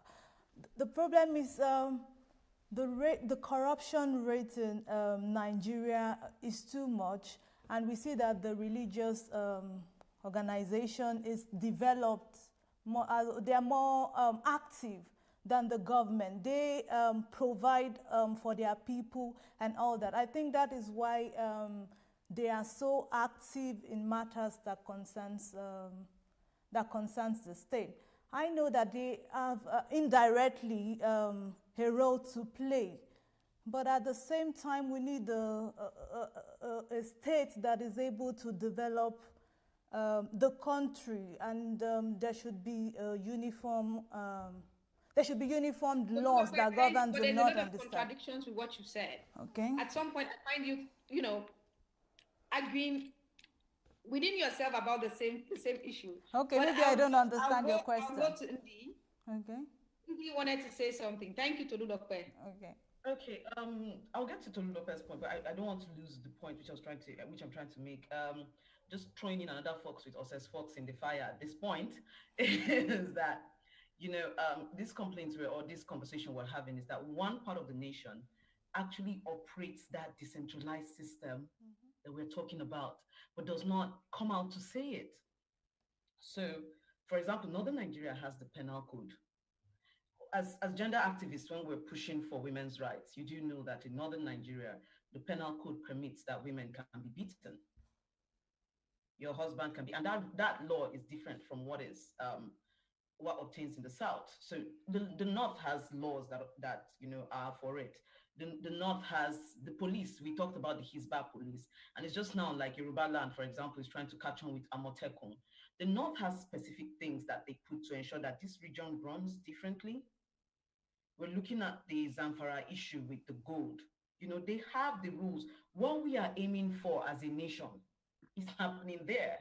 You know, the restructuring we're talking about, we have a part of the nation that has restructured to benefit the monolith it wants to exist as, you know, which is primarily 2 tribes and 1 religion, right? They have created that system, and then we're all living like that system does not exist. We're all living like, oh, anybody who suggests that such a system should happen in Nigeria is strange, but it's not. I want us to accept that some of these strange things that you're feeling like, oh, I can't seem to find the answer to this. Oh, this is like this. Oh, it looks like, wait, what? It looks odd. No, it is happening. It is happening that a part of Nigeria is doing its own, you know, it has restructured, but it's functioning with the illusion of no restructuring, benefiting from no restructuring at the federal level while acting as a restructured body at this level. Oh, this side does not tolerate alcohol, but this side will benefit. So some of these things, we have to look at them closely. Perhaps there is another time for conversation for that.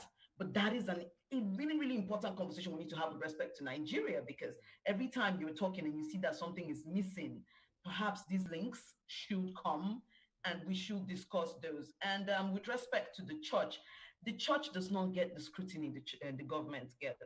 The church is not in the news every day. None of your big churches get the scrutiny that, you know, Buhari's government, for example, or let's say the mosque. None of your big mosques get the scrutiny that Buhari's government gets daily. You know, every day we're like, oh, this is what the economy looks like today. They are fetching from pension funds. And yes, they are fetching from pension funds, almost all of it. So you guys check into that. But we are doing all of that. But nobody's really looking at it and saying, well, today the pastor withdrew another big chunk of money. These are the number of people. This is the theft going on in here. None of those checks are going on in there. So we tend to just let them run free. If it was on the same level, you would see that, no, this rot is the same, and the help you think is coming does not really balance with how much is going into those institutions. Yes, we do not think that mosques give tithes, but they actually do give a lot of offerings, and money goes into these things, people fund these things. Perhaps some of the taxation should include looking into the accounts of these organizations. What is the solution, Ndi? What then is the solution to the Nigerian problem as identified by everybody? Well, Nigeria needs to have a conversation about restructuring. Abuja needs to be a weak center, if it needs to be a center at all. Nigeria needs to be restructured. We are too heterogeneous to run the way we're running. Every Nigerian state or region has to be competitive and provide for itself. What we have right now is a rent-seeking state. So with a rent-seeking state, there is no responsibility. You know, if, for example, Zamfara needs to cater for itself without collecting money from Port Harcourt's coffers or from the oil from that place, people will have a proper conversation about dropping a lot of children. They won't be dropping children and thinking of them as numbers for elections. If you had to provide for yourself, you would have to start having the conversation. Okay, we want to have these numbers up. We're thinking of Almajiri and not saying anything about it, but we need to provide the funds and figure it out on how to balance this out. If that is the situation Nigeria finds itself, most of these things will not be happening. And so when the restructuring conversation comes up, we tend to make it look like, oh, these people don't like the North, these people don't like the South. No, it's actually going to enable a Nigeria that is more responsible. Because as a state, if you know that your state is not functional and no Port Harcourt oil, no Bielsa oil is coming to save you, you will behave yourself. Right now, we have governors who don't have to have any ideas. They have run out of money. They have gone to the pension fund to fetch 6-point-something trillion naira. Where is that money coming from? We know how the whole circle of the oil rent state or the oil state we are dealing with here is. So we have governors who are not going to have to think up any great ideas for their state. What are these governors going to do? They are just managers. Money comes in, they do. Money comes in, they do. And that is why we're having no ideas, nothing. You have our president. Our president, what did they commissioned 104 buses the other day. And I laughed. I said, I come from Jamaa local government. What is 104 buses? Even for Jamaa local government in Kaduna State, that is not enough. And so this oil state, this petrol state has made everyone lazy. It is a business arrangement. Everybody feels like they can just come in and benefit from this state and go. Nobody has any ideas and it's not working. Nigeria must restructure. Thank you, Ndikatu. Let's get a closing statement from Timothy, Kumbi, Ada, Ebuka, and Tolulope, so we can wrap this up. Thank you so much indeed. Hello, Timothy. Can we get a closing remark? I think what Indy said is very, very, very true. I mean, it's very, very crazy. I'm from the southern part of Nigeria, but I was born and bred in the north. I lived in Kaduna State. I know quite a lot about Jamaa local government in Kaduna State. I live in Zamfara State also, so I was there when the whole Sharia thing started in year 2000, 2001, etc. And it's quite crazy to actually see that a state benefits so much from taxes from Guinness and etc., Heineken and the rest of them, and then you destroy beers that are coming into your state. This thing it's not happening right now. It has been happening in year 2000. Lorries were burnt. A lot of stuff were destroyed. So this is actually quite crazy. And like what she said, the northern part of Nigeria is actually running a different system from the southern part of Nigeria. The southern part of Nigeria is secular. The whole thing that pertains to the governance of that section of the country is different from, for example, the north that runs a kind of pseudo-fiscal federalism, whereby each region controls their resources. Each region has control over their police, the Hizbah police. They have their own kind of laws, etc. So this has to change, and restructuring is actually the only answer. And finally, as regards the whole thing about, she talked about taxing the church and the rest of them. I still don't agree with what she says completely, because I would say you can tax the church when it starts doing business. So you can target the business of a church, for example, when they begin to collect school fees, for example, when they have universities. That should be taxed. But the tithes that people pay to the church should not be taxed. This is a religious obligation that people have to fulfill. It's not a business. Thank you, Timothy. And it should not be taxed. Okay, so I just want to say that Indy is absolutely right. We have to restructure. And I think actually that decision is going to be made for us. Because the one thing that we have been relying on and all these years, oil, the demand for it all over the world is rapidly declining. In 10 years' time, nobody's going to be manufacturing cars that are driven by petrol. So we have to restructure. When the money dries up and nobody can rely on the money from Bielsa or whatever state, everybody should be living off their IGRs. Okay? Those state governors should find a way of generating revenues internally and living off that. And when we start to do that, I think we'll see that some of the changes we're looking for. At the end of the day, it falls down to making that separation. What the government should handle and what the religious institutions can do. It's not mandatory, but it's their responsibility. It's a responsibility they need to give back to the society. And we need to come to that point where we need to understand this, that at the end of the day, it is the government fulfilling their duties to its citizens. The state, as in we have relied so long on us, we have self-governed ourselves for so long. We have fixed up the things that have gone wrong all by ourselves. And right now, it's about time that the government takes charge of its responsibilities and begins to do it, not looking at the religious bodies, but fixing it first for themselves and by themselves. For themselves and by themselves. Ebuka. Nigerian governmental system always have a way of suppressing a cause that would have been of immense advantage to the nation. Now, there has been clamor for restructuring across the geopolitical regions of Nigeria, and you see the system and the people that run the system, especially the politicians, they do all they could to suppress that national urgent need. And as far as Nigeria is concerned, restructuring remains the basic solution to Nigerian problem. Because when we restructure, we need to come to the drawing board. We need to have serious renegotiation. We need to have a lot of national discussions. Thank you. Thank you so much. Tolulokwe. Okay. Finally. I think I also support restructuring because this will ensure competitiveness as well among the states. Each state government will be able to think and meet the needs of their people. So I really support restructuring instead of a government just being elected and just performing ceremonial role without, they don't even understand what it is to do strategic planning.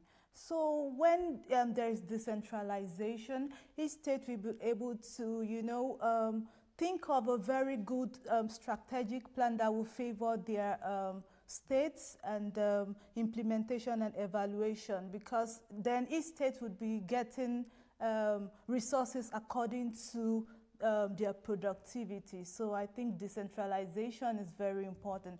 Then as regards churches paying tax, I think the question is, what has the government also done to support churches? It should be vice versa.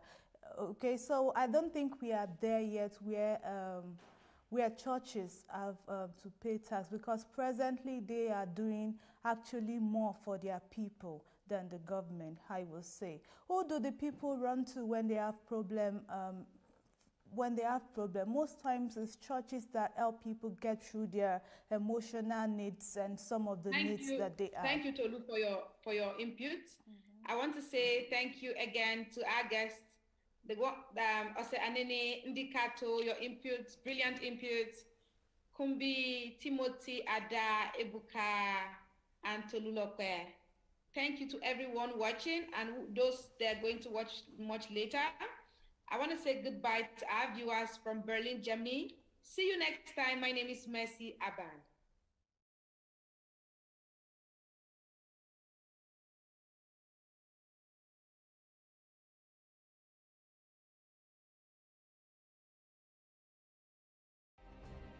Nigeria's Niger Delta region, from where the black gold fuels Africa's largest economy, where the lines between wealth and poverty has never been thinner. Conflicts, poverty, insecurity, and environmental challenges daily confront the region. How can the Niger Delta story be changed for the better? Join Mamude Akuga at 9 p.m. every Friday evening on PlusTvAfrica as he probes deep in search of solutions. Inside the Niger Delta with Mamude Akuga, the authentic voice of Nigeria's oil-rich region.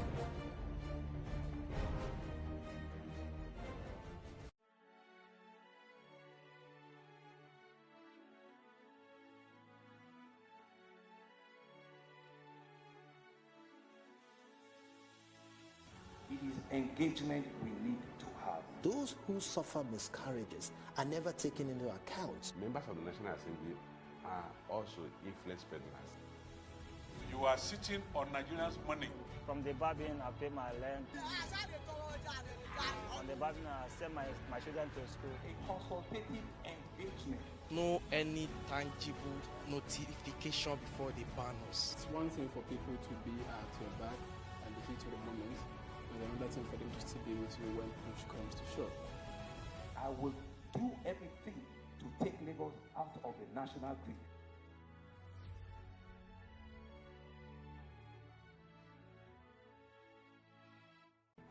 There is no voting on social media. To vote, you would require permanent voter's card. To get your PVC, visit cvr.inecnigeria.org. Create your account with a valid email address and start the registration process. An activation link will be sent to you. click on the link and activate your account. Fill out the form, pick and submit a convenient date and time for your biometrics. Print the application slip, which should have your QR code. On the appointed date, go to the nearest INEC office for your biometric capturing. Thereafter, you will get a registration slip to pick your permanent voter's card when ready. Get your PVC today. This message is from PlusTvAfrica.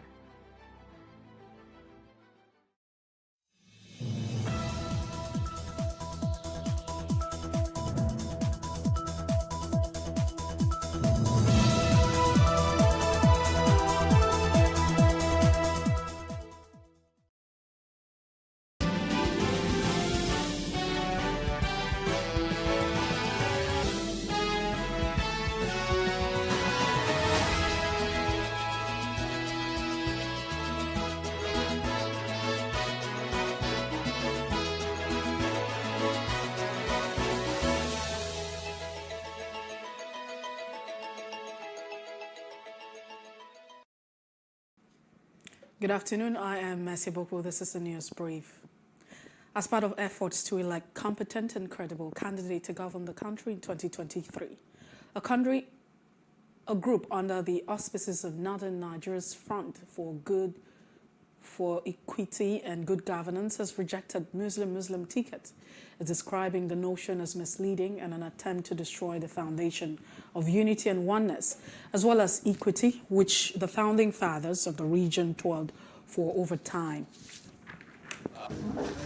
As a group, we are very concerned and disturbed by the utterances of some few voices that have attempted to push their narratives using religion and ethnicity under the guise of speaking for the North over the choice political party candidate and their running mates. In particular, we find it very divisive, careless, and callous for some persons to say that the choice of a Christian from the North will not guarantee Northern votes for certain political parties. For instance, they have brazenly and openly said that only the choice of a Muslim from the North as running mate to candidate of the ruling party can guarantee the votes of North. In other words, they are saying that a Muslim ticket is the only way to victory for the ruling party. This is misleading and very unfortunate. To this end, the organization wished to make a clarion call for due regard and respect for the country's diversities in fielding candidates for national offices. Most importantly, offices of the president and the vice president of the country require careful thought and balance in the current fragile state of affairs, where the main concern is to bring all segments on board. This, when done, will sustain the current political balance, thereby ensuring peace and harmony. What we consider important and sensitive is to continue to express the need for inclusiveness in governance. What am I trying to say? That if the president is coming from the south, the vice president should go to the north. And in the north, we have considered ethnicity now.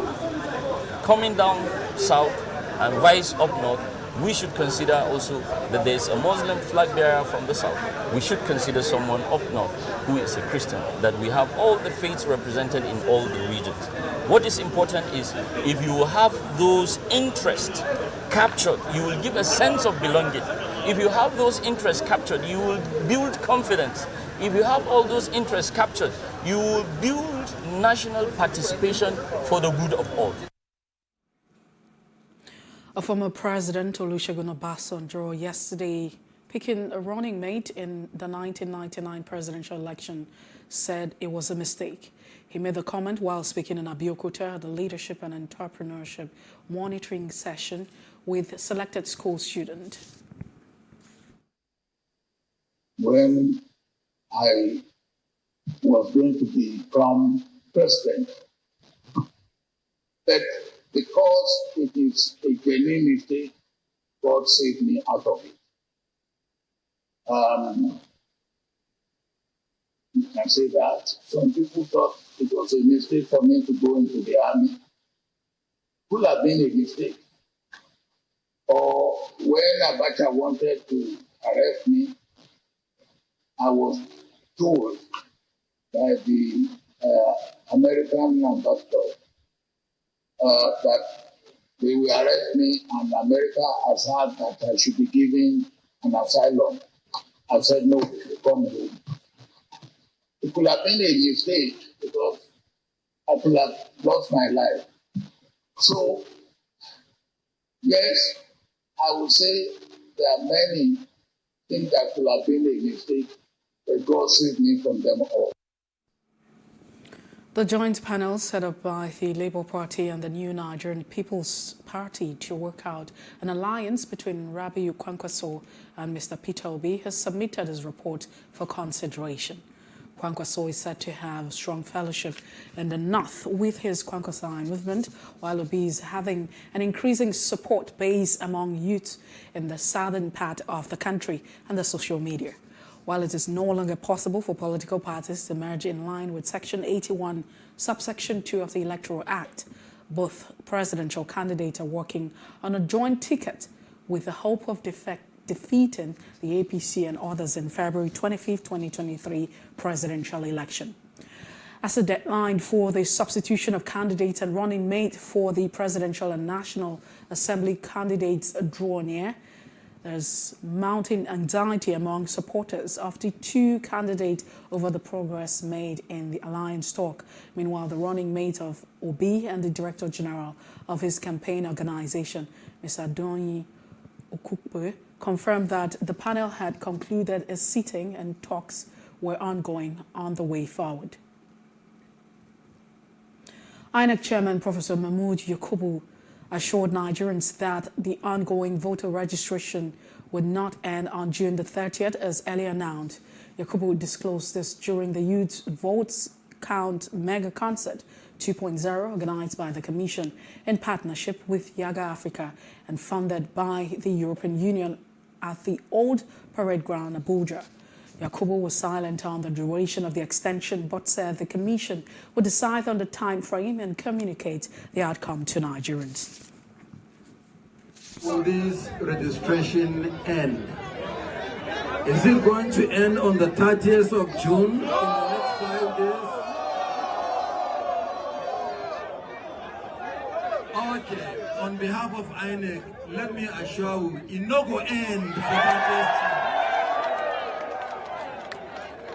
For as long as we have you people trying to register to obtain your PVC, we'll continue to register you. And we'll continue to make sure that you get your PVC. But listen to me. Listen to me. In this place, this is the Old Parade Ground in Abuja. In the last 5 days, from Monday to yesterday, Friday, and we are still registering today. But in 5 days, we registered over 14,000 Nigerians. The Independent National Electoral Commission, INEC, have listed conditions for political parties to substitute candidates whose names have been forwarded to the Commission. For the electoral umpire, the law does not give any political party the right to replace a validly nominated candidate, as it is the prerogative of the individuals to be substituted. This comes amid reports that some political parties, including the All Progressive Congress APC and the Labour Party, nominated vice presidential candidates as placeholders, pending the conclusion of talks for a substantive candidate to be picked. While the former forwarded the name of Ibrahim Kabiru Masari as his vice presidential candidate, the latter had nominated Donyi Okukpe for the same position. Reacting to the development, INEC National Commissioner Festus Okoye said the electoral body would take a decision in accordance with the Electoral Act.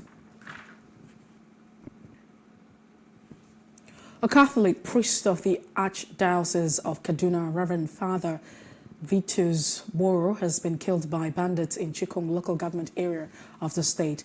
Until his mother, Boro was the chaplain of the Catholic community of Kaduna State Polytechnic and the chairman of the Nigerian Catholic Diocese Priest Association, Kaduna State Chapter. Although the police authorities have yet to confirm the incident or give details about the attack, the Chancellor of the Kaduna Catholic Archdiocese, Reverend Father Christian Okowi, said the father was killed at the Nigerian prison farm in Kujama along the Kaduna-Kaichi Road in Chikong local government. Governor Olarotimi Akeredolu of Ondo State has signed an executive order for compulsory installation and use of CCTV device in all public and private institutions in the state. This is contained in a statement issued by the Chief Press Secretary to the Governor, Mr. Richard Olatunde in Akure. Akeredolu said that the order had become imperative in view of the increasing rate of insecurity in the country and the need to ensure security of lives and property in all public and private institutions as well as worship centers across the state. Stakeholders have been charged with the need to develop an effective migration response in a bid to reduce the rate of persons who have fallen victim in the hands of those involved in activities of irregular migration. Speaking at a seminar organized by the Action Aid Nigeria in Benin City, the Edo State capital, the Migration Project Program Coordinator, Choma Eze, blamed lack of proper information and unemployment as a core reason Nigerians indulge in irregular migration. Trainers, because at the end of this training, they are expected to go back to their ministries and apply the learnings in their day-to-day management and responses to migration issues, while at the same time stepping down this training among their colleagues. The program is capacity building. I've been further equipped personally on how to advise persons within my catchment area on the dangers of irregular migration. It has really helped a great deal. The program is very fantastic.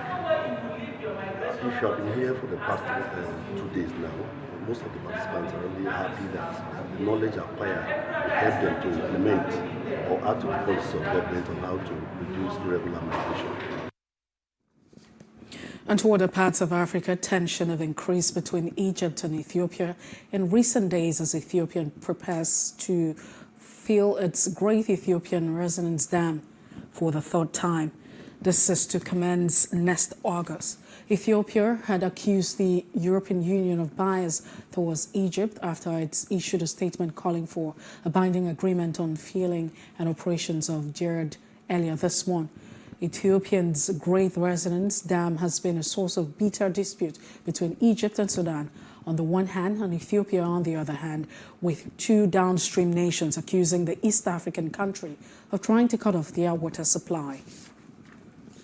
And outside Africa, Ukrainian President Vladimir Zelensky is optimistic that Ukraine would win back all cities it lost to Russia. It has also admitted that the war is becoming tough to handle emotionally. In late-night video address, he said Ukraine had been hit by 45 Russian missiles and rockets over the previous 24 hours, which he described as a cynical but doomed attempt to break his people's spirit. According to him, the relentless missile attacks confirmed that sanctions against Russia were not enough to help Ukraine, which needed more weapons. The 56 members of Commonwealth made broad commitment to addressing climate change and boosting trade as they concluded a summit aimed at shoring up the relevance of the group that evolved from the British Empire. The week-long summit in Rwanda's capital, Kigali, included comments from Britain's Prince Charles, expressing sorrow for his country's role in transatlantic slave trade, the first time the Commonwealth has publicly addressed the subject. The club, whose 56 members range from India to the tiny Pacific island nation of Nauru, covers 2.5 billion people, or about 1/3 of the world's population. Can I say the way in which our Commonwealth works is that we look at what joins us and not what separates us. And we know we're stronger together than we are apart. So if you look at the declarations we've made, the Living Lands Charter, a call to action on living lands, we know that we are at code red when it comes to climate change, and that the small member states are facing a crisis which could be existential. The Commonwealth is diverse, and we respect that diversity. As Chair in office, we look forward to working towards strengthening the partnerships within the Commonwealth for the benefit of all our citizens. And in business news, the Institute of Chartered Accountants of Nigeria, ICANN Lagos, and District Society organized an event to inaugurate the 20th Chairman, Alexa Wilcox, and the 2022-2023 Executive Committee. The event, which was hosted in Lagos, had friends and family in attendance. Our correspondent, Paul George, was there. In the hall were family and friends, close associates, professional colleagues, and invited guests of Alexa Wilcox. They were all excited to celebrate their own.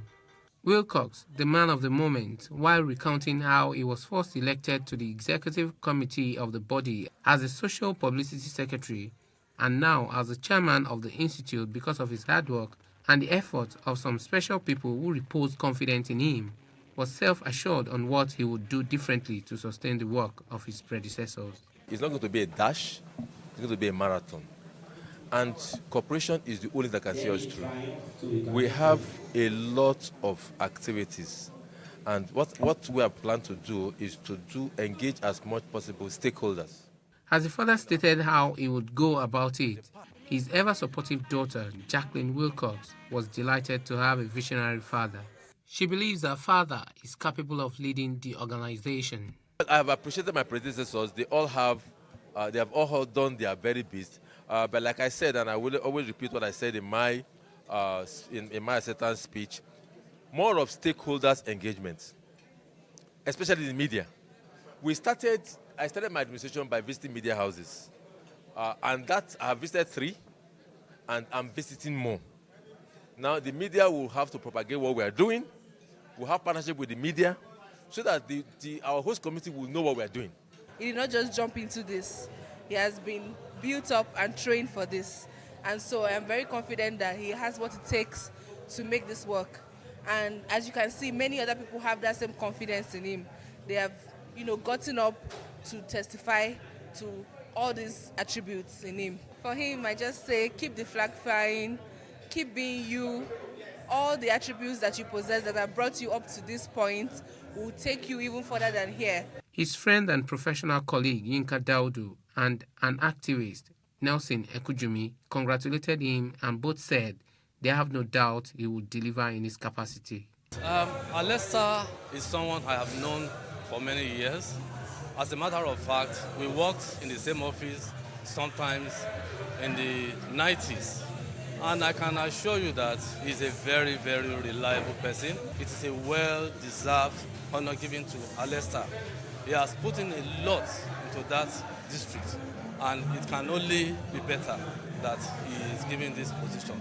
I would describe Alexa, going by the encomiums poured on him today, as a thorough professional, a diligent auditor, and an accomplished accountant. So that tells you clearly that Alexa is a complete Nigerian. I'm sure these are some of the qualities that the members of his Lagos and District Society have seen in him. Friends, family, and invited guests congratulated him as they danced and wished him a successful tenure in office. Paul George, Plus TV News. And in entertainment news, controversial Nollywood actor Yul Edochie got social media buzzing after he shared videos of his family's visit to his dad, Pet Edochie's home. Yul broke the internet on the 27th of April 2022 after sharing photos of his new baby, star Dike Edochie, with his second wife, Judy Austin. In the video, a very cute grandfather-child moment was captured as Pet Edochie held his grandson. Yul was also heard at the background communicating with his dad. Captioning the video, he wrote, "Star Dike meets his grandfather, Chief Pet Edochie Ebube Dike." The multi-award winning film writer and TV producer and TV host Funmi Ayonde invited friends and family to watch the party for the season 2 of the newly introduced TV show, Public Eye. The party was hosted in Lagos for the appraisal of the TV show. It had in attendance veteran TV and radio broadcaster Lekon Ogunbawo, a famous Nigerian blogger, Linda IKG, TV host Aderinle Edun, and a host of others. Our correspondent Paul George was there.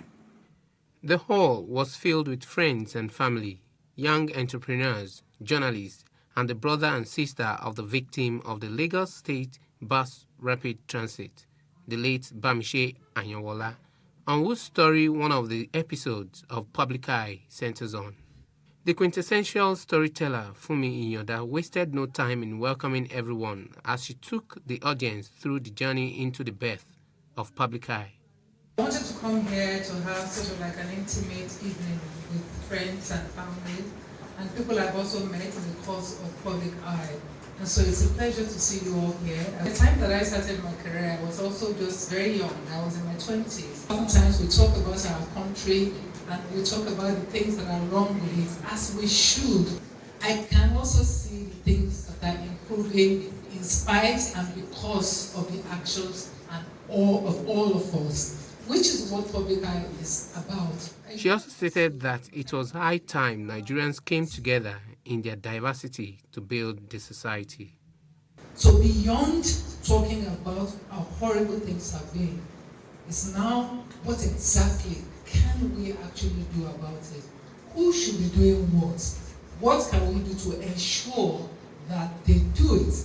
One of the special guests, Ogunbanwo, encouraged the audience and Nigerians at large to do the right thing at all times and be responsible for their actions in order to build a society we can all call our own. What kind of stories do we want to tell? What is the purpose of telling the story? We first have to acknowledge the good things before we keep pointing out the other things that we need to change. It's not just government.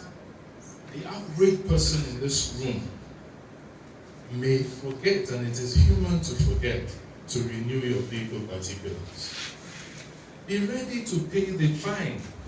Aderinle Edun, alongside other invited guests, admired the skill of Iyanda's storytelling as the shower encomium on her. I always have this to say about the media mogul and messiah that I call Funmi Iyanda.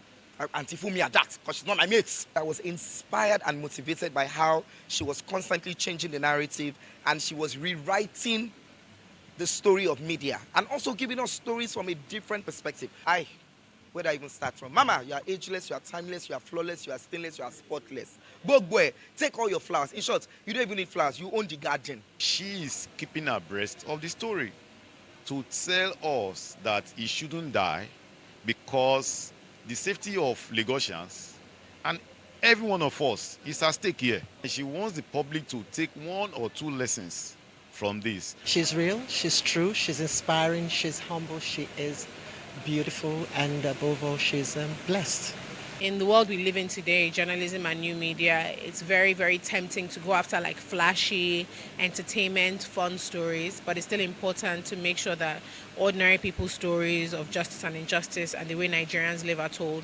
And Funmi has always made that the core of her career. She's always wanted to highlight how regular, everyday Nigerians are living and growing and managing themselves in the society we live in. So it's really, really amazing and inspirational to see that she has continued to do that with Public Eye. Guests at the event were treated to a light entertainment, even as Public Eye Season 2 goes on air. Paul George, PlusTV News. And in sports news, Gareth Bale published a video on Saturday on social media to announce his arrival at a Major League Soccer club, Los Angeles FC. Gareth Bale posted a video of himself wearing the team's jersey and cap along with a message. The 32-year-old signed for Real Madrid from Tottenham Hotspur in 2013, scoring 106 goals in 256 appearances for the world's most decorated soccer club. The Welshman will be best remembered for scoring twice, including a stunning overhead kick in the 2018 Champions League final against Liverpool and also meeting a sub winner against Barcelona in the 2014 Copa final. Despite his fine collection of titles, 3 Madrid triumphs and 5 Champions League crowns, Gareth Bale's time at Real Madrid was marred by injuries. And that's the news brief. For more stories, please follow us on Facebook, Twitter, and Instagram, and do subscribe to our YouTube channel at PlusTvAfrica and PlusTvAfrica Lifestyle. I am Messi Bokbo. Many thanks for watching.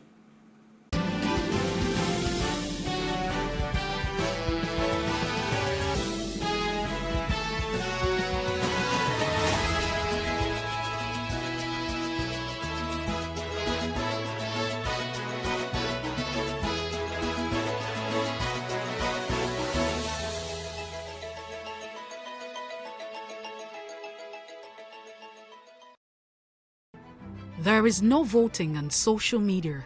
To vote, you would require a permanent voter's card. To get your PVC, visit cvr.inecnigeria.org. Create your account with a valid email address and start the registration process. An activation link will be sent to you. Click on the link and activate your account. Fill out the form, pick and submit a convenient date and time for your biometrics. Print the application slip, which should have your QR code. On the appointed date, go to the nearest INEC office for your biometric capturing. Thereafter, you will get a registration slip to pick your permanent voter's card when ready. Get your PVC today. This message is from PlusTvAfrica.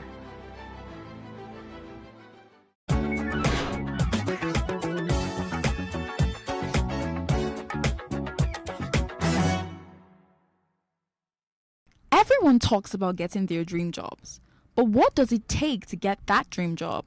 In a religious society like Nigeria, some people resort to prayer, but did you know that sometimes the only reason you're not getting the job isn't because you don't have the credentials? Many times about how well you can defend your credentials through your presentation and communication skills during the interview. According to the National Bureau of Statistics, the rate of unemployment in Nigeria rose to 33.3% in December 2020 from a 27.1% in 3 months. Interview phobia is a major issue that contributes to unemployment in the country. Some individuals are employable but don't know how to express themselves properly, present their resumes, and network effectively. An expert spoke to us about interview phobia and how it has increased the rate of unemployment within the country. Okay, so I mentioned I struggled. I went to Lagos State University, public university. Nobody taught you any of these things. And so I thought that if I come to the interview space, I would do well because I know I'm good enough.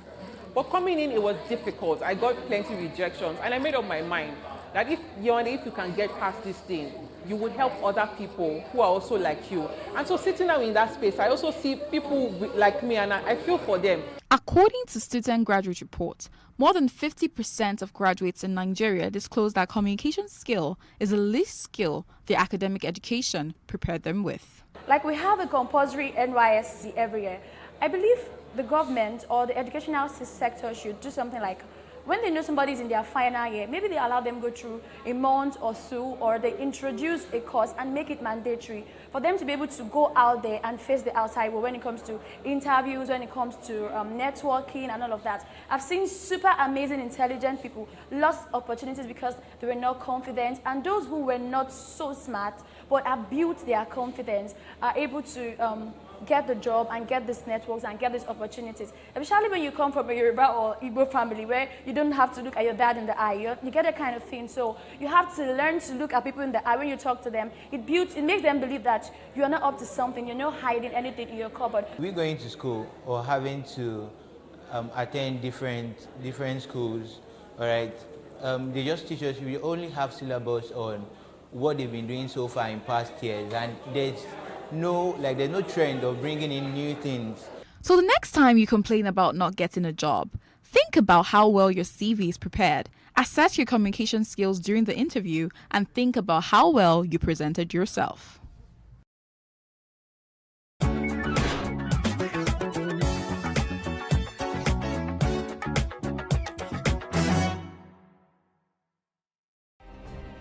Nigeria's Niger Delta region, from where the black gold fuels Africa's largest economy, where the lines between wealth and poverty has never been thinner. Conflicts, poverty, insecurity, and environmental challenges daily confront the region. How can the Niger Delta story be changed for the better? Join Mamude Akuga at 9 p.m. every Friday evening on PlusTvAfrica as he probes deep in search of solutions. Inside the Niger Delta with Mamude Akuga, the authentic voice of Nigeria's oil-rich region.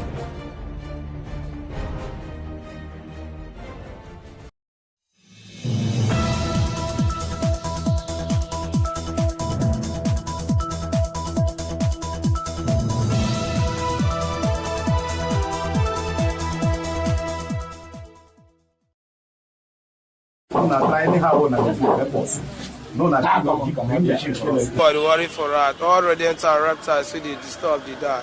I'm a graduate of Political Science Social Studies from Adini Rogosaya College of Education. I graduated in the year 2020. See, as of now, I'm looking for other jobs that I can merge together to meet up with responsibility.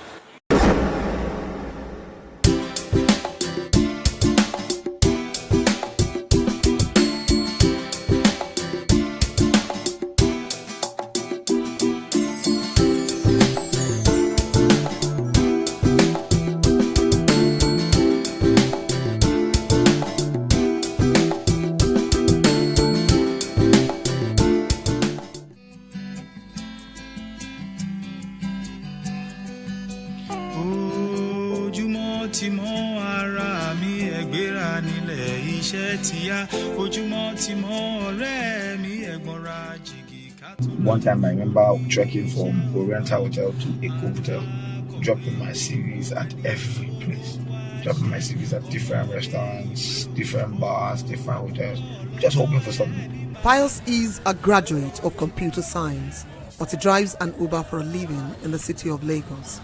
Although underemployed, Pius is considered a tad lucky because 41% of the labor population with bachelor's degrees are without employment. I got several jobs. When I go for the interview, I'll pass it. They'll say I'm too young, they want an older chef. And then so things like that were very, very frustrating. They almost pushed me off the edge. I was almost at the brink of going to call my friends and be like, okay, let me learn this year with you. But I just decided to keep pushing. Then I heard about this Uber thing. I got my first car. I was driving for somebody. I was supposed to be paying the person 25k a week. But sometimes when I walk, the car was having so much issues. If I make maybe 20, 30k in a day, the car, I'll end up spending like 27,000, 25,000 on fuel. So I couldn't keep up. I had to go for another car to another car before I finally found this one. And this one I'm driving to own the car and I'm almost done with it. Presently, 1 out of every 3 Nigerians that are able to work are unemployed. According to the National Bureau of Statistics, 23.2 million Nigerians are out of work. That is almost the entire population of Sierra Leone, Liberia, and Gambia combined. While Nigeria's youth population has increased much in the last 1.5 decades, the available economic opportunities are shrinking. Nigeria is facing an increasing youth bulge with over 123 million young citizens, but there are just not enough jobs for these youths. From 2015 to date, I find myself jobless now. Presently, I'm managing a job, electrical job, which I invested my money and went to go and acquire some skills, which is providing money for me now. Instead of me searching for a job, my father just advised me, instead of you working somewhere, killing yourself, you know what the country is now, just go into this. And I thought of it, I started making research, then I started doing my father's business. And that was how I started selling ads. I sell ads here and there. Up to date, if I see a job, I will work, but if the pay is meaningful, because now they can't give me a job that will be earning like 45,000 or 50,000, because now through my electrical job I'm doing now, I earn more than the salary I think they will offer me now. The dire unemployment situation, which some believe is more severe than reported, has been made worse by the coronavirus pandemic, which has led to shutdown of businesses. The adverse effects of this rising unemployment rate in Nigeria are becoming enormous and far-reaching. Where there is unemployment, there is psychological desperation in itself, the sense of not having something to do. Then you also have the cogent economic consequence of not having money to spend because you're not working. This economic consequence then falls into a sociological consequence, which is a criminal side, because if people cannot fend for themselves, they either beg or steal or engage in any kind of disruptive criminal act. For these reasons, for these three reasons of psychology, sociology, and economic reasons, it is very important that we take the issue of unemployment very seriously.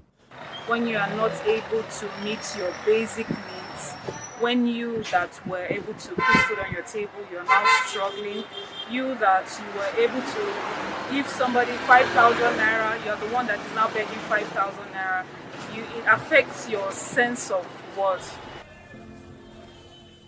The unemployment problem is compounded for those living with disabilities who have to deal with extra hurdles, people like Christiana, who is a visually impaired business owner and tutor in Lagos.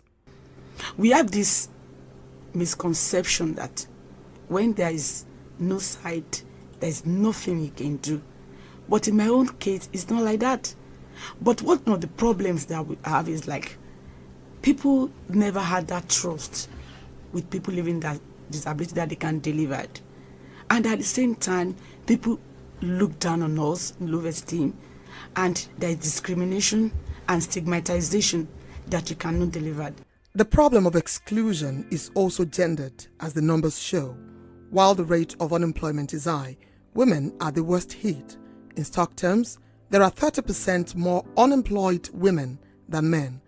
Women face barriers that men don't have to deal with. So the woman who's at home and who's caring for the children or who's the natural carer, would we say that that person is employed or not? I would dare say that they are employed. Now, we may have as high as 10%. Like I said, I think it's more. We may have a lot more women not employed in the formal structure as we know it, either within the corporate world or perhaps down the line of entrepreneurship.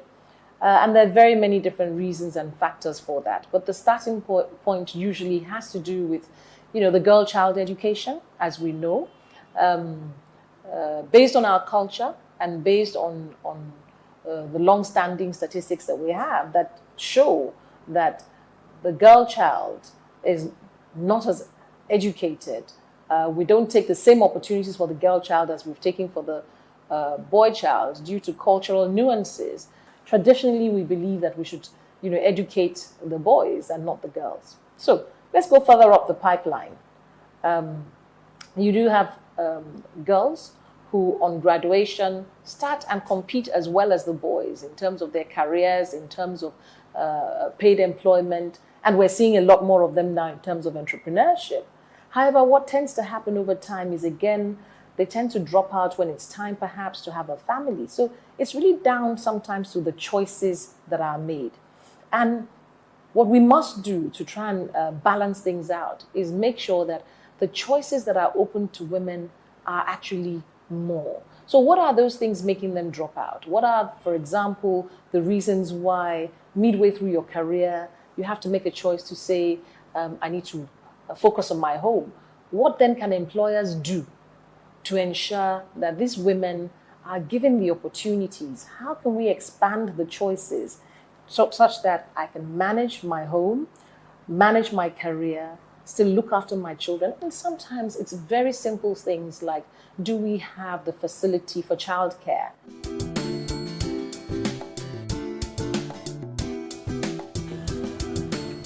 Unemployment in Nigeria is not just about availability of jobs, but also about the education system producing the right type of manpower in the right quality and quantity to industrialize the country. State actors and stakeholders say many Nigerian youths are not employable because their skills are largely divorced from labor requirements. I think, in my view, reviving our technical and vocational education and training systems, it's not optional.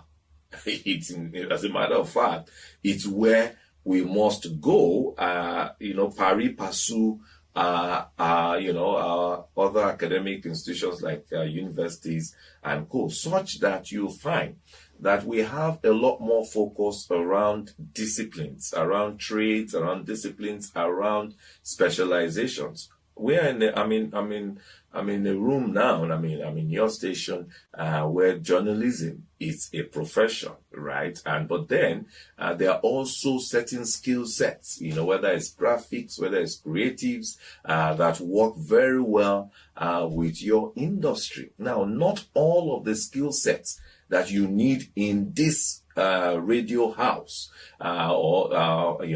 require a university degree.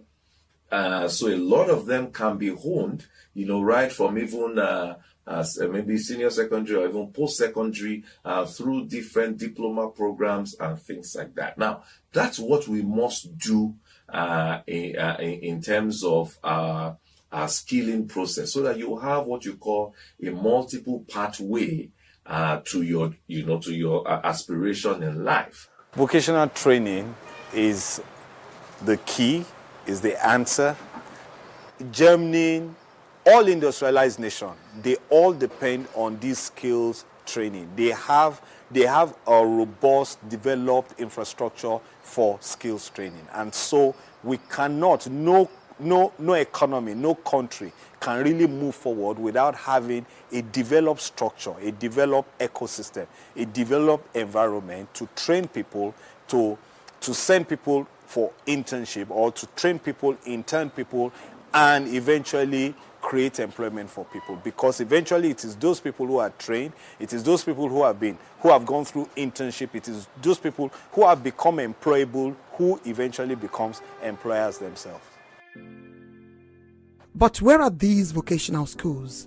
There are just about 123 government-approved vocational schools across Nigeria.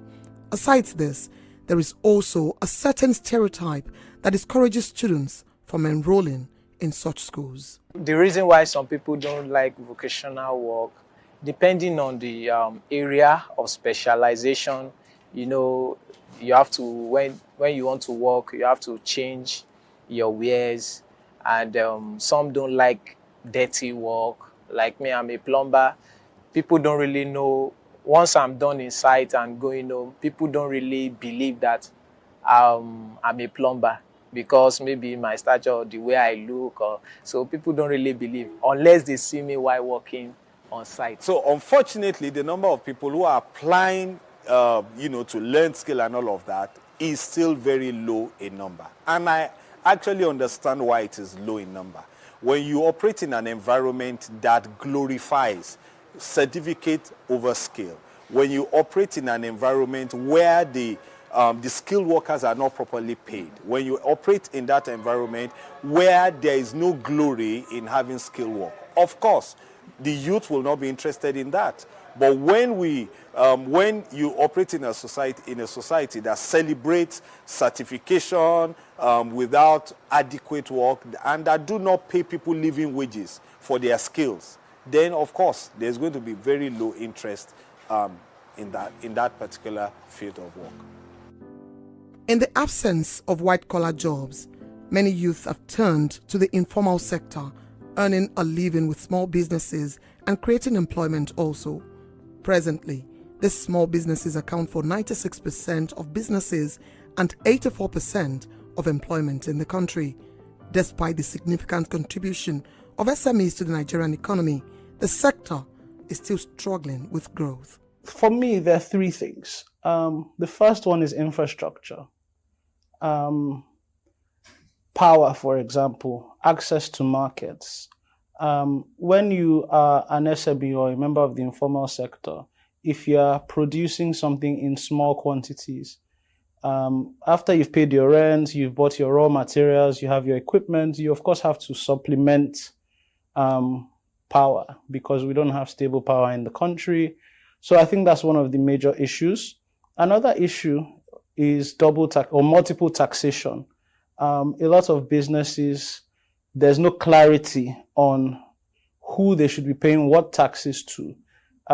So, for example, I once worked with one of the mobility startups in Lagos in the bike-hailing space, and whilst we were, trying to speak with the LIRS, for example, about personal income tax or some basic tax from the drivers, we were obviously also having to deal with the unions, with their daily levies and all of that. So therefore, things like that will stifle businesses and informal sector players. Although the informal sector may be having an influx of educated youth as players, there is also the snag of these graduates being majorly unequipped for entrepreneurship. The world is moving from theoretical based learning to case based learning, where you sit and you study case studies, you study practical lessons about scenarios, right, for business. I think it was Obasanjo, regime that tried to introduce entrepreneurship studies as one of the general GES courses or general studies courses. And, you look at the syllabus of that course, it's the same theoretical stuff, right? So there is nothing that prepares them properly for the challenges, for the realities, for the type of dynamics that they will be facing if they go out into the business world, right? If you look at the Igbo apprenticeship culture, it's an amazing learning point, because everything does not have to be. All your learning, your education doesn't have to come from the classroom, right? It does not always have to come from the classroom. So I think if government was serious enough, right, I would expect that the SMEDAN, for example, should have put in some type of structural support for the Igbo apprenticeship model, so that we can replicate those models across various societies. The government acknowledges there is a bulging youth population with overwhelming unemployment figures. They, however, also insist they are addressing the problem. The government has been consciously and in a deliberate manner trying to address the issue of the youth bulge. It's not just about the numbers. It's also about what are the needs of the variegated strata of the youth population. First, education is key, because education is power. Education is the greatest weapon against poverty. So the government has committed so much into education. There's emphasis on technical and vocational education, on the skills that you have. That's one. Two, as regards to the new technology, the digital economy, the ICT as it is, we've seen that our youth are IT savvy, we've seen that our youth have innovative minds. And my ministry, which is the Ministry of Youth, for instance, just during the COVID era, that's my first year in office, we were able to train close to 100,000 people on digital skills, which is still ongoing. We have quite a number of other skills. But the emphasis all around has been that the need to upskill our youth is a central agenda, but also to match the skills with the jobs available. There's been a mismatch in the past. But under this government, we've seen a deliberate effort to make sure that the upbringing of our youth, whether the skills they acquire matches the jobs available in the market, so that you just don't train them and throw them back into the job market. I know that you must have read it. In 5.5 years, this government has created 45 youth-focused programs. Some of them are empowerment programs. Some of them are entrepreneurship training. Some of them are technology training. And these programs are domiciled in various ministries. Nigeria has not lacked special intervention programs. There are many of them. Yet, there are many unemployed youths, as these intervention programs have failed in dropping the increasing unemployment rates. Critics argue that these programs are unimpressive. For the intervention, or rather the interventions of the government, I'm going to score them high on intention, and I'm going to score them low on performance or on result. High on intention because the act of rolling out a lot of intervention schemes like the NPAR, you win, and the various ones, including trader money, all to activate employment, shows that there are people thinking, there are people of good intention out there. But the method to which they've approached it and the results they're getting makes me score them low on it, because in 2021, it is not the role of government to be creating jobs for people or to be doling out money for individuals to grow their businesses. What the government needs to do are three, really, is to overall create an environment that allows employment to be created. Who create employment is businesses. So the government needs to create an environment that allows business to thrive and create employment, and thus doing, fight unemployment. Government will tell you, BOI, CBN, all of these guys, they'll tell you that we are providing interventions for MSMEs. So we have this 10 billion, we have this 100 billion for MSMEs. And then they will give you the guidelines. And then in the guidelines, you will see that they need you to be registered with CAC, they need you to have a bank account, they need you to have a business plan, they need you to have financial statements. Look, that already by design excludes majority of those in the MSME space. To bridge its unemployment gap, experts say Nigeria will have to create 5 million jobs annually for the next 10 years. Is the Nigerian government ready to tackle this problem? You know, that question is a question for Minister of Labor. It's a question for me, Minister of Youth Development. It's a question for the Minister of Finance. It's a question for the NBS, you know. But I only wear one cap. And my desire is that the youth unemployment will drop. What am I doing in that direction as a minister in this government? Is to make sure that we win our youth off this idea of just putting together a resume and looking for a job, a white-collar job, an office job, a 5 to 9 job. There's no country in the world that has been able to solve its youth unemployment problem without turning its youth into entrepreneurs. And that is the whole rationale behind the establishment of the Nigerian Youth Investment Fund. The emphasis is on two major things. That is, must invest in our youth, provide them the needed credit and capital, access to that capital that can make them become wealth creators. Second, we need to focus ourselves educationally. We need to provide technical skills and vocational skills. China, 2 years ago, decided to close down over 200 universities or 250 universities and then turn them into vocational and technical schools, because the emphasis now in the developed world is the skills and what you can produce with your knowledge and your hand, not sitting down and carrying files in an office. So we need that paradigm shift. The AFDB leads clearly in the fact that we should move from youth empowerment to youth investment. That don't give our youth handouts, but give them tools, give them resources, give them credit and finance so that they can start. And look at this country. Our youth are they're hugely talented. The creative and entertainment industry dominates. Look at Nollywood, for instance. Look at where it is right now. And look at the musical world. Our Nigerian musicians, massive. But there's also a value chain. So there's an emphasis on looking at what's the value chain in agriculture. How do we you don't have to be a farmer. You can be an off-taker, just buy the produce and take it to the market. Look at sports, for instance. The value chain of sports is massive. Have we explored it? No. Under this government, we've been able to reclassify sports from recreation to business. And as we put together that policy, the entire value chain of sports as business will employ a lot of youth. If Nigeria is to turn its large youth population into an advantage, then Nigeria has to rapidly reduce the disastrously high rates of youth unemployment. You see, luckily and unluckily for us, we are an underdeveloped country. And most of what we have, what we need, we don't have enough of them. We don't have enough schools. We don't have enough hospitals. We don't have enough, almost anything. I can't think of anything that we have enough of.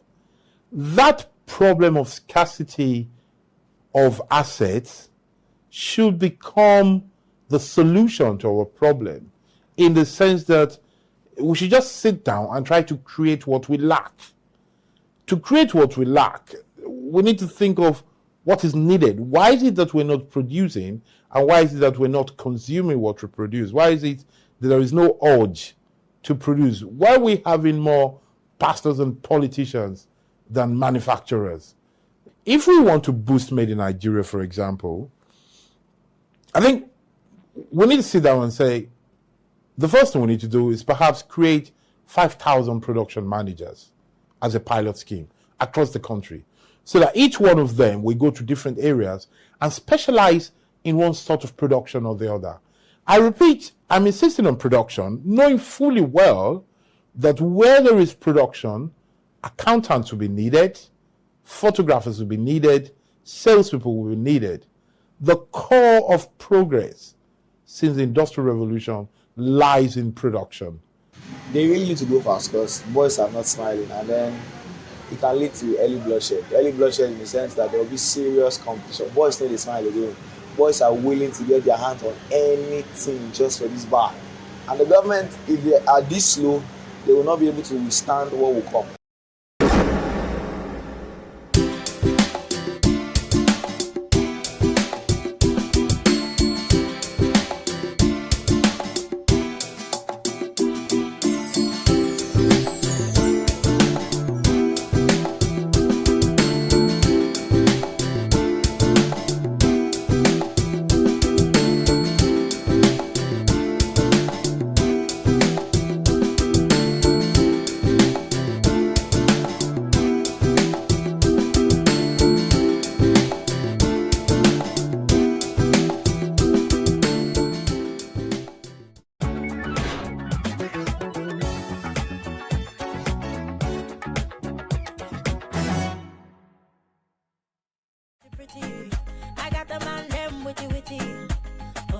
I love to dance. My dream is to be impactful to humanity, and dance is connecting me to that dream. So I don't see dancing as just movement of the body. I see dancing as an amazingly powerful tool. Dance is the oldest form of communication. Before we are able to speak, we move first. Dance can speak to us, dance can nurture us, dance can empower us, dance can make us fit and healthy, dance can make us happy, dance can reduce stress level, depression rates, dance can stop you from even committing suicide, because it's an art form of expression. And when you get to express, you are able to live. When I look at dance, it's just a cloak I can wear to connect to humanity, to be a better person. Like some people ask me, so if you know the dance, what you want to do? I go do dance again. And I come from the family that only celebrates children because mommy is lawyer. We are like stifled in that pressure of what our family dictates that success is. And for me, we don't do that to a cafe. Don't say I can't be great as a shoemaker. I will prove to you that shoemaker, and in fact, I'm going to make shoe for Queen of England. I read book well. I love book well. And I dey pass. So it's not a second class option for me. So being great at it doesn't mean I'm the best at it, but I'll do the best with what I have, with what I know. So there has been a lot of trial and error, but there was more of trials that worked than errors that didn't. And most of my errors were things that I used to kind of like educate myself for what not to do next. I dance and people are happy because I dance with you and you are happy. So if you don't understand that it's a product, it's different. If you don't understand that it can be a service, it's different. It's up to me to make you understand that this thing you need it to. Money should never be your motivation because it hinders aspiration. It does. I see money as something that I can control. I want you, I get you. Who you are can make you make you be anybody that you want to be. Every individual determines their own ceiling. Now, I hate it when some people use me as their ceiling. I want to be better than Kafi. That's why you are not getting to where Kafi is. If I can dance better than her, I am better than her. Our African system doesn't like to learn from one another. We feel learning from each other belittles us. If I go somewhere now to go and learn from a younger dancer, the way he will carry it for head, the way he will talk about me in a very dishonorable manner, is what to make somebody that knows so much not want to go and learn from a younger person. I always want to impact. I don't like to see the bad in people. I always want to see the good in you. And the good in you, for me, translates as what God put in you. That is not you.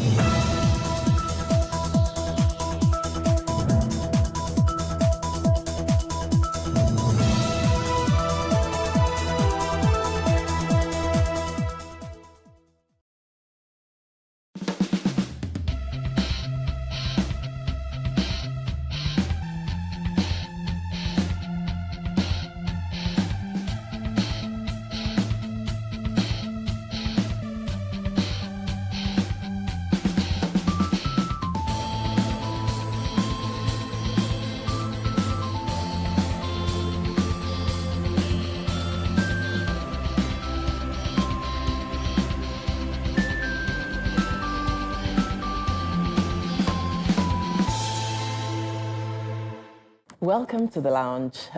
This is TW Conversations, where everything is on the table. And today we're talking fertility. I remember as a single girl, most of my friends were married. I remember one particular friend said to me, oh, Ebo, you know, the first pressure is, oh, when is she going to get married? And then after that is, when are the babies going to arrive? So if you're out there and you're married or single, you're going through a fertility journey, we have a team of experts here. So sit tight. It's going to be a very interesting episode. Yes, welcome back. It's nice to welcome you back. When you're on the lounge, in the lounge with friends who have not done this before as a job, and they are presenting, we have to give them kudos. So I think we should just, these young ladies, let's give you a high five. For that opening, that was that was fantastic. But and the thing also, I must give kudos to the guests that we have in the house, because we've taken them through quite a lot this evening already. But the truth is, people are wondering, what is she doing talking about fertility? This is somebody who has 6, 7 children. I've been to the labor room how many times? But I do know that there can be issues with it. And I also know that there are options. And my sisters in the house are ready to drill the guests we have. I have Dr. Aliyu in the house. Hello. I also have Dr. Williams in the house. Hello. And then, of course, my dear brother, Eni in there. I call him Eni. Don't worry, I'll write his full name for you, but he's Eni for today. Are we good with that? Good. Annie's in the house. Annie's in the house. Ebu is in the house. And dive straight into the conversation. Is it that people are eating the wrong food or fertility is being more reported? Let's start with Dr. Aliyu. Yeah, it's not really that maybe people are eating wrong food or that thing. It's possible, especially as we have shifted a lot from natural to more refined foods. It's possible. But by and large, from research, you still find out that when we talk about not being able to get pregnant, which is infertility, it's still about the same percentage, which basically about 10% of the people wanting to get pregnant, they are not able to achieve pregnancy. And we define it over a period of 1 year, having sexual, unprotected intercourse, living together for about 1 year, and they are not able to achieve pregnancy. By and large, it's still about 10%. 10% is so low, but it sounds so low, isn't it? I would have thought it would be like 40 or 50. No, maybe 40. But 10% means 1 in 10. So, you know, that's... But Doctor, is it, Dr. Williams, is it men or women that are more... Right. Well, both. Which one is more? It used to be like 30% men to 70 of women, but right now we're seeing almost, in my practice, I'm seeing almost 50-50. And I'm now saying that male fertility is becoming quite a problem. Quite an issue. I wonder what are the curious things that, if it's an issue, I don't want to monopolize this conversation, ladies. Okay, so I would share from when she was talking about pressure. I remember getting married and I told myself, I'll wait 6 months, and then from 6 months I start to try. And then I remember my husband saying, let's us not wait and to now turn to a prayer point. I remember him saying, and that kind of gripped, I just thought 6 months. I just always thought I don't have a problem. I don't see why. Until when 6 months went past and then I didn't get pregnant. That month I was like, okay, what can be going on? Then friends started to tell me, you need to start realizing that you need to take things that will aid fertility. You should take the spermicide that helps the sperm swim fast. There were a list of things. And to stay, at that point, I knew that it's either I had a problem or I had only God. So I understand the fear. Now, is that fear valid? Because when you start to see that 1 year is coming and then nothing's happening, when do you start to get worried? When do you panic? When do you start to? Doctor said 1 year, right? Some doctors say 3 years. Some gynecologists say 3 years. Now, okay, let me qualify that. By and large, basically it's 1 year. Okay. But if a woman, for example, you're already 35 or at 40 and you have just gotten married, I mean, within 3 months, you can even be investigated. Why not? Because you are getting towards your reproductive end.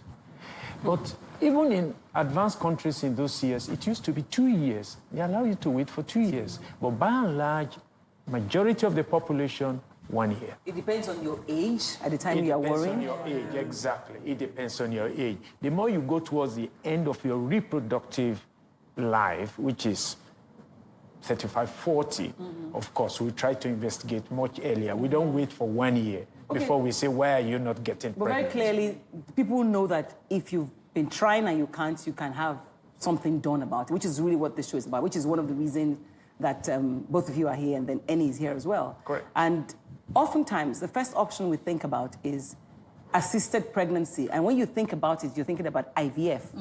True or false? True. But is it always, is that the only option that, I know that's not the only option, but how does the IVF work? Can I No, let's add, not- when do you okay. start? When do you try Well, when IVF? it's true, Is so it after is it the 1 year first- now? Is that the first intervention you should try? Okay. Definitely not. Definitely not?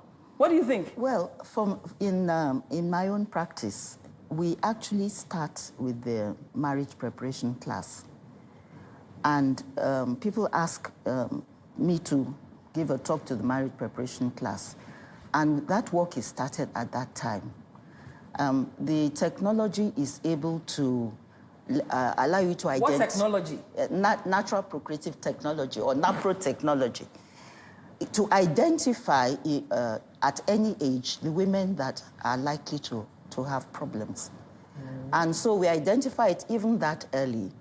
And once we've seen the signs that that particular person is likely to have problems, we immediately counsel the person appropriately. Because in natural procreative technology, which is what I specialize in, we see infertility as a symptom of an underlying disease. Yes, it's a symptom of an underlying disease. And once you've seen that, you can now try to discover what is causing that particular fertility cause. Infertility. Yes. Well, I don't like to use the word infertility. It's not a very friendly word. So I like using the word fertility rather than infertility, because once you tell somebody she's infertile, it causes quite a lot But of... what does being infertile mean? It means, there are many meanings, I believe. Either you're not producing eggs or your husband is not producing sperm, or what is it? Yeah, you're now going into a little bit of detail, which is what is causing it. There are some, just like she said, Dr. Williams said, there are some people who prefer just using subfertility rather than infertility. What's subfertility? Subfertility is, you are not... English. Never heard. You are not at about a normal level of, there are those who, okay, I want to get pregnant. Within the next few months, they are pregnant. But yours may take about 2 years, unexplained. Why? You have to wait for that 1 year, 2 years, we do not know. After all, when you consider the definition, some people, if you have 100 couples, for example, some people get pregnant the first month, some the second month, some the third month, some the fifth month, some the 11th month. Why do they have to wait that long? And they are living together. we still don't know. That's why Maybe there the is husbands that. are always traveling, they don't have time. It's not impossible. You know? Those are associated causes, just like as I was saying that if you really want to be able to be of use in managing infertility, if it is possible, you try and establish the cause. Well, I'm sorry that it just seems like Annie is just listening to all of us. yeah. That what is it? No, not quite. I guess because, No, but I'm listening. I'm Are you actually learning a new lot, things? yeah. But you, for example, you know of someone who's chosen to adopt a child, even though the person didn't have infertility problems. You know, so that's why I would like you to share the experience, because I think adoption is also an option. Yes. You know, as I think so. Whether it's viable, I'm not sure. Well, I think it's something most parents should actually do. One, it's a good social contribution to the society if you do. But on a personal level, I think whether you have your own biological children or not, taking on a child and loving that child is actually very fulfilling. What about the stigma that comes with it? You know, what would it be like? You say, okay, this child is adopted and this one is not. I wouldn't see any reason why there should be a stigma about it, because children are children and they will end up growing up to be very responsible adults and contributors to the society, so it shouldn't be. At that point, I'll probably ask you, so an adopted child, should they be told that they're adopted and at what stage? I think it will be something that both parents will think through and decide what time to tell the child when they're able to deal with it, because in as much as you might show the child all the love, the family unit might be completely perfect, but the society is still not very receptive of the question of adoption, and you could get the child being bullied in school, maybe because they say you're adopted and all that. So yes, it's probably for the best psychological development of the child to not make it known at that point until when the person can relate with it and deal with it. I'm wondering about the sorry, Dov, what are you going to ask a question? I was going to say, beyond school, what about the family, the larger family unit, where there are maybe grandparents? You also had an adopted child, yes, actually. I was Interesting. going to go into that. What about, like the extended family, cousins, grandparents, and how do they, relate with the child? Do they accept the child? And how does their acceptance or non-acceptance affect the child's development? Well, I will not say that it's always going to be rosy, but I think in everything, it's also the function and the responsibility of the parents to have properly, if you decide you want to do this and you go ahead to do it, then you must, in the African society, it's not only the nuclear family, it's also the extended family. So if you're deciding something internally, you must carry your extended family. I'm Igbo, and you have the traditional thing of people saying maybe this person can be an outcast or it can, and all that. So you must definitely cross that bridge with your extended family to make sure that your children, whether adopted or biological, are accepted just as you accept them as yours. Doctors, I must say this, because there's one option that's happening again recently. There's NatProtect, there's IVF, there's all of those things. I don't know if you advise and I want you two of you to comment on this, advise your clients to seek adoption as an option. And also, this surrogacy thing is becoming an option too. You can have someone else carry the baby for you. Carry the baby, right? Should we start with you, doctor? Okay, fine. How popular is it? Yeah, certainly I advise my patients, or rather I give them the option of adoption. I discuss it with them, what it entails. And they're becoming more receptive these They're days. becoming more receptive. They're becoming more, just like when you even consider IVF in the first instance. When it first came, nobody wants to talk about it. Nobody wants anybody to know that I went for IVF. But now it's so common that it doesn't mean anything. The same thing, the idea of adoption is gaining ground, but we are still far from reaching, I don't know his opinion, but that is what I have found in my clinic. They won't say it, they won't do it. Okay. They won't say it by and large. They won't say What it, about but they are being encouraged. Surrogacy is even more in its infancy, by my assessment. But people are talking about it. I have had patients who have even come, what about surrogacy? They've asked that question even before I could bring it up. And they've been educated, and They're changing. Yes, But they're very changing. slowly. They are changing. Your technology is a natural technology. Yes. But I have people say things like, oh, this is from the church, and so it's only for church people who don't want to try IVF because IVF has... You know, I think we should establish that the church, when you say the church, do you mean the entire body or the Catholic Church? Yes, I think it's a Catholic church, right? Yeah.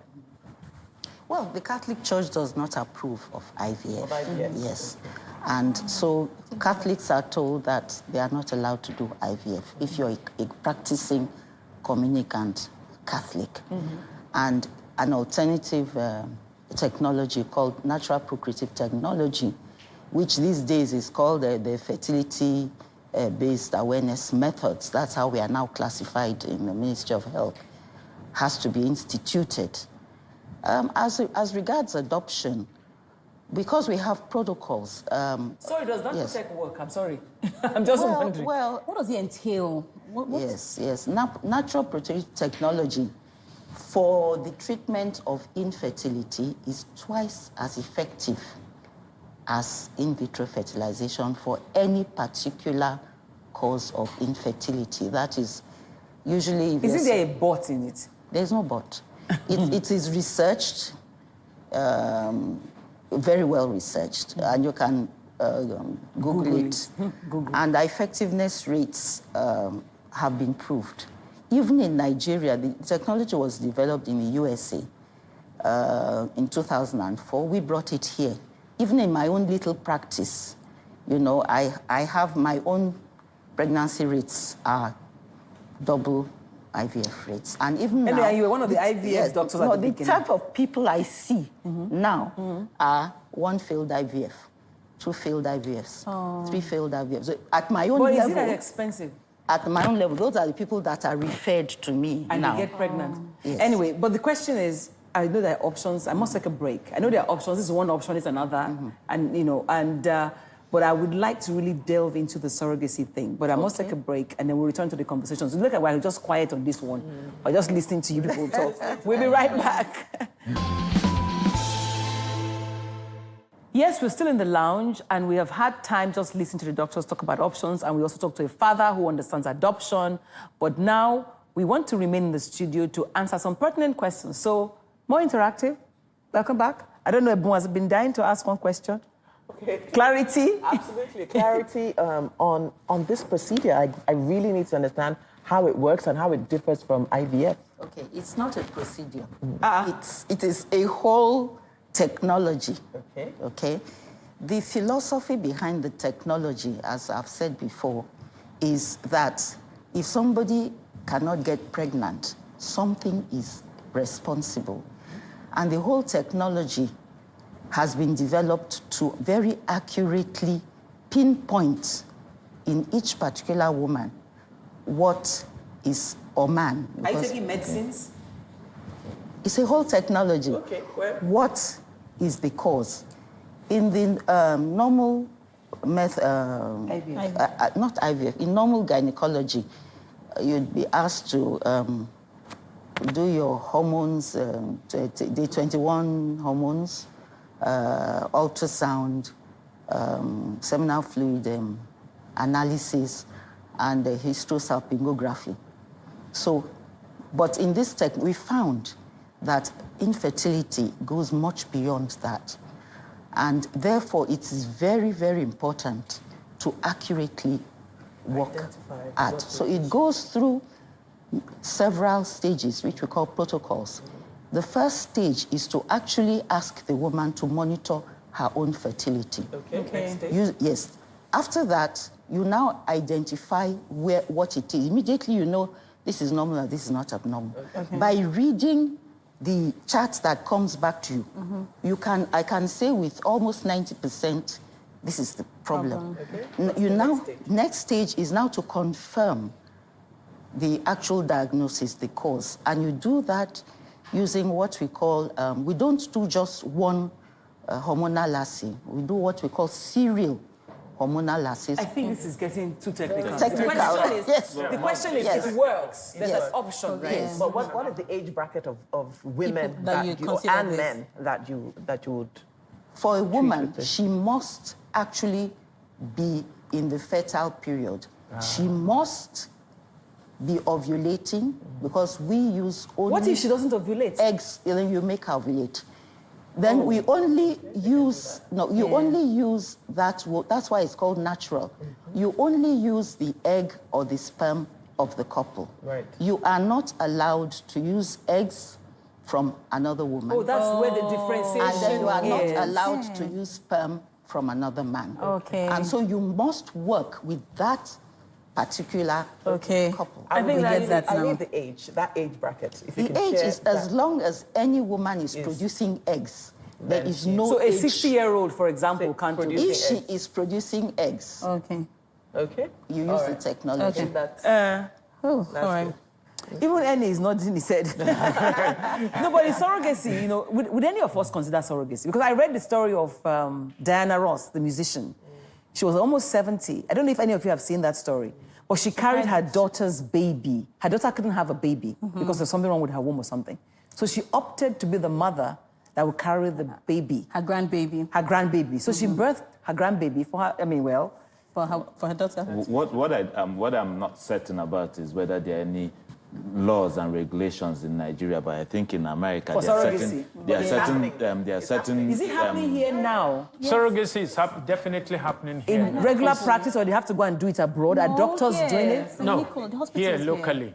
And well, in fairness, because of the nature of it, lawyers are involved because agreements have to be signed, you know, in terms of let this person not go and claim another child, you know, things like that. So quite a lot of groups, whether professional or agencies, are involved just to make sure that everything goes right. But it's happening here in Yes, Nigeria. but I want to know, are you allowed to know? So I know someone that did surrogacy and then it was successful, but they didn't get to meet the surrogate. But another person told me that she did it in a hospital here in Lagos. And then she got to meet the surrogate. She wanted to inspect the surrogate, to be monitor sure that the there's no surrogate mental and all that. illness And I'm in the like, family. is that allowed? Now, normally in my clinic, what we do is the fact that you want surrogacy, we get you to an agency, it's left for you to decide. By and large, if it concerns me, I would encourage that you do not know the surrogate. Yes. That's it. But some people will want to know. Normally, what you have just said, the characteristics of the person who is going to be the surrogate are shared with the person wanting surrogacy, so that you know the characteristic. It's not this person, it's not this characteristic, it's not that characteristic. The person who's going to carry the baby for you. Please, how do you find these surrogates? Well, do we go to register? If I feel like I'm very fertile, can I go and register and get my 3 million naira? Because I hear it's as good as that. they pay people. Of course. That's the issue. That's the moral unethical, issue. Whether you should be able to earn a profit or get paid to provide surrogacy. I think in America it's illegal to get paid to. It's going to be, I can't contest that because I don't know about that. But I believe that, for example, let's say I'm a woman and I surrender myself, I want to become a surrogate. I don't know the person.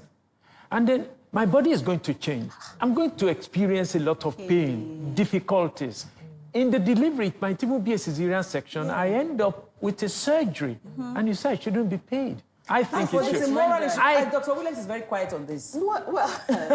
Well, let me just say that I have always recently looked at surrogacy as adoption of embryo. Because when he was talking about adoption, so when people come to me, you know, because of my own point of view, I say, look, if you are going for, because the type of people we see these days who are coming, you know, women who cannot, have babies, who are over 40, 50, 60, they don't, I tell them that, look, just go to an adoption agency and adopt.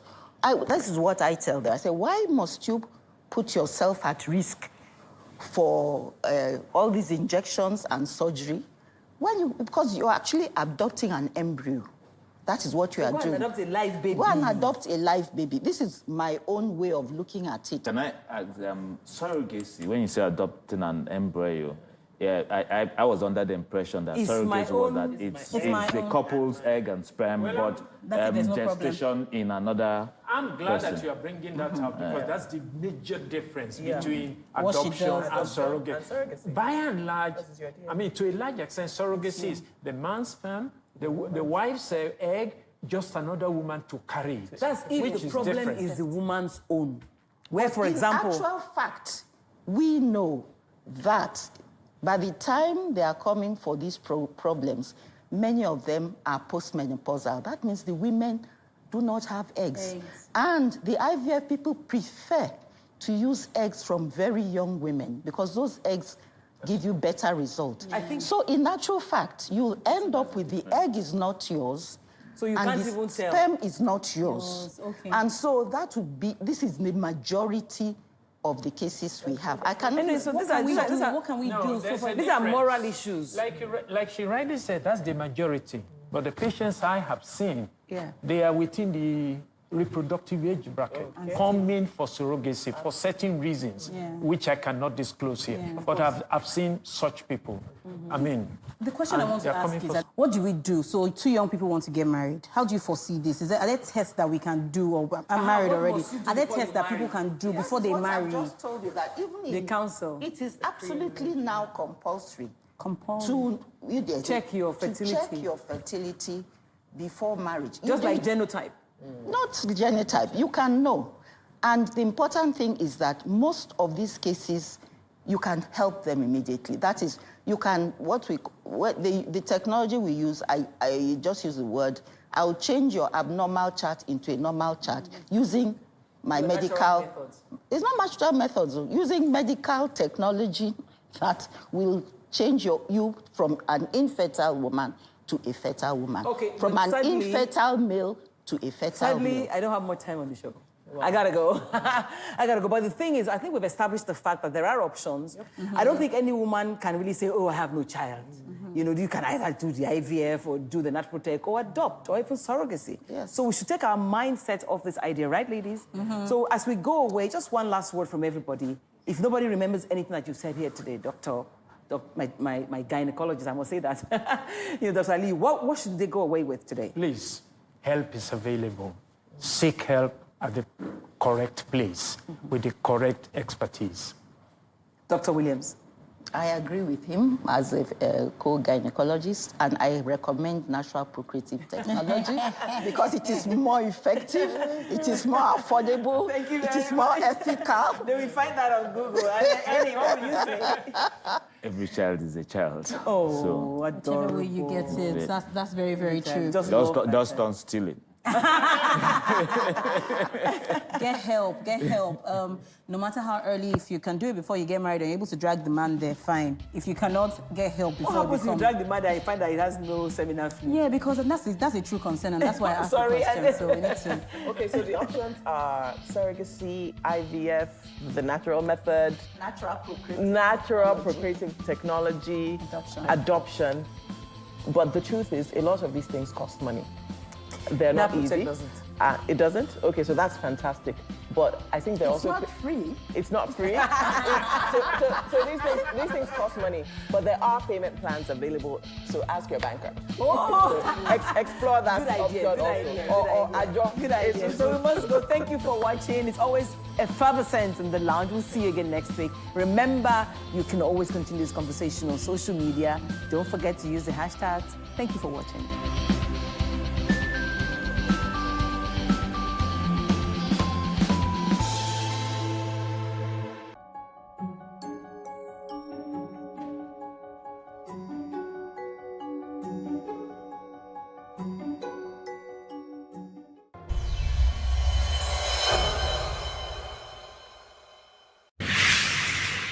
So what are the top decisions that the United States considers necessary that Nigeria must take? I like to think of my interactions as conversations, not interviews. And that's why I say asking questions is both an art and a science. Everyone says in Islam you are allowed to have 4 wives. Is it mandatory? The right question enables answers that educate, inform, clarify, and help you, the viewer, to better understand the issue before making up your mind. Our goal is to reduce from 10 to 2 days the time it takes to register businesses in Nigeria. Join me every week on this station, Plus TV Africa, and gain exclusive access to my conversations. I'm Angela Ajetumobi.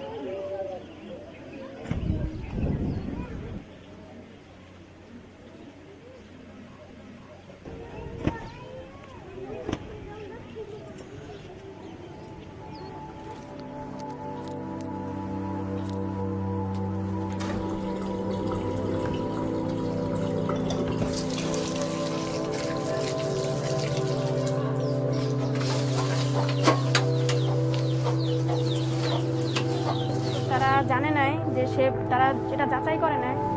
আমার নাম মাহি, আমার যখন 11 বছর বয়স ছিল নিজেও জানি না।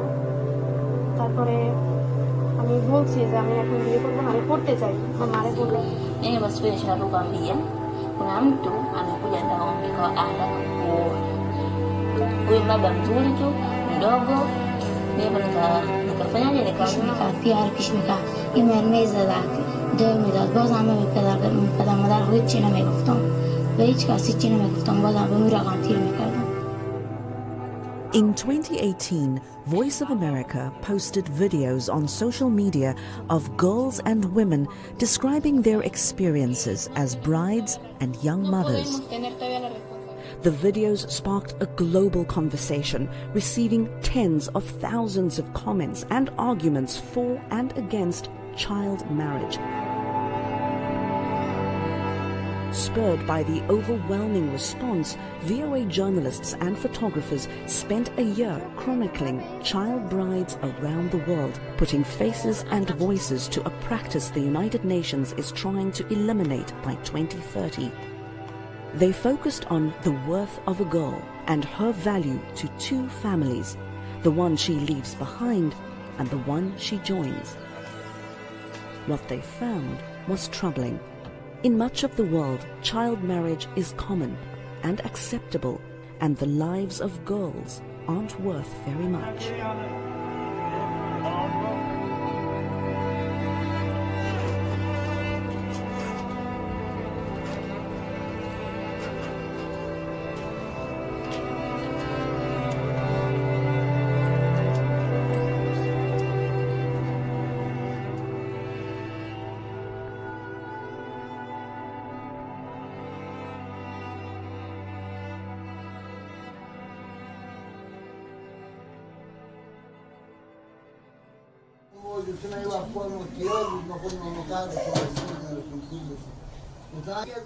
به مکتب میرفتم صنف 7 بودم، در روز بمونده بود که امتحانا سالان نخوابدم که برم صنف 8.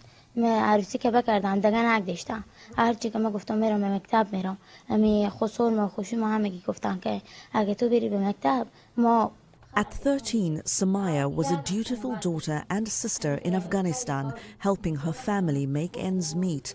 her father sold her to an abusive relative for $3,300. این مرمی زدک دو میداد باز همه پدر مادر خود چی نمیگفتم به هیچ کسی چی نمیگفتم باز هم به می رقم تیر میکردم همین تا با مشت و لغت مردم مرمی زدم و دو میدادم فاش میگفتم مثلا اثری نمونه به جمعه شلاقی چیزا نمیزدن که اثری بمونه.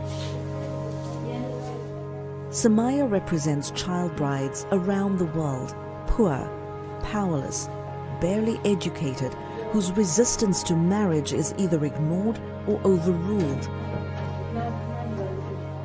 Like most, she had no choice in the decisions made by the grown-ups in her life. She was a business deal.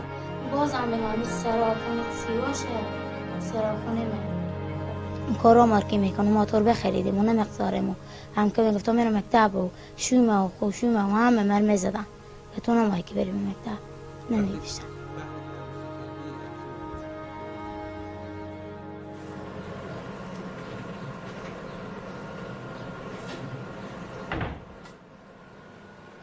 Unë quhem Orkita Driza, jam martuar në moshën 13 vjeç e 7 muaj.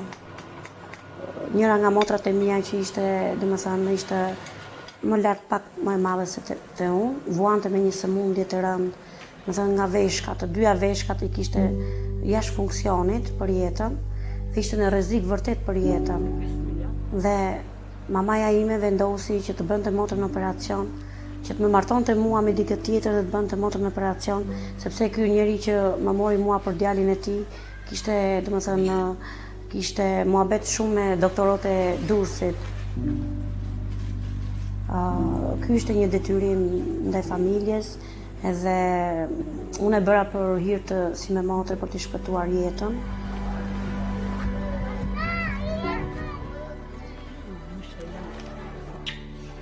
Më vajti vajza Bleona 11 vjeçe, edhe merrti dikush ma kërkoi po nga komuniteti, po ishte egjiptian.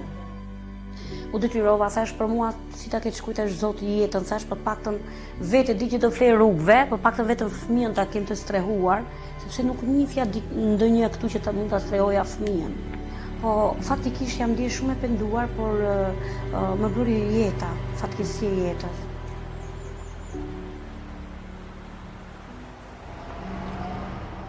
Child marriage is not confined to girls in poor, developing countries or members of a certain religion or tribal custom.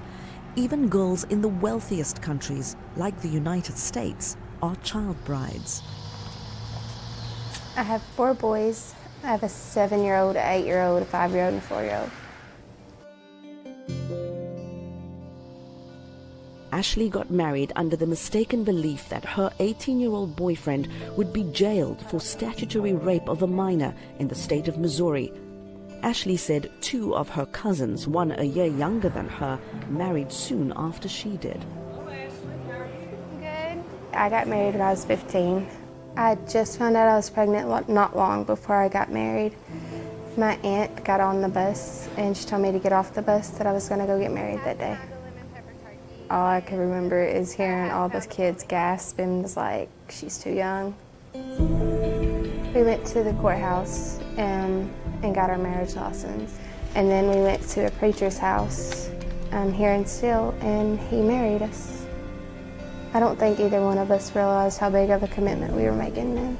No, that day I think I was happy, but I know there was definitely fear and doubt in my mind. I mean, I was happy that I was about to do what I thought was start a family, and I was excited more for the future than I think I was for the present.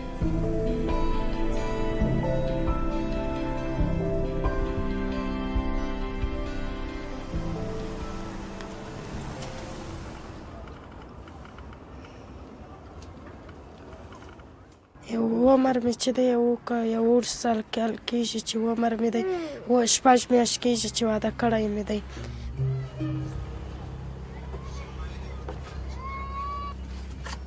دلته راغلی مور مې ډېرې قرض وکړي په قرض کې خلک پاوې وړي.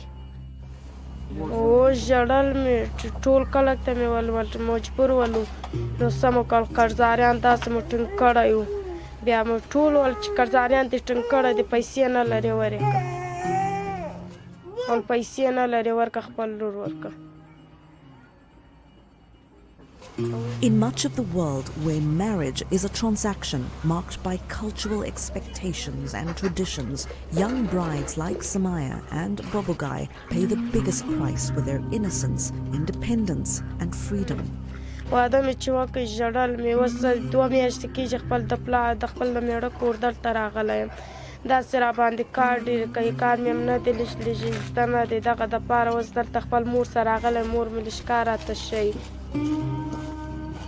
ژوند مې مخته هم دغسې و تماس سبا ووتم ماپښین د عینونه 500 روپۍ 100 روپۍ 10 روپۍ کبان مې ټولول دا چې واده مې وکړ ما په دغه ورځ مې واده ولا زه ولاړم کباړ ته ولاړم کباړ مې ټولول کاغذان مې ټولول عینان مې ټولول خرڅ مې کړي نو ډوډۍ موټۍ راوړم دا کوچنی خوري چې خرڅ کړي نه که دغسې وژنه تجه ناسته دی. تو سالنډي مرض لا لرم ساه مې چې ډېرې بندېږي دغه یخ چې کېږي داسې ساه مې بندېږي تمام ورځ په بستر یم تمام ورځ جګرخونې کوم او تمام ورځ داسې ورته زړه مې دغسې اور وایم واخیستی.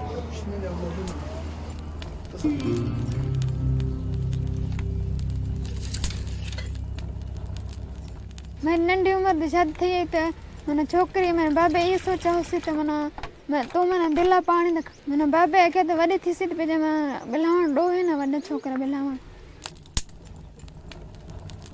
असारा नंढे वाला रवाज है ना नंढड़े उम्र ते शादी कर छोड़े दिया नंढी उम्र ते कर नितला पीछे मेरे बाबे मैंने दी थी मैं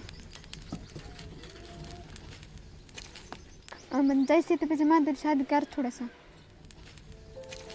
Over and over, girls are forced to leave classrooms where they thrived and into marriages where most of them never wanted to be. शादी का पहिरीं माना मां स्कूल वेंदी हुयमि त सुठो लॻंदो हो मां जब मां पढ़ां पोइ शादी खां पोइ मुंहिंजी शादी थी वई त पोइ मां चवंदमि पोइ बि मुंहिंजो शौक़ु आहे हो पर मां शादी के पीछे बि मां माना स्कूल माना शौक़ु आहे मेरे पढ़ण दा मां जब मां पढ़ां सारे छोकरे इवें करंदे न दिला पानी से चईंदे शादी कर छोड़े शादी के पहिरीं माण्हू आज़ाद हो माना घर जो कमु कार अपनी मर्ज़ी ते करंदी हुयमि पीछे वारा माउ पीउ वादे करंदी हुयमि न त ठहे बैठी हूंदी हुयमि वांदी बैठी हूंदी हुयमि शादी के पीछे वाला सॼी घर की जिम्मेवारी आ गई ना सॼी घर की जिम्मेवारी आ गई त सॼे घर का कमु कार माना ॿारनि खे संभालणु पीछे भी मैंने घर वाले मैंने पीछे रोक छोड़ा ना घर की सॼी जिम्मेवारी आ गई अपनी दीदी शादी माना वॾी थी सी पीछे करवाई सा.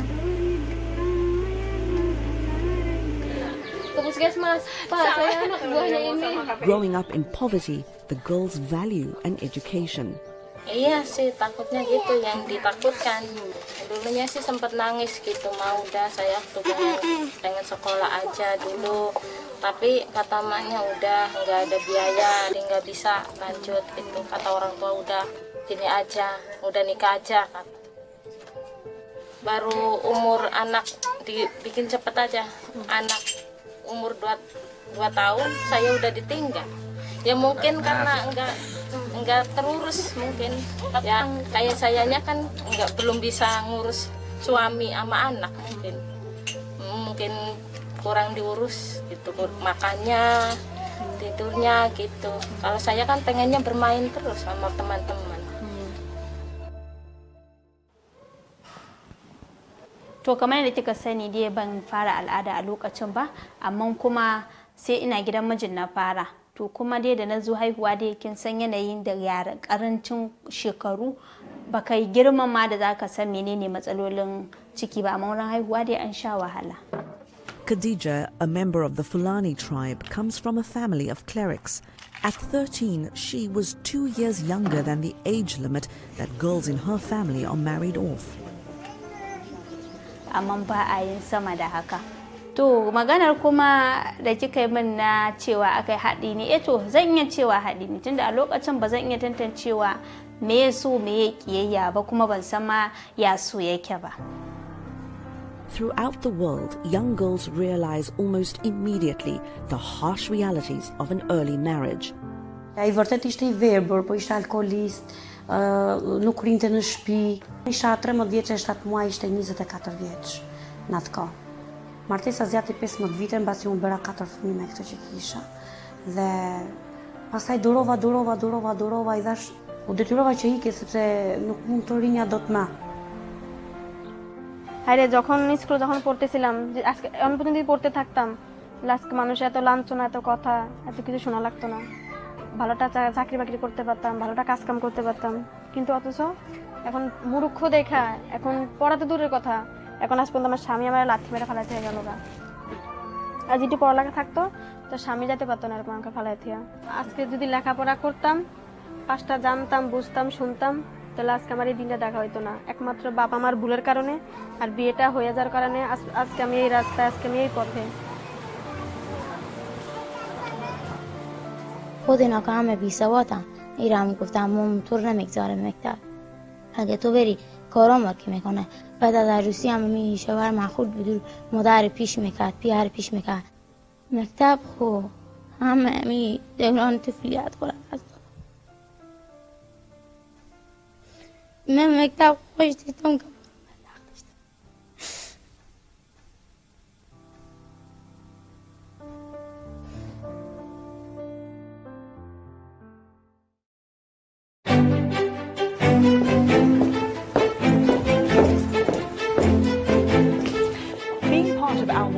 is about more than just sitting here and talking about women's issues. It's about listening to them and bringing their opinions to the table and making sure their voices are heard. Because our lived experiences, our stories, and our voices will help shape the next generation.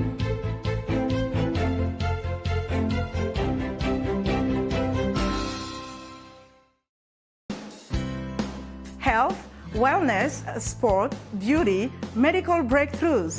Healthy Living cares about your well-being. Every week, connect with our experts. You can ask them your questions and get their advice. Join me, Lina Humudu, in Washington on Healthy Living, your new health program, right here on Voice of America.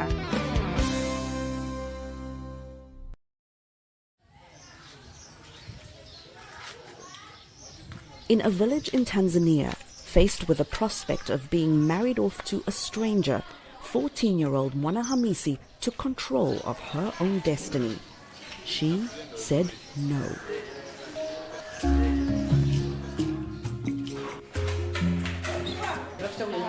Siku hiyo ikatokea shughuli, nikaenda pale katika shughuli za tuseme za shule za graduation, nikaenda tukafanya sherehe, nikasikia kama mtu na umri mdogo anataka kuolewa. Fika kituoni, akataja zile namba za simu, nikachukua zile namba nikaziandika, nikaondoka zangu nyumbani. Nilia, mama akasemaje, nenda, nikaondoka zangu. Niliondoka zangu hivyo fika siku ya pili ile, yule bibi akanipa ile simu ili niasiliane naye yule bwana. Aliponipa ile simu, mimi nikaichukua ile simu, nikaziandika zile namba, nikaanza kuwasiliana na polisi. Nikawasiliana nao, akaniambia inabidi ulipate hilo jina la baba na hizo tarehe. Ilifika siku ya pili, nikamuuliza mama, mimi naolewa tarehe ngapi? Akaniambia tarehe kuhusu ananioa nani? Akaniambia hivi vinavyokuhusu wewe hapo kaa. Akaja mwenyekiti wa mtaa. Ulipofika usiku, akaja mwenyekiti wa mtaa, akasema wewe ndo damwana? Nikamwambia ndio. Akaniambia aje, sisi tumepata taarifa kutoka kituoni kama wewe unataka kuolewa. Kweli wewe? Nikamwambia kweli. Kwa mwenyewe na mimi sitaki kuolewa. Basi mwenyekiti tena akatumwa aende kule eneo la tukio, akaambia hii ndoa isitishe. She now lives in a shelter with other vulnerable girls and dreams of a career in fashion. Despite a worldwide acceptance of child marriage, the young brides realize their own self-worth.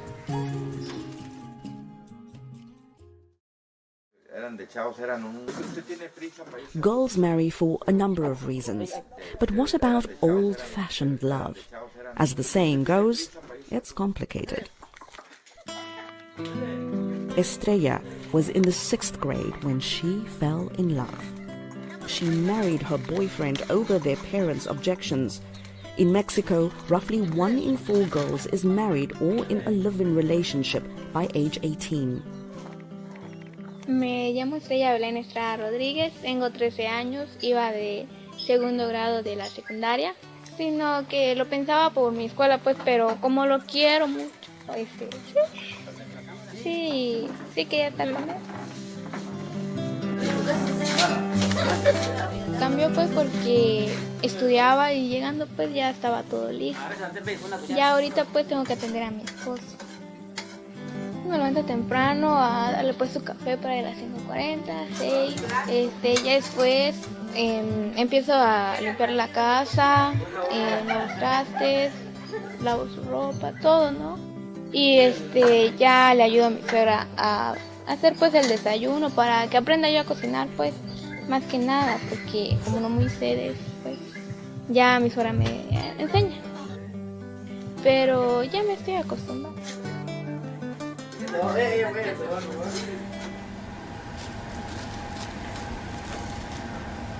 Okay, I live in Dyersburg, Tennessee. I work all the time, take care of my baby and the husband. That's about it.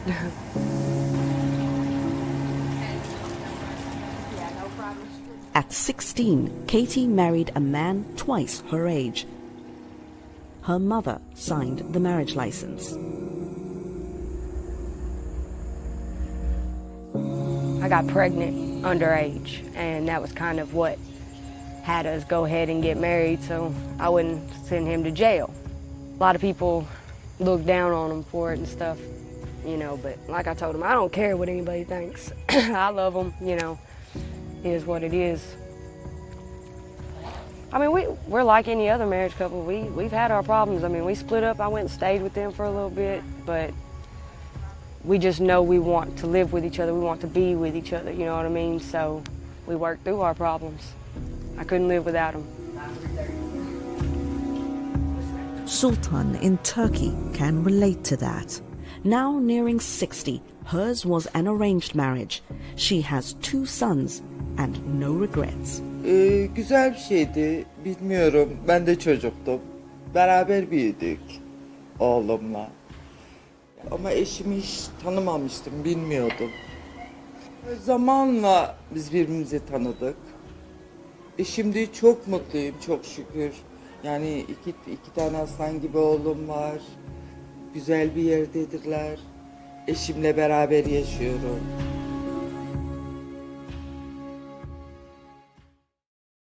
مدتی که اونجا در خانه بودی 1 سال ادامه میکنی و در خانه بودی برخورد اینا با تو چه؟ عکس‌ها ما خلیجی‌ها ببینن گناه نداره. هیچی گناه نداره.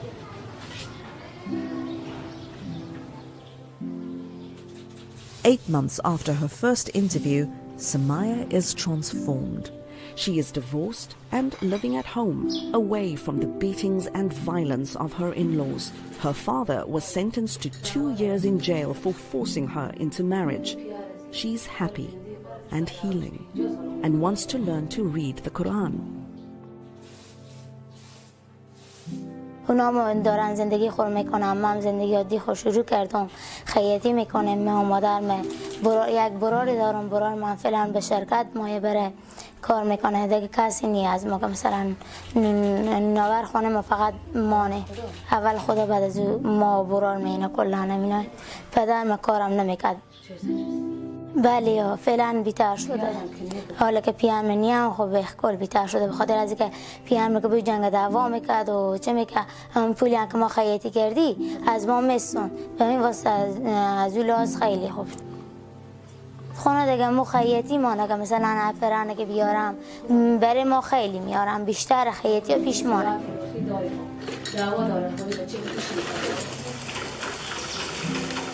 Na nikaendelea kusoma ile shule tuseme, ndoto zangu nataka niwe mwana design mzuri.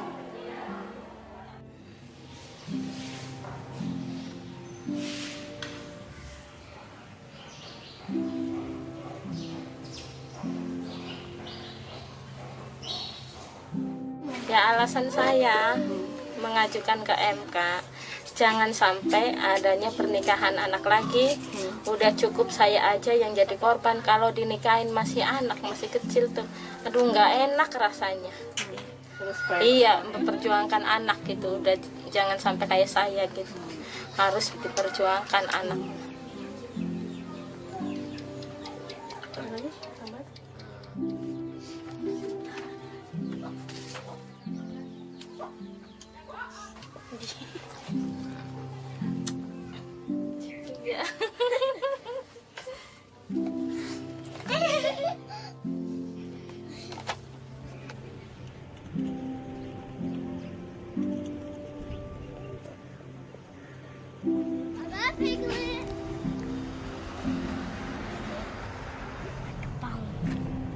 What about your microphone, Mama? It just stays there. Why? It just does. Nie minuty, ja to podzielu.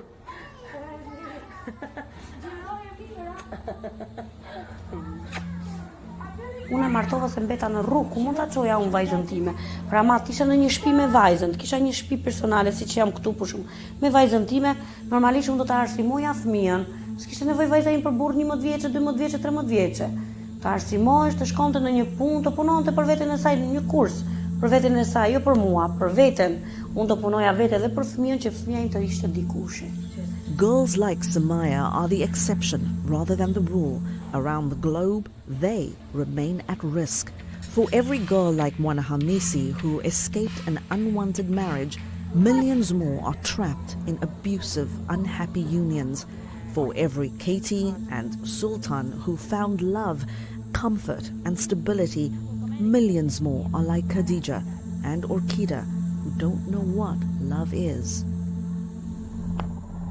Unë I bëj një mesazh të gjithë këtyre nënave, vërtet ne vetë jena martuar në një moshë të vogël, por të paktën fëmijëve tanë t'i japi një arsimim të mirë, dhe fëmia mund të martohet në një moshë e pakta 20 vjeç, e pakta.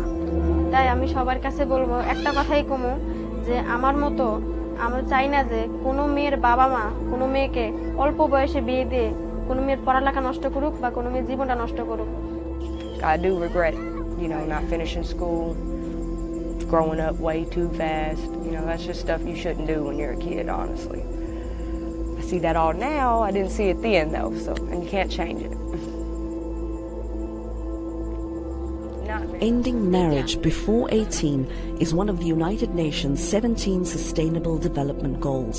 It asks that governments, civil society organizations, religious and community leaders and families work together to re-evaluate the worth of their goals. It's a community effort, it's a country effort, it's a global effort. So if somebody would have had a similar story to mine and would have told me, I wish that would have happened for me. I wish I had somebody to tell me that I was making the wrong choice.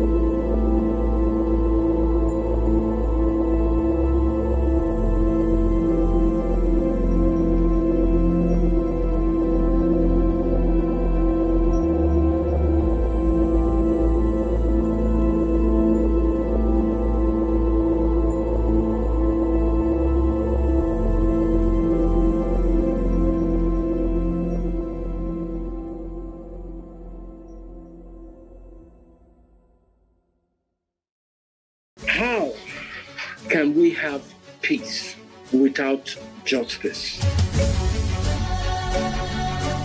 Plus Politics. It's not just another political conversation, it's about keeping you in the know. The relevant interviews, asking the tough questions to those that matter.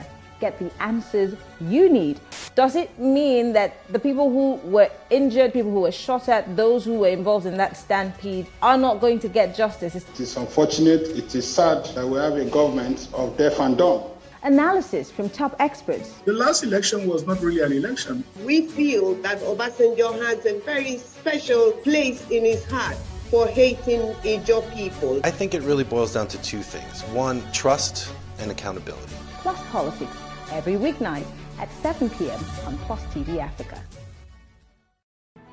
There is no voting on social media. To vote, you would require a permanent voter's card. To get your PVC, visit cvr.inecnigeria.org. Create your account with a valid email address and start the registration process.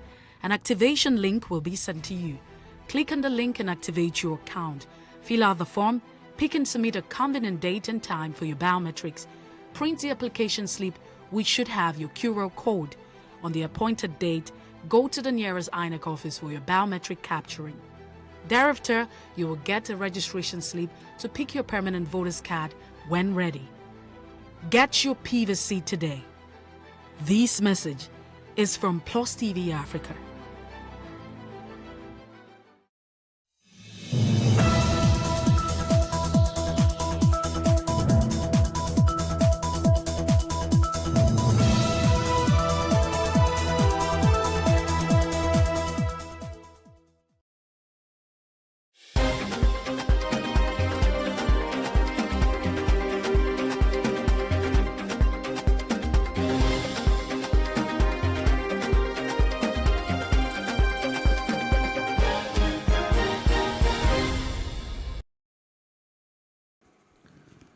Good afternoon, I am Messi Popo. This is the news update.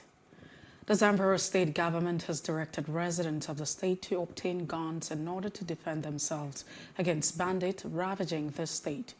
The directive was contained in a statement by the Commissioner for Information, Ibrahim Dosara. The Commissioner noted that the government had already concluded arrangement to distribute 500 forms to each of the 19 emirates in the state for those willing to obtain guns. Beyond obtaining guns, the state government also ordered for the recruitment of 200 additional community protection guards in each of the 19 emirates of the state. A Catholic priest of the Archdiocese of Kaduna, Reverend Father Winters Buhara, has been killed by bandits in Chikong local government area of the state. Until his mother, Buhara, was the chaplain of the Catholic community of the Kaduna State Polytechnic and the chairman of the Nigerian Catholic Diocesan Priest Association, Kaduna State Chapter. Although these police authorities have yet to confirm the incident or give details about the attack, the Chancellor of Kaduna Catholic Archdiocese, Reverend Father Christian Okweu, said the father was killed at the Nigerian prison farm in Kujama along the Kaduna-Kachi Road in Chikong local government. Former President Olusegun Obasanjo yesterday said picking a running mate in the 1999 presidential election was a mistake. He made the comment while speaking in Abeokuta at the Leadership and Entrepreneurship Mentoring session with a selected school student. When I was going to become president, but because it is a genuine mistake, God saved me out of it. You can say that. Some people thought it was a mistake for me to go into the army. Could have been a mistake. Or when Abacha wanted to arrest me, I was told by the American ambassador that they will arrest me and America has heard that I should be given an asylum. I said no, come home.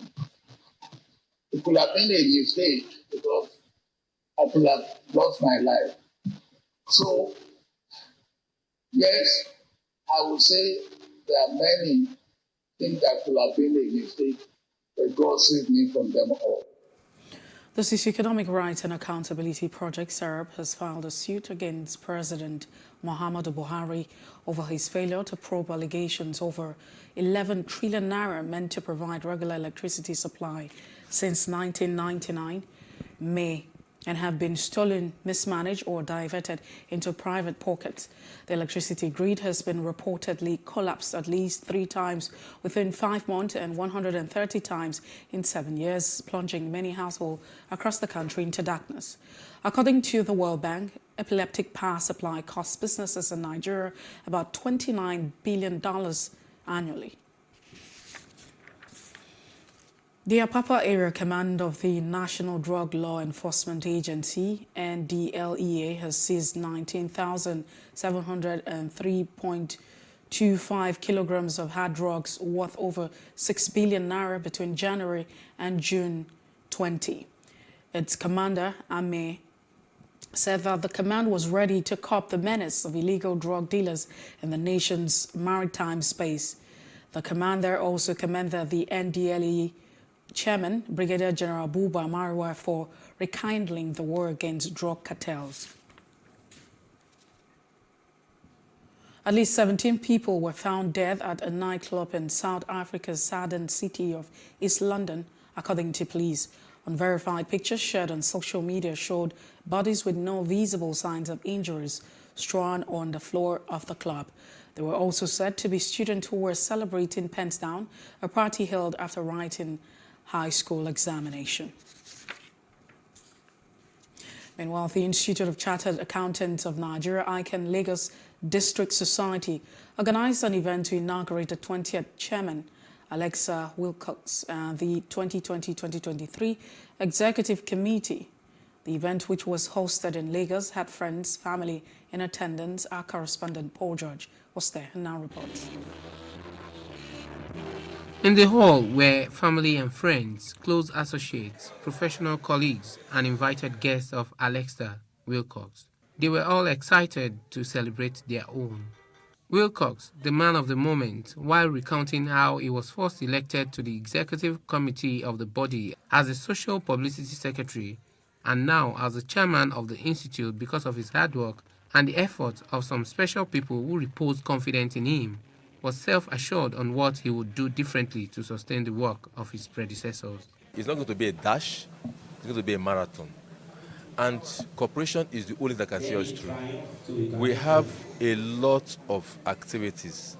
And what we are planning to do is to engage as much possible stakeholders.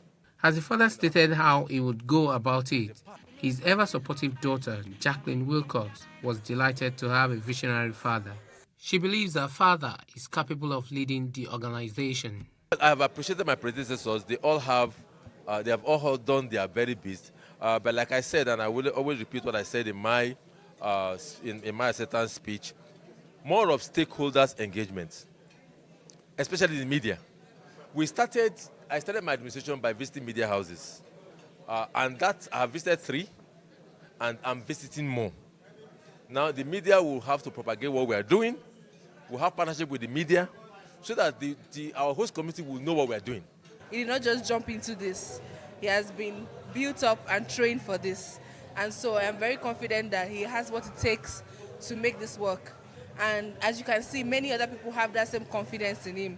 They have, gotten up to testify to all these attributes in him. For him, I just say, keep the flag flying, keep being you. All the attributes that you possess that have brought you up to this point will take you even further than here. His friend and professional colleague, Yinka Daudu, and an activist, Nelson Ekujumi, congratulated him and both said they have no doubt he will deliver in his capacity. Alexa is someone I have known for many years. As a matter of fact, we worked in the same office sometimes in the 90s. And I can assure you that he's a very, very reliable person. It is a well-deserved honor given to Alexa. He has put in a lot into that district, and it can only be better that he is given this position. I would describe Alexa, going by the encomiums poured on him today, as a thorough professional, a diligent auditor, and an accomplished accountant. So that tells you clearly that Alexander is a complete Nigerian. I'm sure these are some of the qualities that the members of his Lagos and District Society have seen in him. Friends, family, and invited guests congratulated him as they danced and wished him a successful tenure in office. Paul George, Plus TV News. And in entertainment news, controversial Nollywood actor Yul Edochie got social media buzzing after he shared videos of his family's visit to his dad, Pet Edochie's home.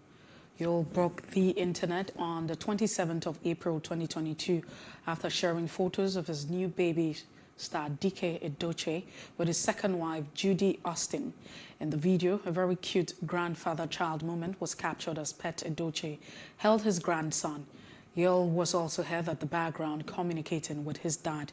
Captioning the video, he wrote, "Star Dike met his grandfather, Chief Pet Edochie, Ebube Dike." And in sports news, Gareth Bale published a video on Saturday on social media to announce his arrival at a Major League Soccer club in Los Angeles FC. Gareth Bale posted a video of himself wearing the team's jersey and a cap along with the message. The 32-year-old signed for Real Madrid from Tottenham Hotspur in 2013, scoring 106 goals in 258 appearances for the world's most decorated soccer club. The Welshman will be best remembered for scoring twice, including a stunning overhead kick in the 2018 Champions League final against Liverpool, and also netting a sub-winner against Barcelona in the 2014 Copa final. Despite the fine collection of the titles, 3 La Liga triumphs and 5 Champions Leagues crown, Gareth Bale's time at Real Madrid was marred by injuries. And that's the news update. For more stories, please follow us on Facebook, Twitter, and Instagram. And do subscribe to our YouTube channel at Plus TV Africa and Plus TV Africa Lifestyle. Many thanks for watching.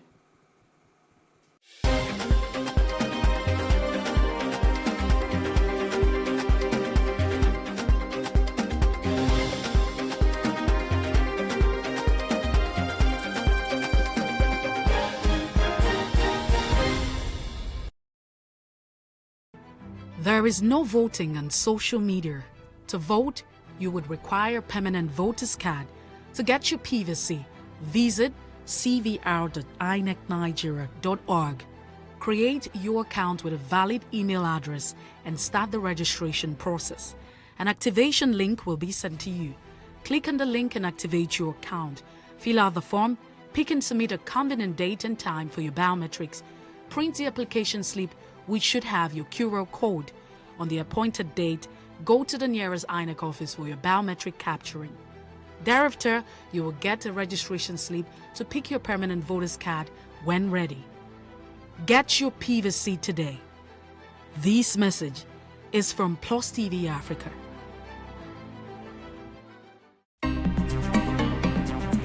Life can be fun and rewarding, but it also comes with some risk. As in business, you win some, you lose some. And that's why you need to be wise in the choices you make. It's like placing a bet. Again, you need to be wise. Wise in choosing an innovative platform with the highest market options and highest odds ever. That's why Winners Golden Bet, the leader in online, in-shop, virtual, and live sports betting, gives you enhanced platforms that offer you the best chances of winning. For betting on live soccer matches, live dog races, and virtual games. Winners Golden Bet is your best bet. Instant payment of winnings guaranteed. Play online or in any of our numerous shops nearest to you. Hey guys, be wise. Play on Winners Golden Bet. Winners Golden Bet, the wise choice. How can we have peace without justice? Plus Politics. It's not just another political conversation, it's about keeping you in the know. The relevant interviews, asking the tough questions to those that matter. get the answers you need? Does it mean that the people who were injured, people who were shot at, those who were involved in that stampede are not going to get justice? It is unfortunate, it is sad that we have a government of deaf and dumb. Analysis from top experts. The last election was not really an election. We feel that Obasanjo has a very special place in his heart for hating Ijaw people. I think it really boils down to two things. One, trust and accountability. Plus Politics, every weeknight at 7 p.m. on Plus TV Africa.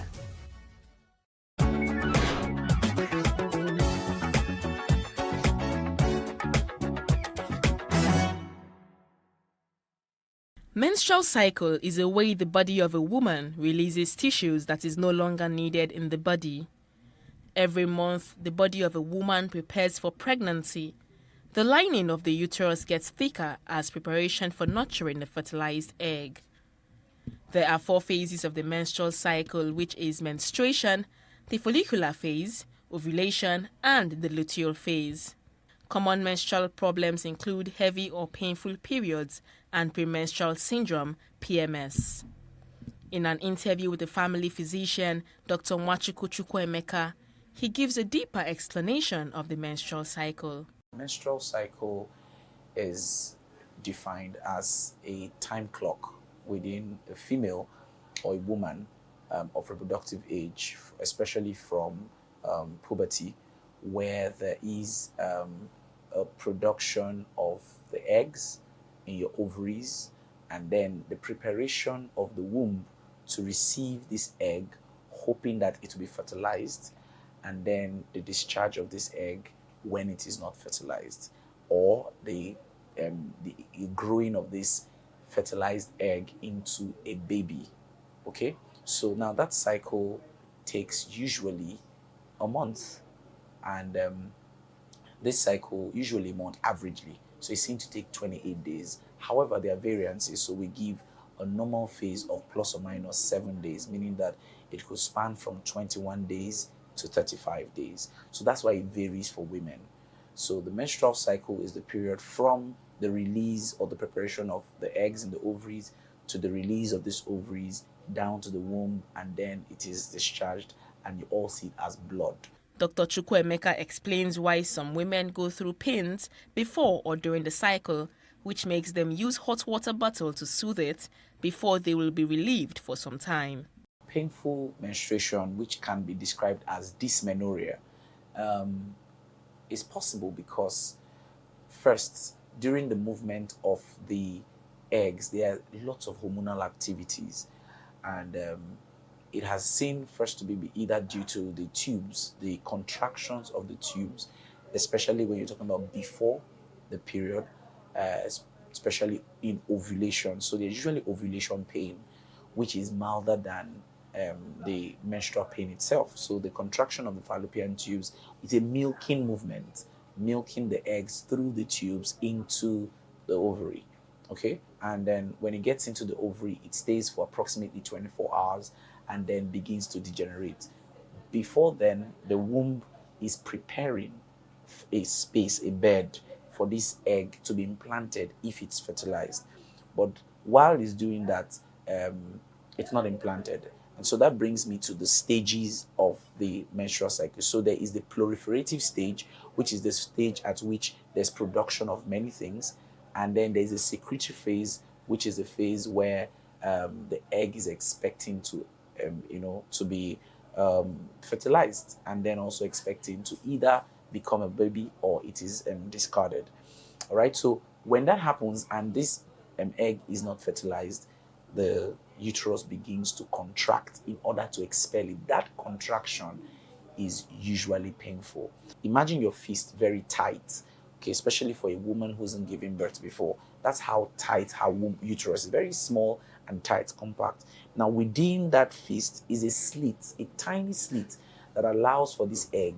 Now when this fist is going to contract on itself, the pain will be heavy compared to a woman who has given birth before. So there's a lot of space, and contractions, is a little milder. So that's why the painful menstruation gets better with childbirth. Okay, however, that is the typical case. There are atypical cases where the painful feeling increases even with age and childbirth. All right, but majority of the times it gets better in childbirth. So whether the use of the hot bottled waters or the use of drugs, the idea is that you're trying to reduce the level of tension this uterus go through to milk out all the blood, all the mucous layers that it has produced. Doctors advise women to keep the calendar dates to help monitor their menstrual period to ensure balance. However, they are advised to see their physicians when there is an imbalance in the calculation of their menstrual cycle. For imbalances in times of menstrual flow for many women, it's in the normal context. I said that the normal is 28 days plus or minus 7. Now, what that means is that you have a range from 21 days to 35 days. But ideally, there shouldn't be an excessive gap between the days. So when someone says, I have a 28-day cycle, what that means is it shouldn't exceed some days from that 28 days. When they cannot calculate it, there is an underlying pathology. There's a problem. There are few problems that have been identified or itemized. One of them is when people have pelvic inflammatory disease, things what you call the urinary tract infection or the toilet infection.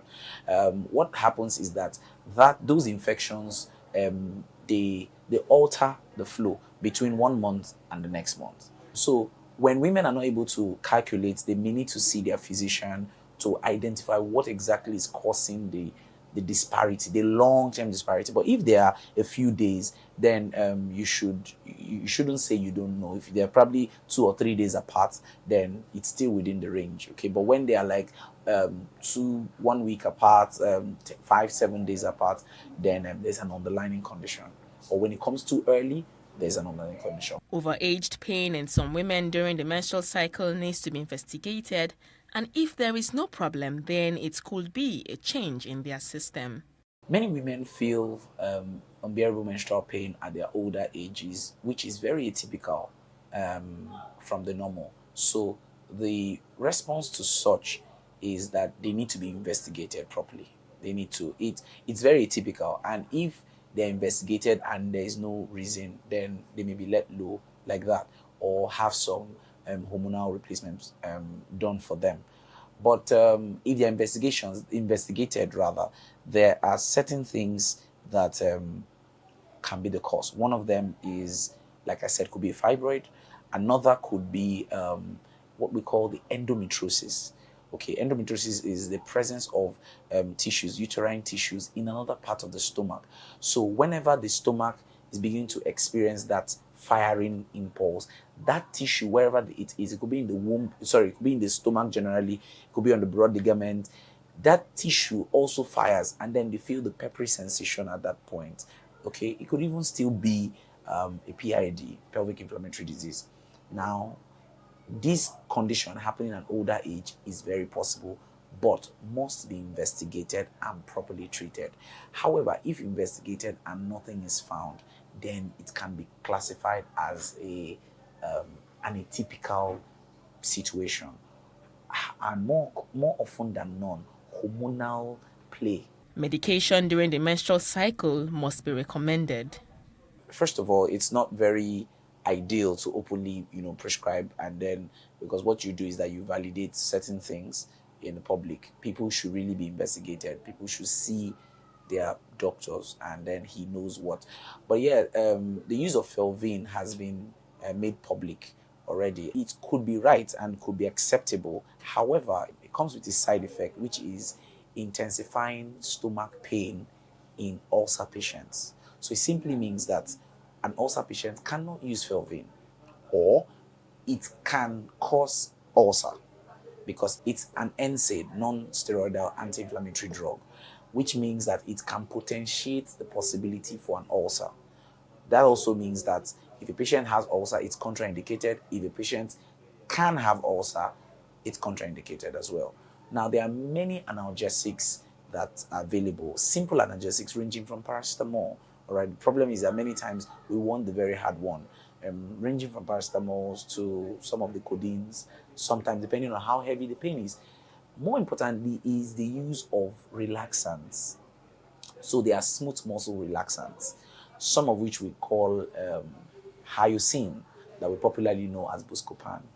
These can be used as well to relax it. But beyond that, there are many other treatment plans for painful menstruation. So these simple things can be used as well. Statistically, painful menstruation can be experienced in about 45% to 70% of women. From puberty to before conception, it can be seen in about 60% of women in that age group. Then, as they get older, it reduces. In the world population, menstrual pain is experienced in over 5,000 women to about 1.5 million in different locations. It is more prevalent in Africans than the Caucasians.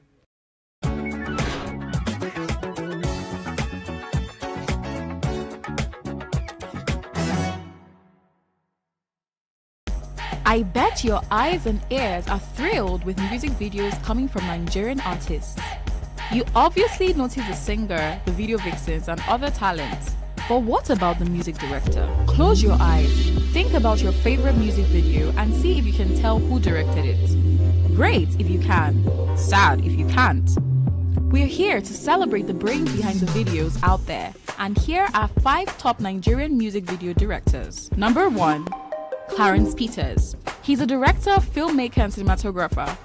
The founder and chief executive officer of Capital Dream Pictures was involved in a mobile-sponsored music video for a documentary on AIDS in 1998. He directed 40 episodes of the TV series Everyday People. Peters has also shot a good number of documentaries, TV commercials, short films, and TV features. He has directed music videos for recording artists such as Dare, Durella, Wizkid, Shei Shei, Burna Boy, Waje, Tubaba, Fino, Runtown, and Yemi Alade. Peters has won numerous awards for his works.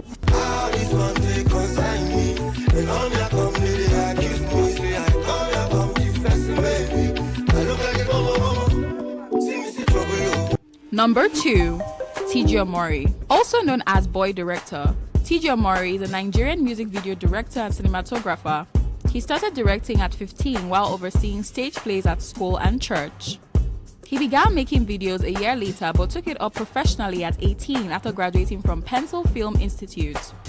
This made him the youngest professional filmmaker in Nigeria. He has worked with Olamide, Wizkid, Burna Boy, Techno, Kiss Daniel, Fireboy DML, Fowls, Timaya, Naira Marley, and many others.